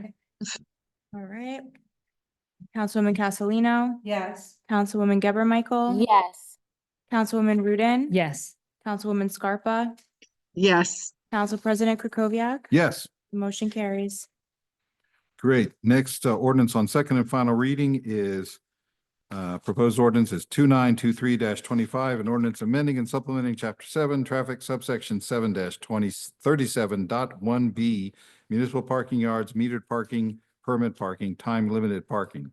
This ordinance amends and updates the previous list of municipal parking yards to reflect various changes that have occurred since the last update. Do I hear a motion to introduce on second and final reading? Second.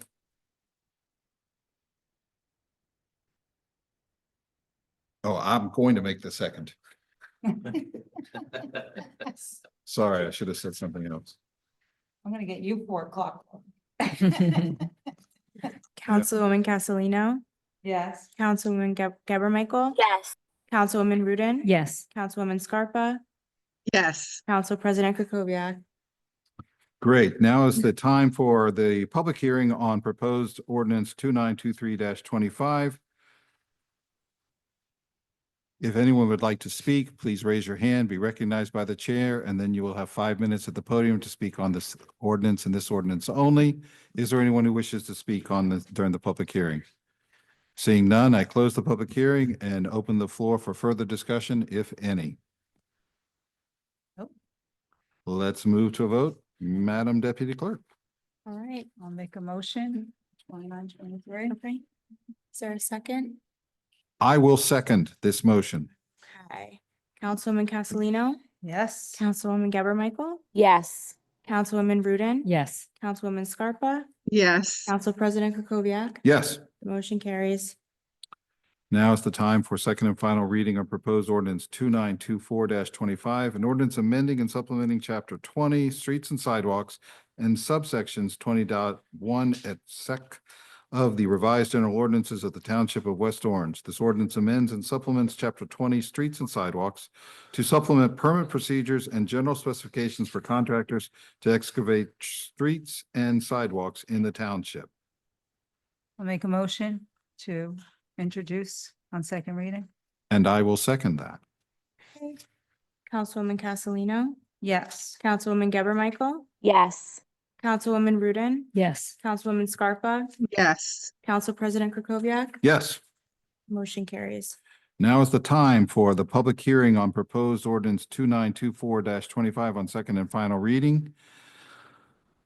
If anyone would like to speak, please raise your hand, be recognized by the chair, and you will have 5 minutes to speak on the ordinance and this ordinance only. Is there anyone who'd like to speak on this ordinance? Seeing none, I close the public hearing and open the floor for discussion by my colleagues, if any.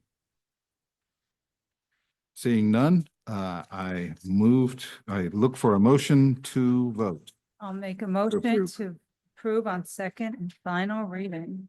I I'll will, second. All right. Councilwoman Castellino, Yes. Councilwoman Geber Michael, Yes. Councilwoman Rudin, Yes. Councilwoman Scarpa, Yes. Council President Krokoviac. yes. The motion carries.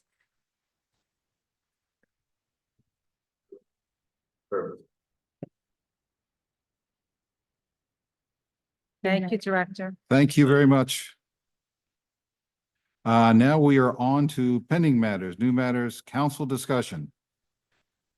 We had some brief mention of the township tree planting, and I'm hoping that there's more detail on where things stand. This having to do with some of the trees that were planted by the contractor were not done correctly, and we've gone into remediation mode, and was hoping, Mr. Smaraldo, you had an update with some detail in it, where we stand. Yeah, as we said earlier, I spoke to Mr. Kipp, because of the excessive rain that we had recently, this project was delayed in getting everything corrected in the way our specs were. Mr. Kipp was hoping to have this completed within the next 2 weeks, but I think we're supposed to get a deluge tomorrow and the next day, so, this is a weather dependent exercise, and hopefully, we'll have this completed within 2 weeks. Any questions from my colleagues? Great, thank you. Next item on the agenda is the possible consensus appointment to the Citizens Budget Advisory Board. Is there any proposed name? Yes. Councilwoman Geber Geber. Michael. Thank you. I would like to make a motion to vote on Ron Charles, who I think will be perfect and I'll is second. experienced. And I agree. So we have a motion and we have a second. Do we have any discussion?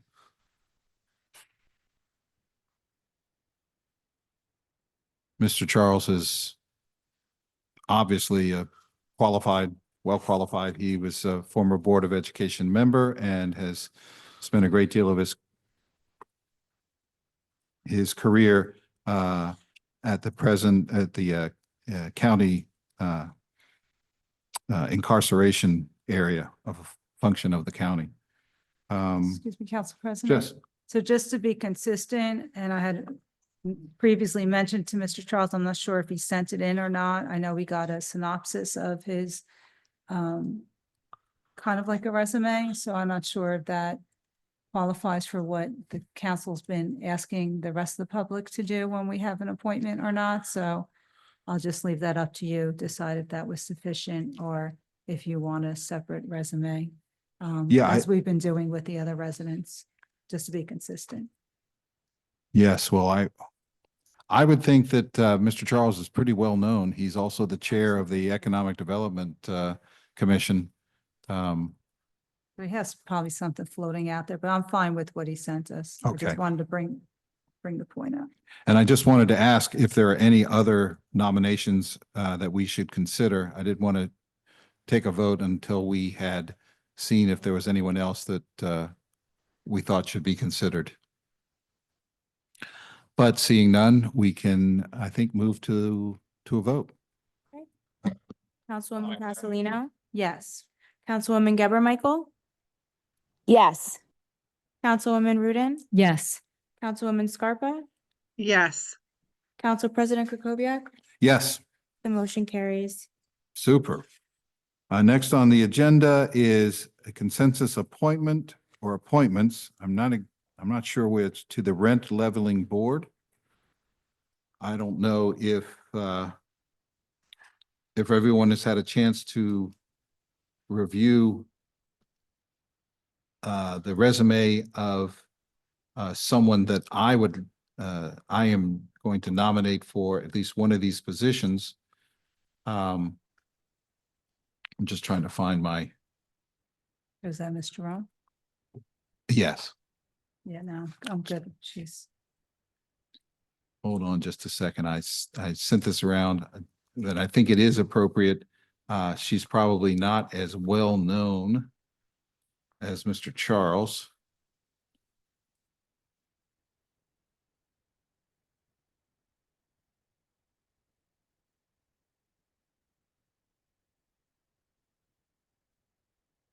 I have her resume. I'm just going to read off sort of the highlights. She describes herself in her resume as a proactive and organized supervisor with 15+ years of experience in large-scale operations, proven success in supervising 400+ employees, improving service quality, ensuring regulatory compliance, and streamlining operational efficiency. Strong background in food safety, team development, and cross-agency collaboration within educational institutions. She is currently a district supervisor at the New York City Department of Education, the School Food Service, where she supervises 110 school sites. I think that's that's probably sufficient unless anybody wants me to go on.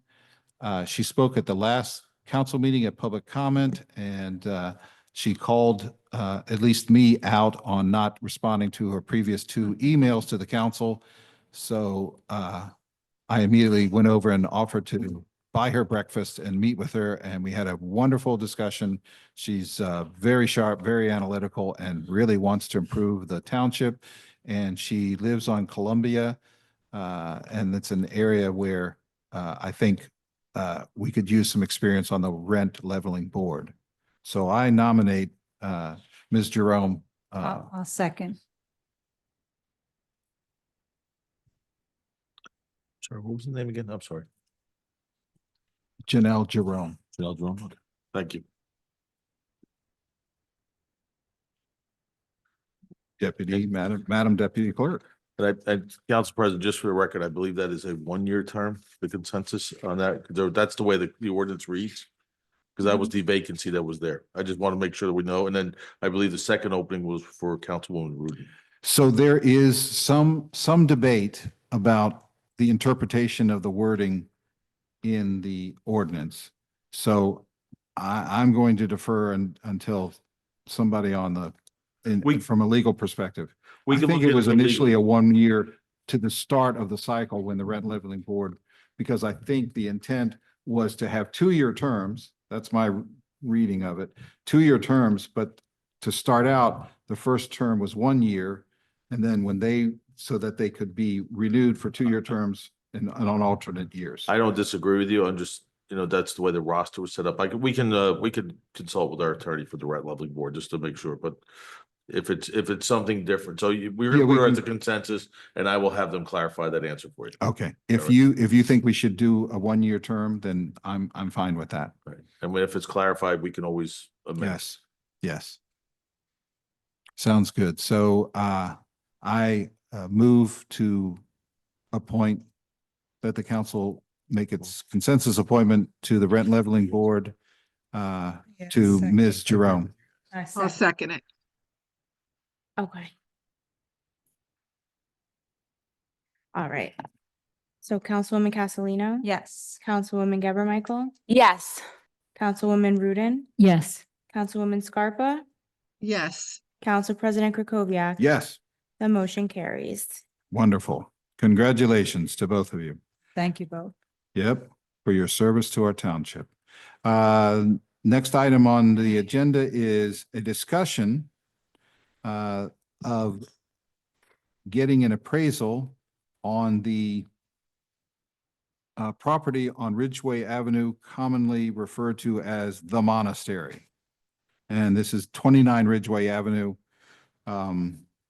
It's a very distinctive building. Anyway, the current owners are considering selling it, and the mayor asked if the council had interest in potentially purchasing this through the Open Space Fund for municipal purposes that we're not really sure about at this time, but want to try to start this process before the property gets too much exposure to potential public buyers. So I want to throw this out to everybody. Anybody have any thoughts, yes or no? And to add to that, Council President, the cost will be about $4,000 to get this appraisal. That's correct. This will be exploring just for the appraisal. To see what the value is of the property. The mayor has no ideas yet as to what exactly she wants to do with the property except save it.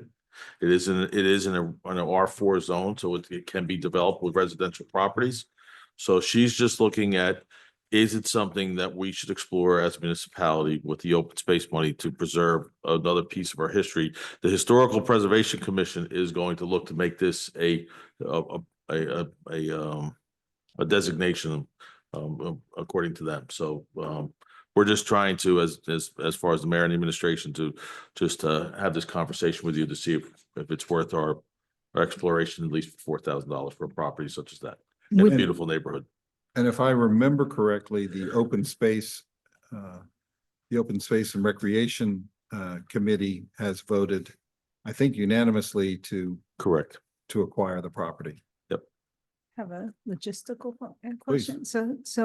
So the appraisal can be funded through the open space fund, Yes. correct? That's usually what's Correct, done. yeah. Okay. Now, we go ahead, we purchase a property.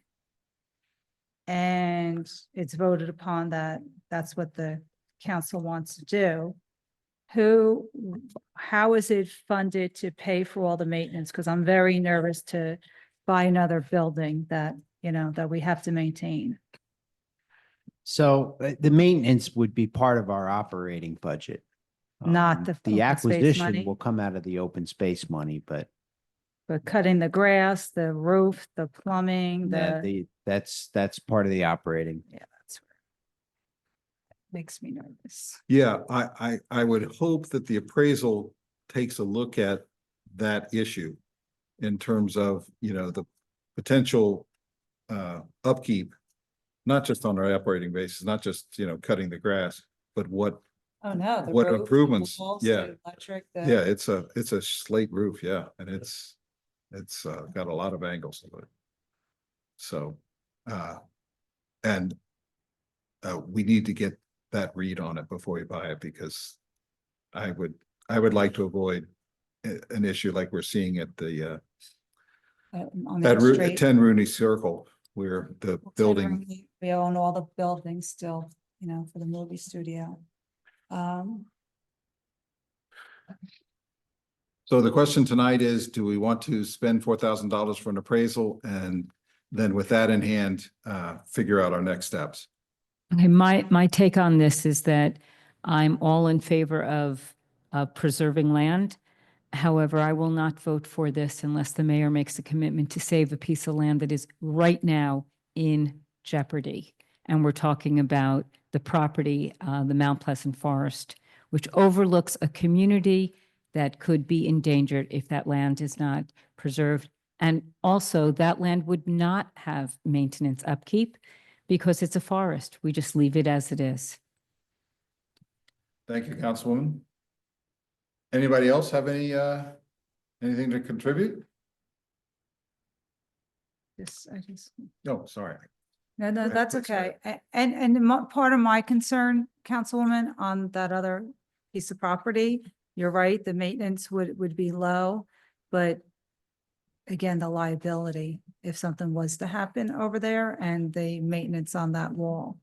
So that's always been my concern too. So that's why I was trying to get a handle on what would be paid for by the open space fund and what is on the township and the taxpayer. And currently now, the monastery is not on the tax rolls, or it is? I'm not sure. Are they on the tax roll? I don't know. I don't know off the top of my head. I doubt it. I don't think so It's either. the Buddhist Institute. It's Yeah. most likely. Question, Tax is there a deed restriction that it always remains a religious building? Do we know that? Or I- would that be part I of? do not know that because I do not it know wasn't, that. it was purchased by them. I don't know if they put a deed restriction when they purchased it. Yeah, that is. I don't know that, I don't know that answer for you. I can tell you, I can answer to Councilwoman's question. I know the mayor will not tie one property with another. She's just looking to inquire about $4,000 Yeah. for this particular property, just to see if it's worth the amount of money. This is one of these things that we shoulda, coulda, woulda, and don't do it later, as opposed to let's explore. I think you're famous for saying you don't know what you don't know. So at least we get, Yeah. if we find out what it costs, and if it's even in fact worth us to go any further, the first thing to do is to look at, see how much is the value of this property, especially since it is zoned residential R4. That's all. That's our intent with this right now. Council President? Yes. Wasn't there an assessment done with the reval that we should know approximately what this property is worth? I believe so, but I don't know what the number is. So if She wants to we- get an accurate reval because of the open space, so that's what she wants to do. Wouldn't the reval be accurate? We all have our own properties reassessed by it. I can't answer that with a positive sense. Okay, I'm more concerned about the deed restriction. Yeah. There's one in there or not. Right. But we would have to pull a title report to get that. Well, not really. We could just order a deed, legal could order a deed. Copy of a deed, that's very inexpensive.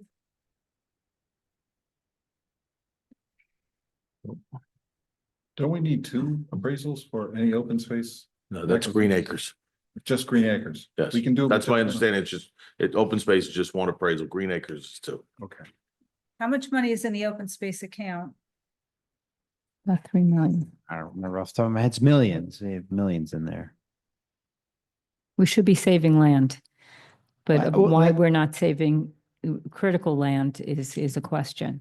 Right. And that's why, when I mentioned that, the operating expenses, so it really is there for just the acquisition. And you could pay some debt service out of it, which we do, based on a previous acquisition. But yeah, you have to maintain it through your operating budgets.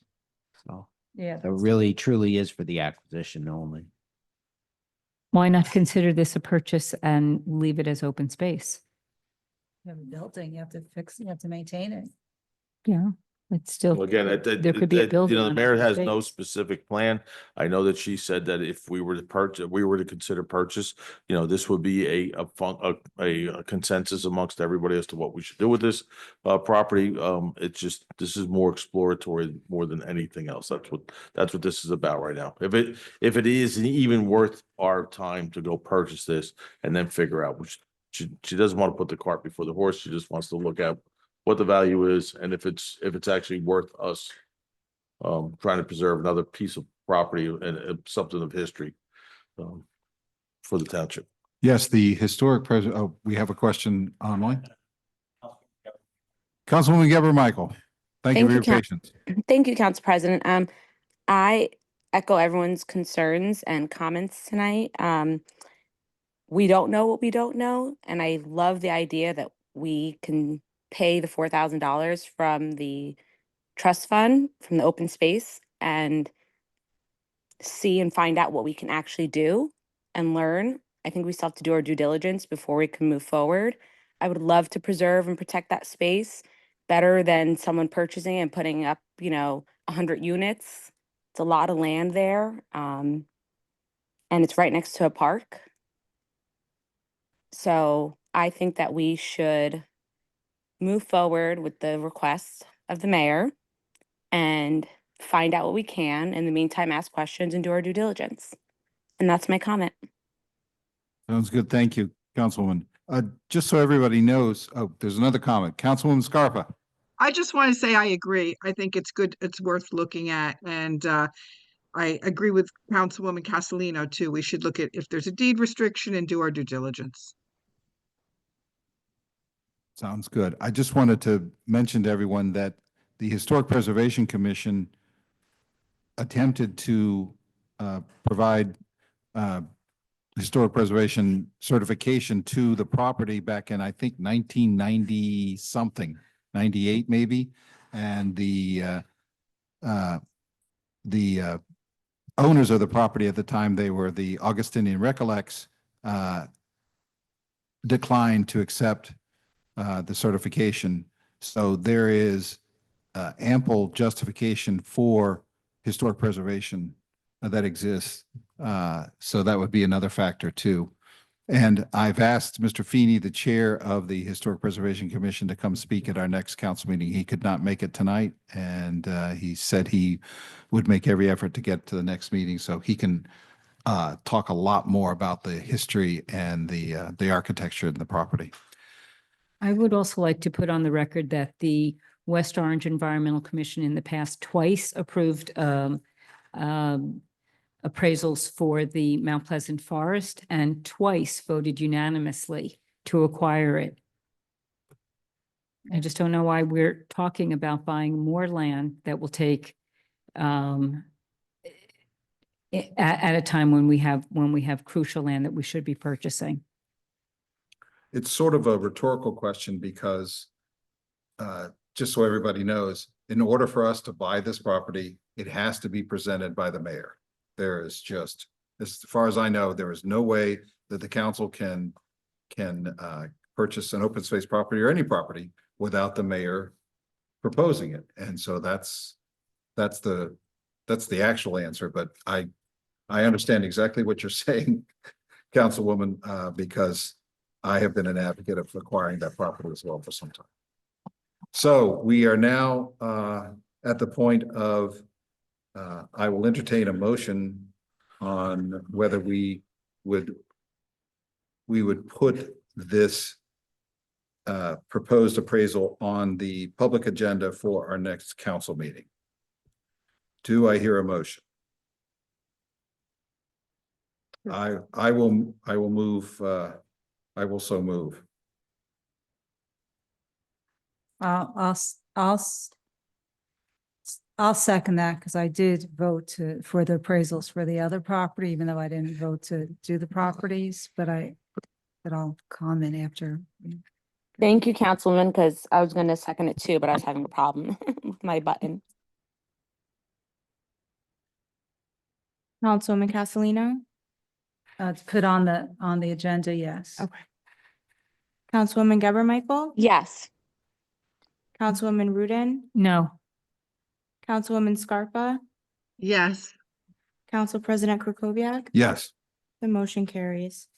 Council President, I just want to make a request of the administration to pull the deed on the property to see if there's any restrictions on the property, on the deed rather, to see what's, if you're limited there.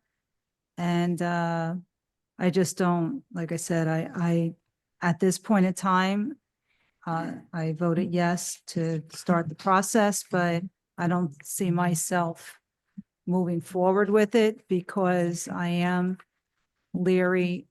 Well, I'm very concerned of owning another piece of real estate in the township when we have so many other properties on inventory, especially I thought we could pay for it with open space. And now I'm hearing that we are not able to pay with open space funds. And that is alarming for me. I'm sorry.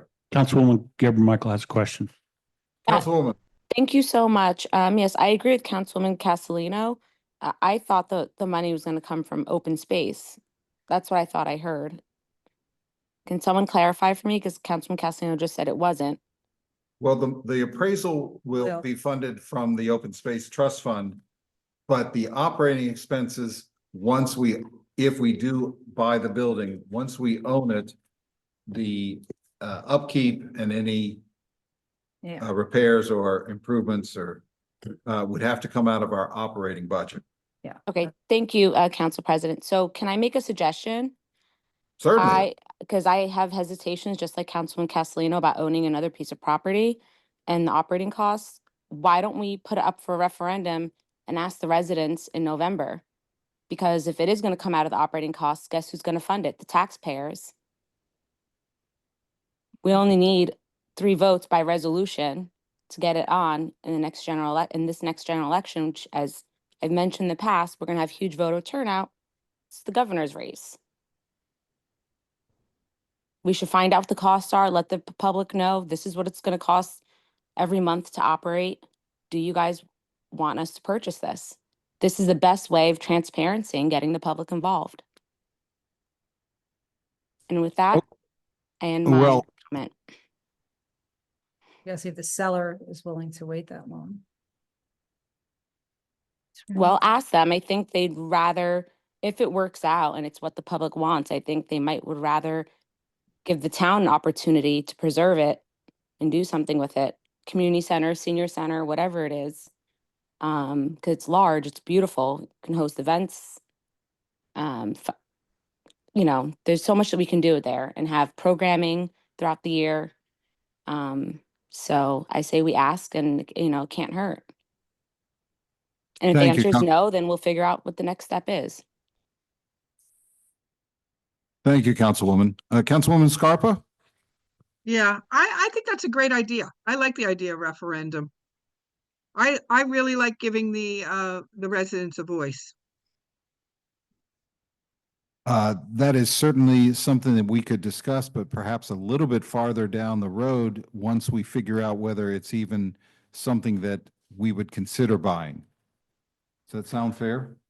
So Council Mhm. President, we just looked That up. does. Oh, sorry, Oh, Mr. Smiles. I just want to say it does. And just let you guys know, the deadline, I think, for the referendum is July. That's when we have to vote on it, I think, July or August, but I can find out, or Karen can But tell us. that's, Councilwoman, that's what we just looked up. It appears that you need 81 days to put something on the ballot for a referendum, for a non-binding referendum. So we'll look into it further, but in the interim, we'll get the reso and see if we can get that appraisal done prior to. 81 days prior to the election. So we'd have to figure out what the timeline is. and It'd everything. basically be 3 months before, early November, so it'd be You're talking, early September. September, October. No, I think it's before that. I remember looking Yeah, into so it it. would be, it'd It's be early July or August. August. Mhm. Yeah. Yeah, it'd be early August. Okay. yeah, that might be early August. If that's the case, if we do get the referendum, I mean, I get the appraisal approval like next meeting and we get it out, maybe we can have that answer before we actually decide to put a referendum. I don't know, it may be tight, but we'll see what we can do. Yeah, but Yeah, I just, we got to figure out whether we want to buy it or not. right. And then we That's got to it. figure out if the owners would hold off on it until then. So There's a lot of ifs. a lot of ifs. Okay, speaking of ifs, Okay. is it 11 o'clock yet? ABC hearing. Oh, yeah. Prior to going to ABC, I'm sorry, just a couple other matters that you may want. Oh, hold on. Wanted Just- For new matters, I would like to suggest that we have a special meeting to discuss the noise ordinance and to get it done, to have it ready for first reading at the next meeting. So you want a special meeting for the noise ordinance? Mhm. So that we can have this done and not have this hanging over us all summer. Because the next meeting is on the 24th. And then we would have it ready for introduction on first reading on the 24th? No, to have it ready for introduction at the special meeting. Oh, in other words, you want to have a special meeting to vote on it on first reading? First, we have to finish. Yes, we have to finish it. Okay. Present So- it to legal and then have a special meeting for first reading. Yes, my understanding is that for any pending matters, new matters, we have to take a vote to be able to speak about it. Even in new business. So we have a proposal. I assume you would make the motion, Councilwoman Rudin? I'd like to make a motion that we plan a special meeting so that we can pass a noise ordinance on first reading. Right, but we have to make We a have to- motion in order to discuss it Okay, at so tonight. I'd like to That's- make a motion I'll to se- I'll discuss second this. that to discuss. Thank you. Need a vote, please. All right, Councilwoman Castellino? Yes. Councilwoman Geber Michael? Yes. Councilwoman Rudin? Yes, Councilwoman Scarpa? Yes. Council President Kukoviac? Yes, so this is now added to the pending matters, new matters, council discussion. I'm opening the floor for discussion if Councilwoman Rudin wants to discuss further. well, we've been trying to make a balance between the residents and the owners of the establishments. And I think we're coming close, but we need to have it go through legal again and not have it look like the last one. And then vote on it. So it needs to be 10 days before the next council meeting. So I think, I don't know what else there is to discuss. I'd just like to make a date.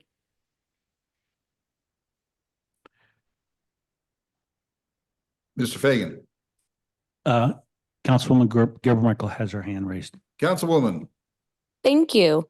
I think that before we vote on this, we need like information from the administration, like how many of these establishments are going to be affected by the new noise ordinance. If we can get a list of, that would be helpful. Councilwoman, the influx of this particular ordinance is, we're going back and forth. Been working with the two councilwomen here on the dais. I think we need to establish that first, what the ordinance Yes. may be, and then we can try and get you that information. Thank you. We have a meeting potentially set for one of the establishments, hopefully next week, so we can talk to them too. Okay, great. Because I just want to make sure that they're also involved and we're not just changing ordinances without input from stakeholders and community. Yep. Thank you. Yeah, because what gets so tricky is it's not just here, like it's townwide. So it would be for residential, it would be for what we were looking at. So it would affect all businesses in town and all residents in town, the way, what we were looking at. So again, I guess we'll have to talk offline, Councilwoman, and we have a meeting tomorrow. Maybe we could give you more information tomorrow at the workshop. We pick a date, so we're not belaboring this at this hour. Thank you. So, is there any further discussion here? I have two other items. Well, Okay. if the Councilwoman's done. Right, we're not done because now we have to take a vote on whether we're going to find a date for the special meeting. Do you have? I have a question. Oh. Do we have a meeting on the 3rd? On June 3rd? What day of the week is that? I Tuesday. don't believe so. So on June, How's election day? Is that election day or no? The 10th. No, it's the 10th. so our council meeting is on the 10th? No, election day is We're the only 10th. one, Okay, so then we would have to have a special meeting. Okay, so we don't have, Oh, that could be a So date for a special that meeting. could be the date. In 2 weeks. You guys, I'm not gonna be here, so, but that, don't hold it up on me. We could have legal represent that. well, I would think it's a special meeting, so it would be a very limited Right. agenda. Mm-hmm. There might be something else that we add. Oh, I'm sorry, you said the 3rd. I'm sorry, the 10th. I'm not gonna be here on the 10th. It's the 10th, right? Is that what you were? And then third- Third, I'm sorry, I misspoke. I heard the 10th come. I have a commitment on the 10th. I can't do. We could do either the Oh, 3rd or the 10th. Is that? Yeah, I'm not available I the think that's- 10th. Is that a holiday? Jewish holiday? June 3rd, Shabbat ends at nightfall. June. Yeah, there's a reason why we didn't have a meeting because it was Hold a on one Jewish second. holiday. You should know. You should know better than This us. is my non-Jewish calendar. So Shavat ends on the 3rd? No, this isn't Shabbat. No, Shavat. Oh. I don't know. I have to look. According to my calendar, it ends at nightfall. It begins at sunset on the 1st. Okay, so then it begins on sunset on the 1st, so then we're fine for the 3rd.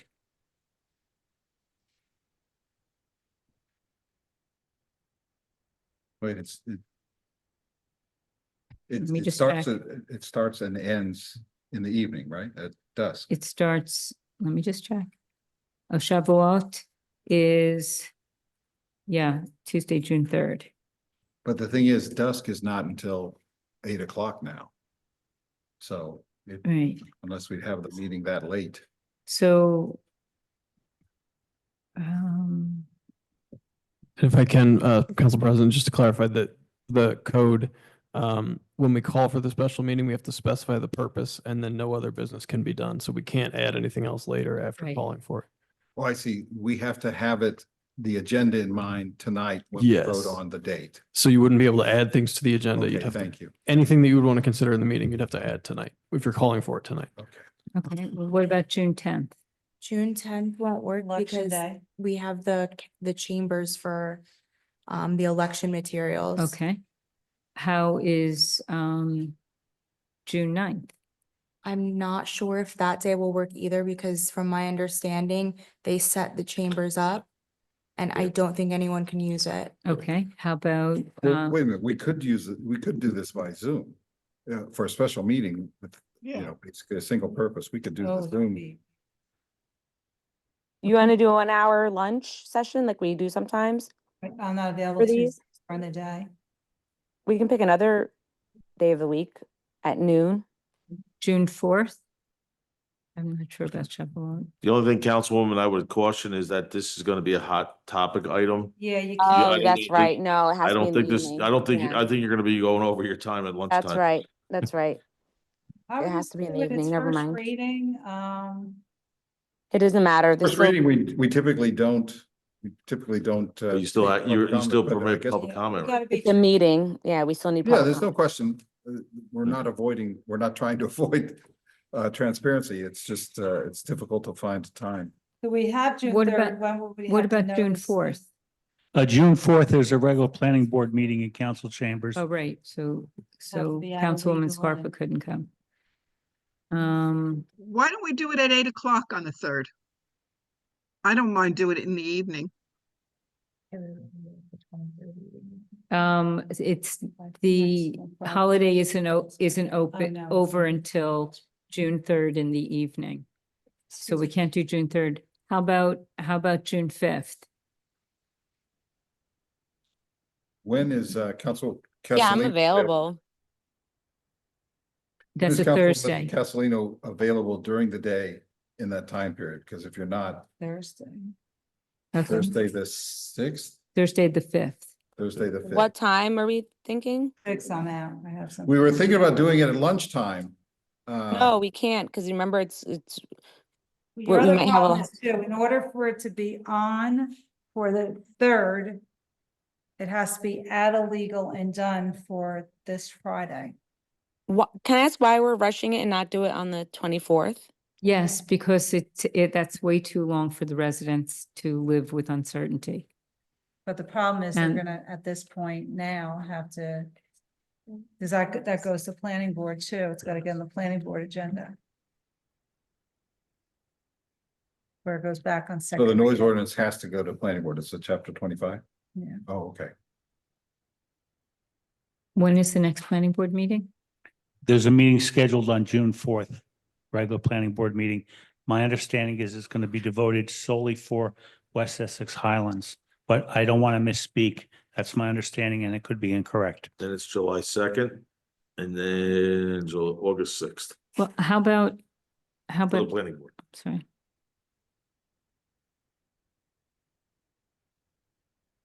So it looks like July 2nd realistically is the earliest date the planning board will hear it. You say July 2nd? July 2nd for the planning board. Because the other June date is solely for that one application. Can they add something to the agenda on the 4th? Or is that a special meeting? That's a special meeting?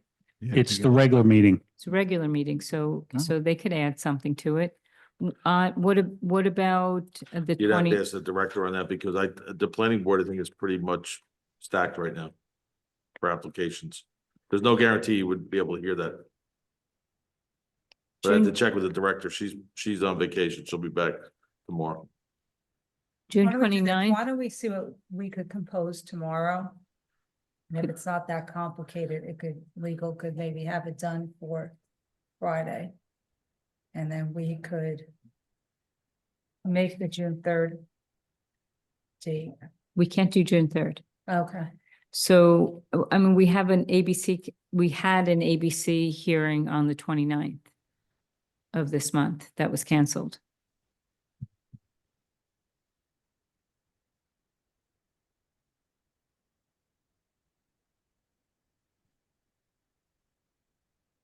Council President, just for clarification, are you looking to do this here in council chambers or just virtual via Zoom? Well, Oh, yeah. you missed we would your have to next week. do, we would have to do public comment, and there's likely to be people who want to come and speak on public comment, even if we don't normally have something on first reading. So that's what we're trying to plan. And so I would like to avoid taking comments from Zoom unless we absolutely have to, just because we could be here all day, potentially. My recommendation for what it's worth would be to do it live with public comment here in council chambers rather than have to entertain public comment on Zoom, but it certainly is a possibility. One of the other, oh, yeah, the June. June 11th? What happened to the 29th where we had the ABC hearing? That's fine. I think that sounds good. Can I make a suggestion? I don't think we should waste our time picking dates right now until we find out from the planning board whether or not they can even hear it.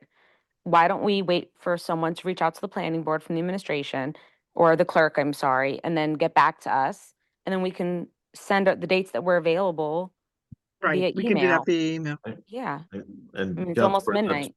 that's part of what else I wanted to bring up. Next week's budget hearing is going to be postponed.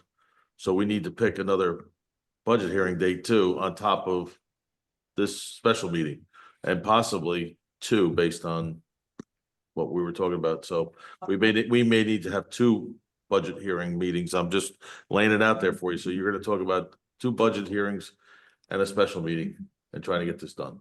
Why's next week's postponed? Mr. Datiniak has a conflict and he cannot be available. Mr. Smiraldo, just for clarification, that's the 28th budget hearing will be canceled? Yep, there was a notice sent out by the clerk. Okay. She sent it out yesterday, I think, or today. Well, what's it, can we do the 29th, the budget hearing? I don't think we can conduct on the We have a business. council connection, but we can do it right after.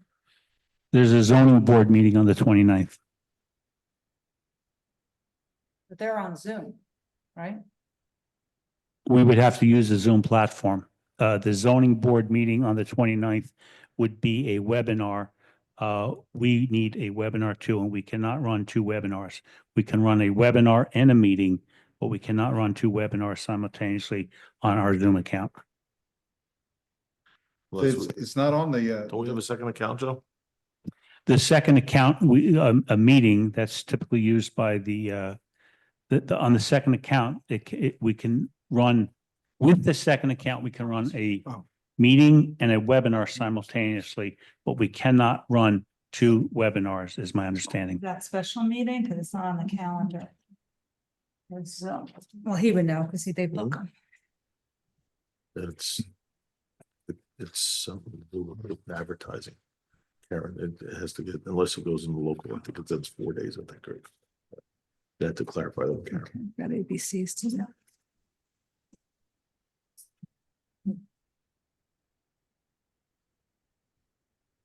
Mr. Fagan, do you do those meetings at home, the Zoom?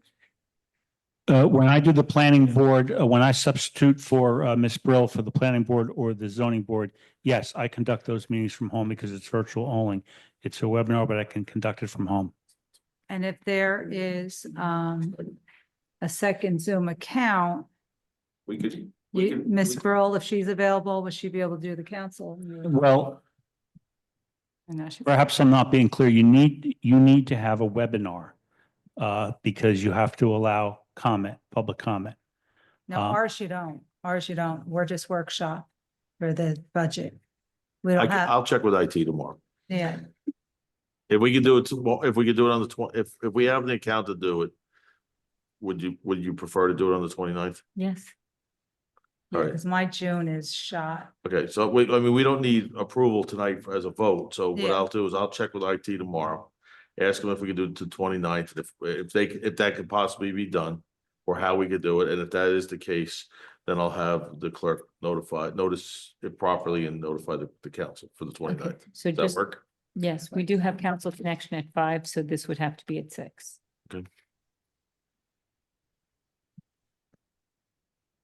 okay.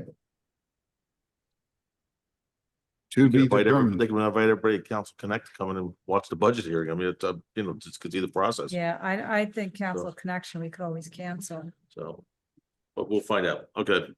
So that would be one date, and then, in the future, we may have to consider a second date on top of the special meetings, just throwing it out there for you. Okay. The other thing I wanted to mention to you for the June 24th meeting, you talked to us about the feasibility study with all the buildings we have. Well, I could have it presented then, or we could do it in July. You guys wanted, the council requested we bring it to you. So if you're not going to be here, I could always have it presented in July too. It's just, it's pretty much finalized. So we would like to present it to you. And if it's more convenient for the council for this July, I just want to throw it out there that it's available for you to. Yeah, you can Zoom from Italy. It'll only be like 2:30 in the morning. Or you could watch it on video. Yes. Yeah. I watched it on the plane on the way home. No, seriously, if you want to attend that, we'll schedule it around it. Yeah, we can postpone until July. I just wanted, just to let you know. I just want to let you know that we're, July 22nd. so we can put it on for the 12th. I'll contact the vendor. Yeah. That's all I have for you. Sorry. Okay. That's. I can catch up with you Okay. after the meeting. I'll leave it up to you guys, whatever you want to do. Okay. So now we're ready to move on to the ABC hearing. We have to close the meeting. I will entertain a motion to close the meeting as council and reopen as the ABC board. I second that. You could be done. Okay, good night, West Orange. The council is adjourning the meeting and will resume the ABC hearing, which will not be covered in this Zoom presentation. Good night, West Orange. Good night, West Orange.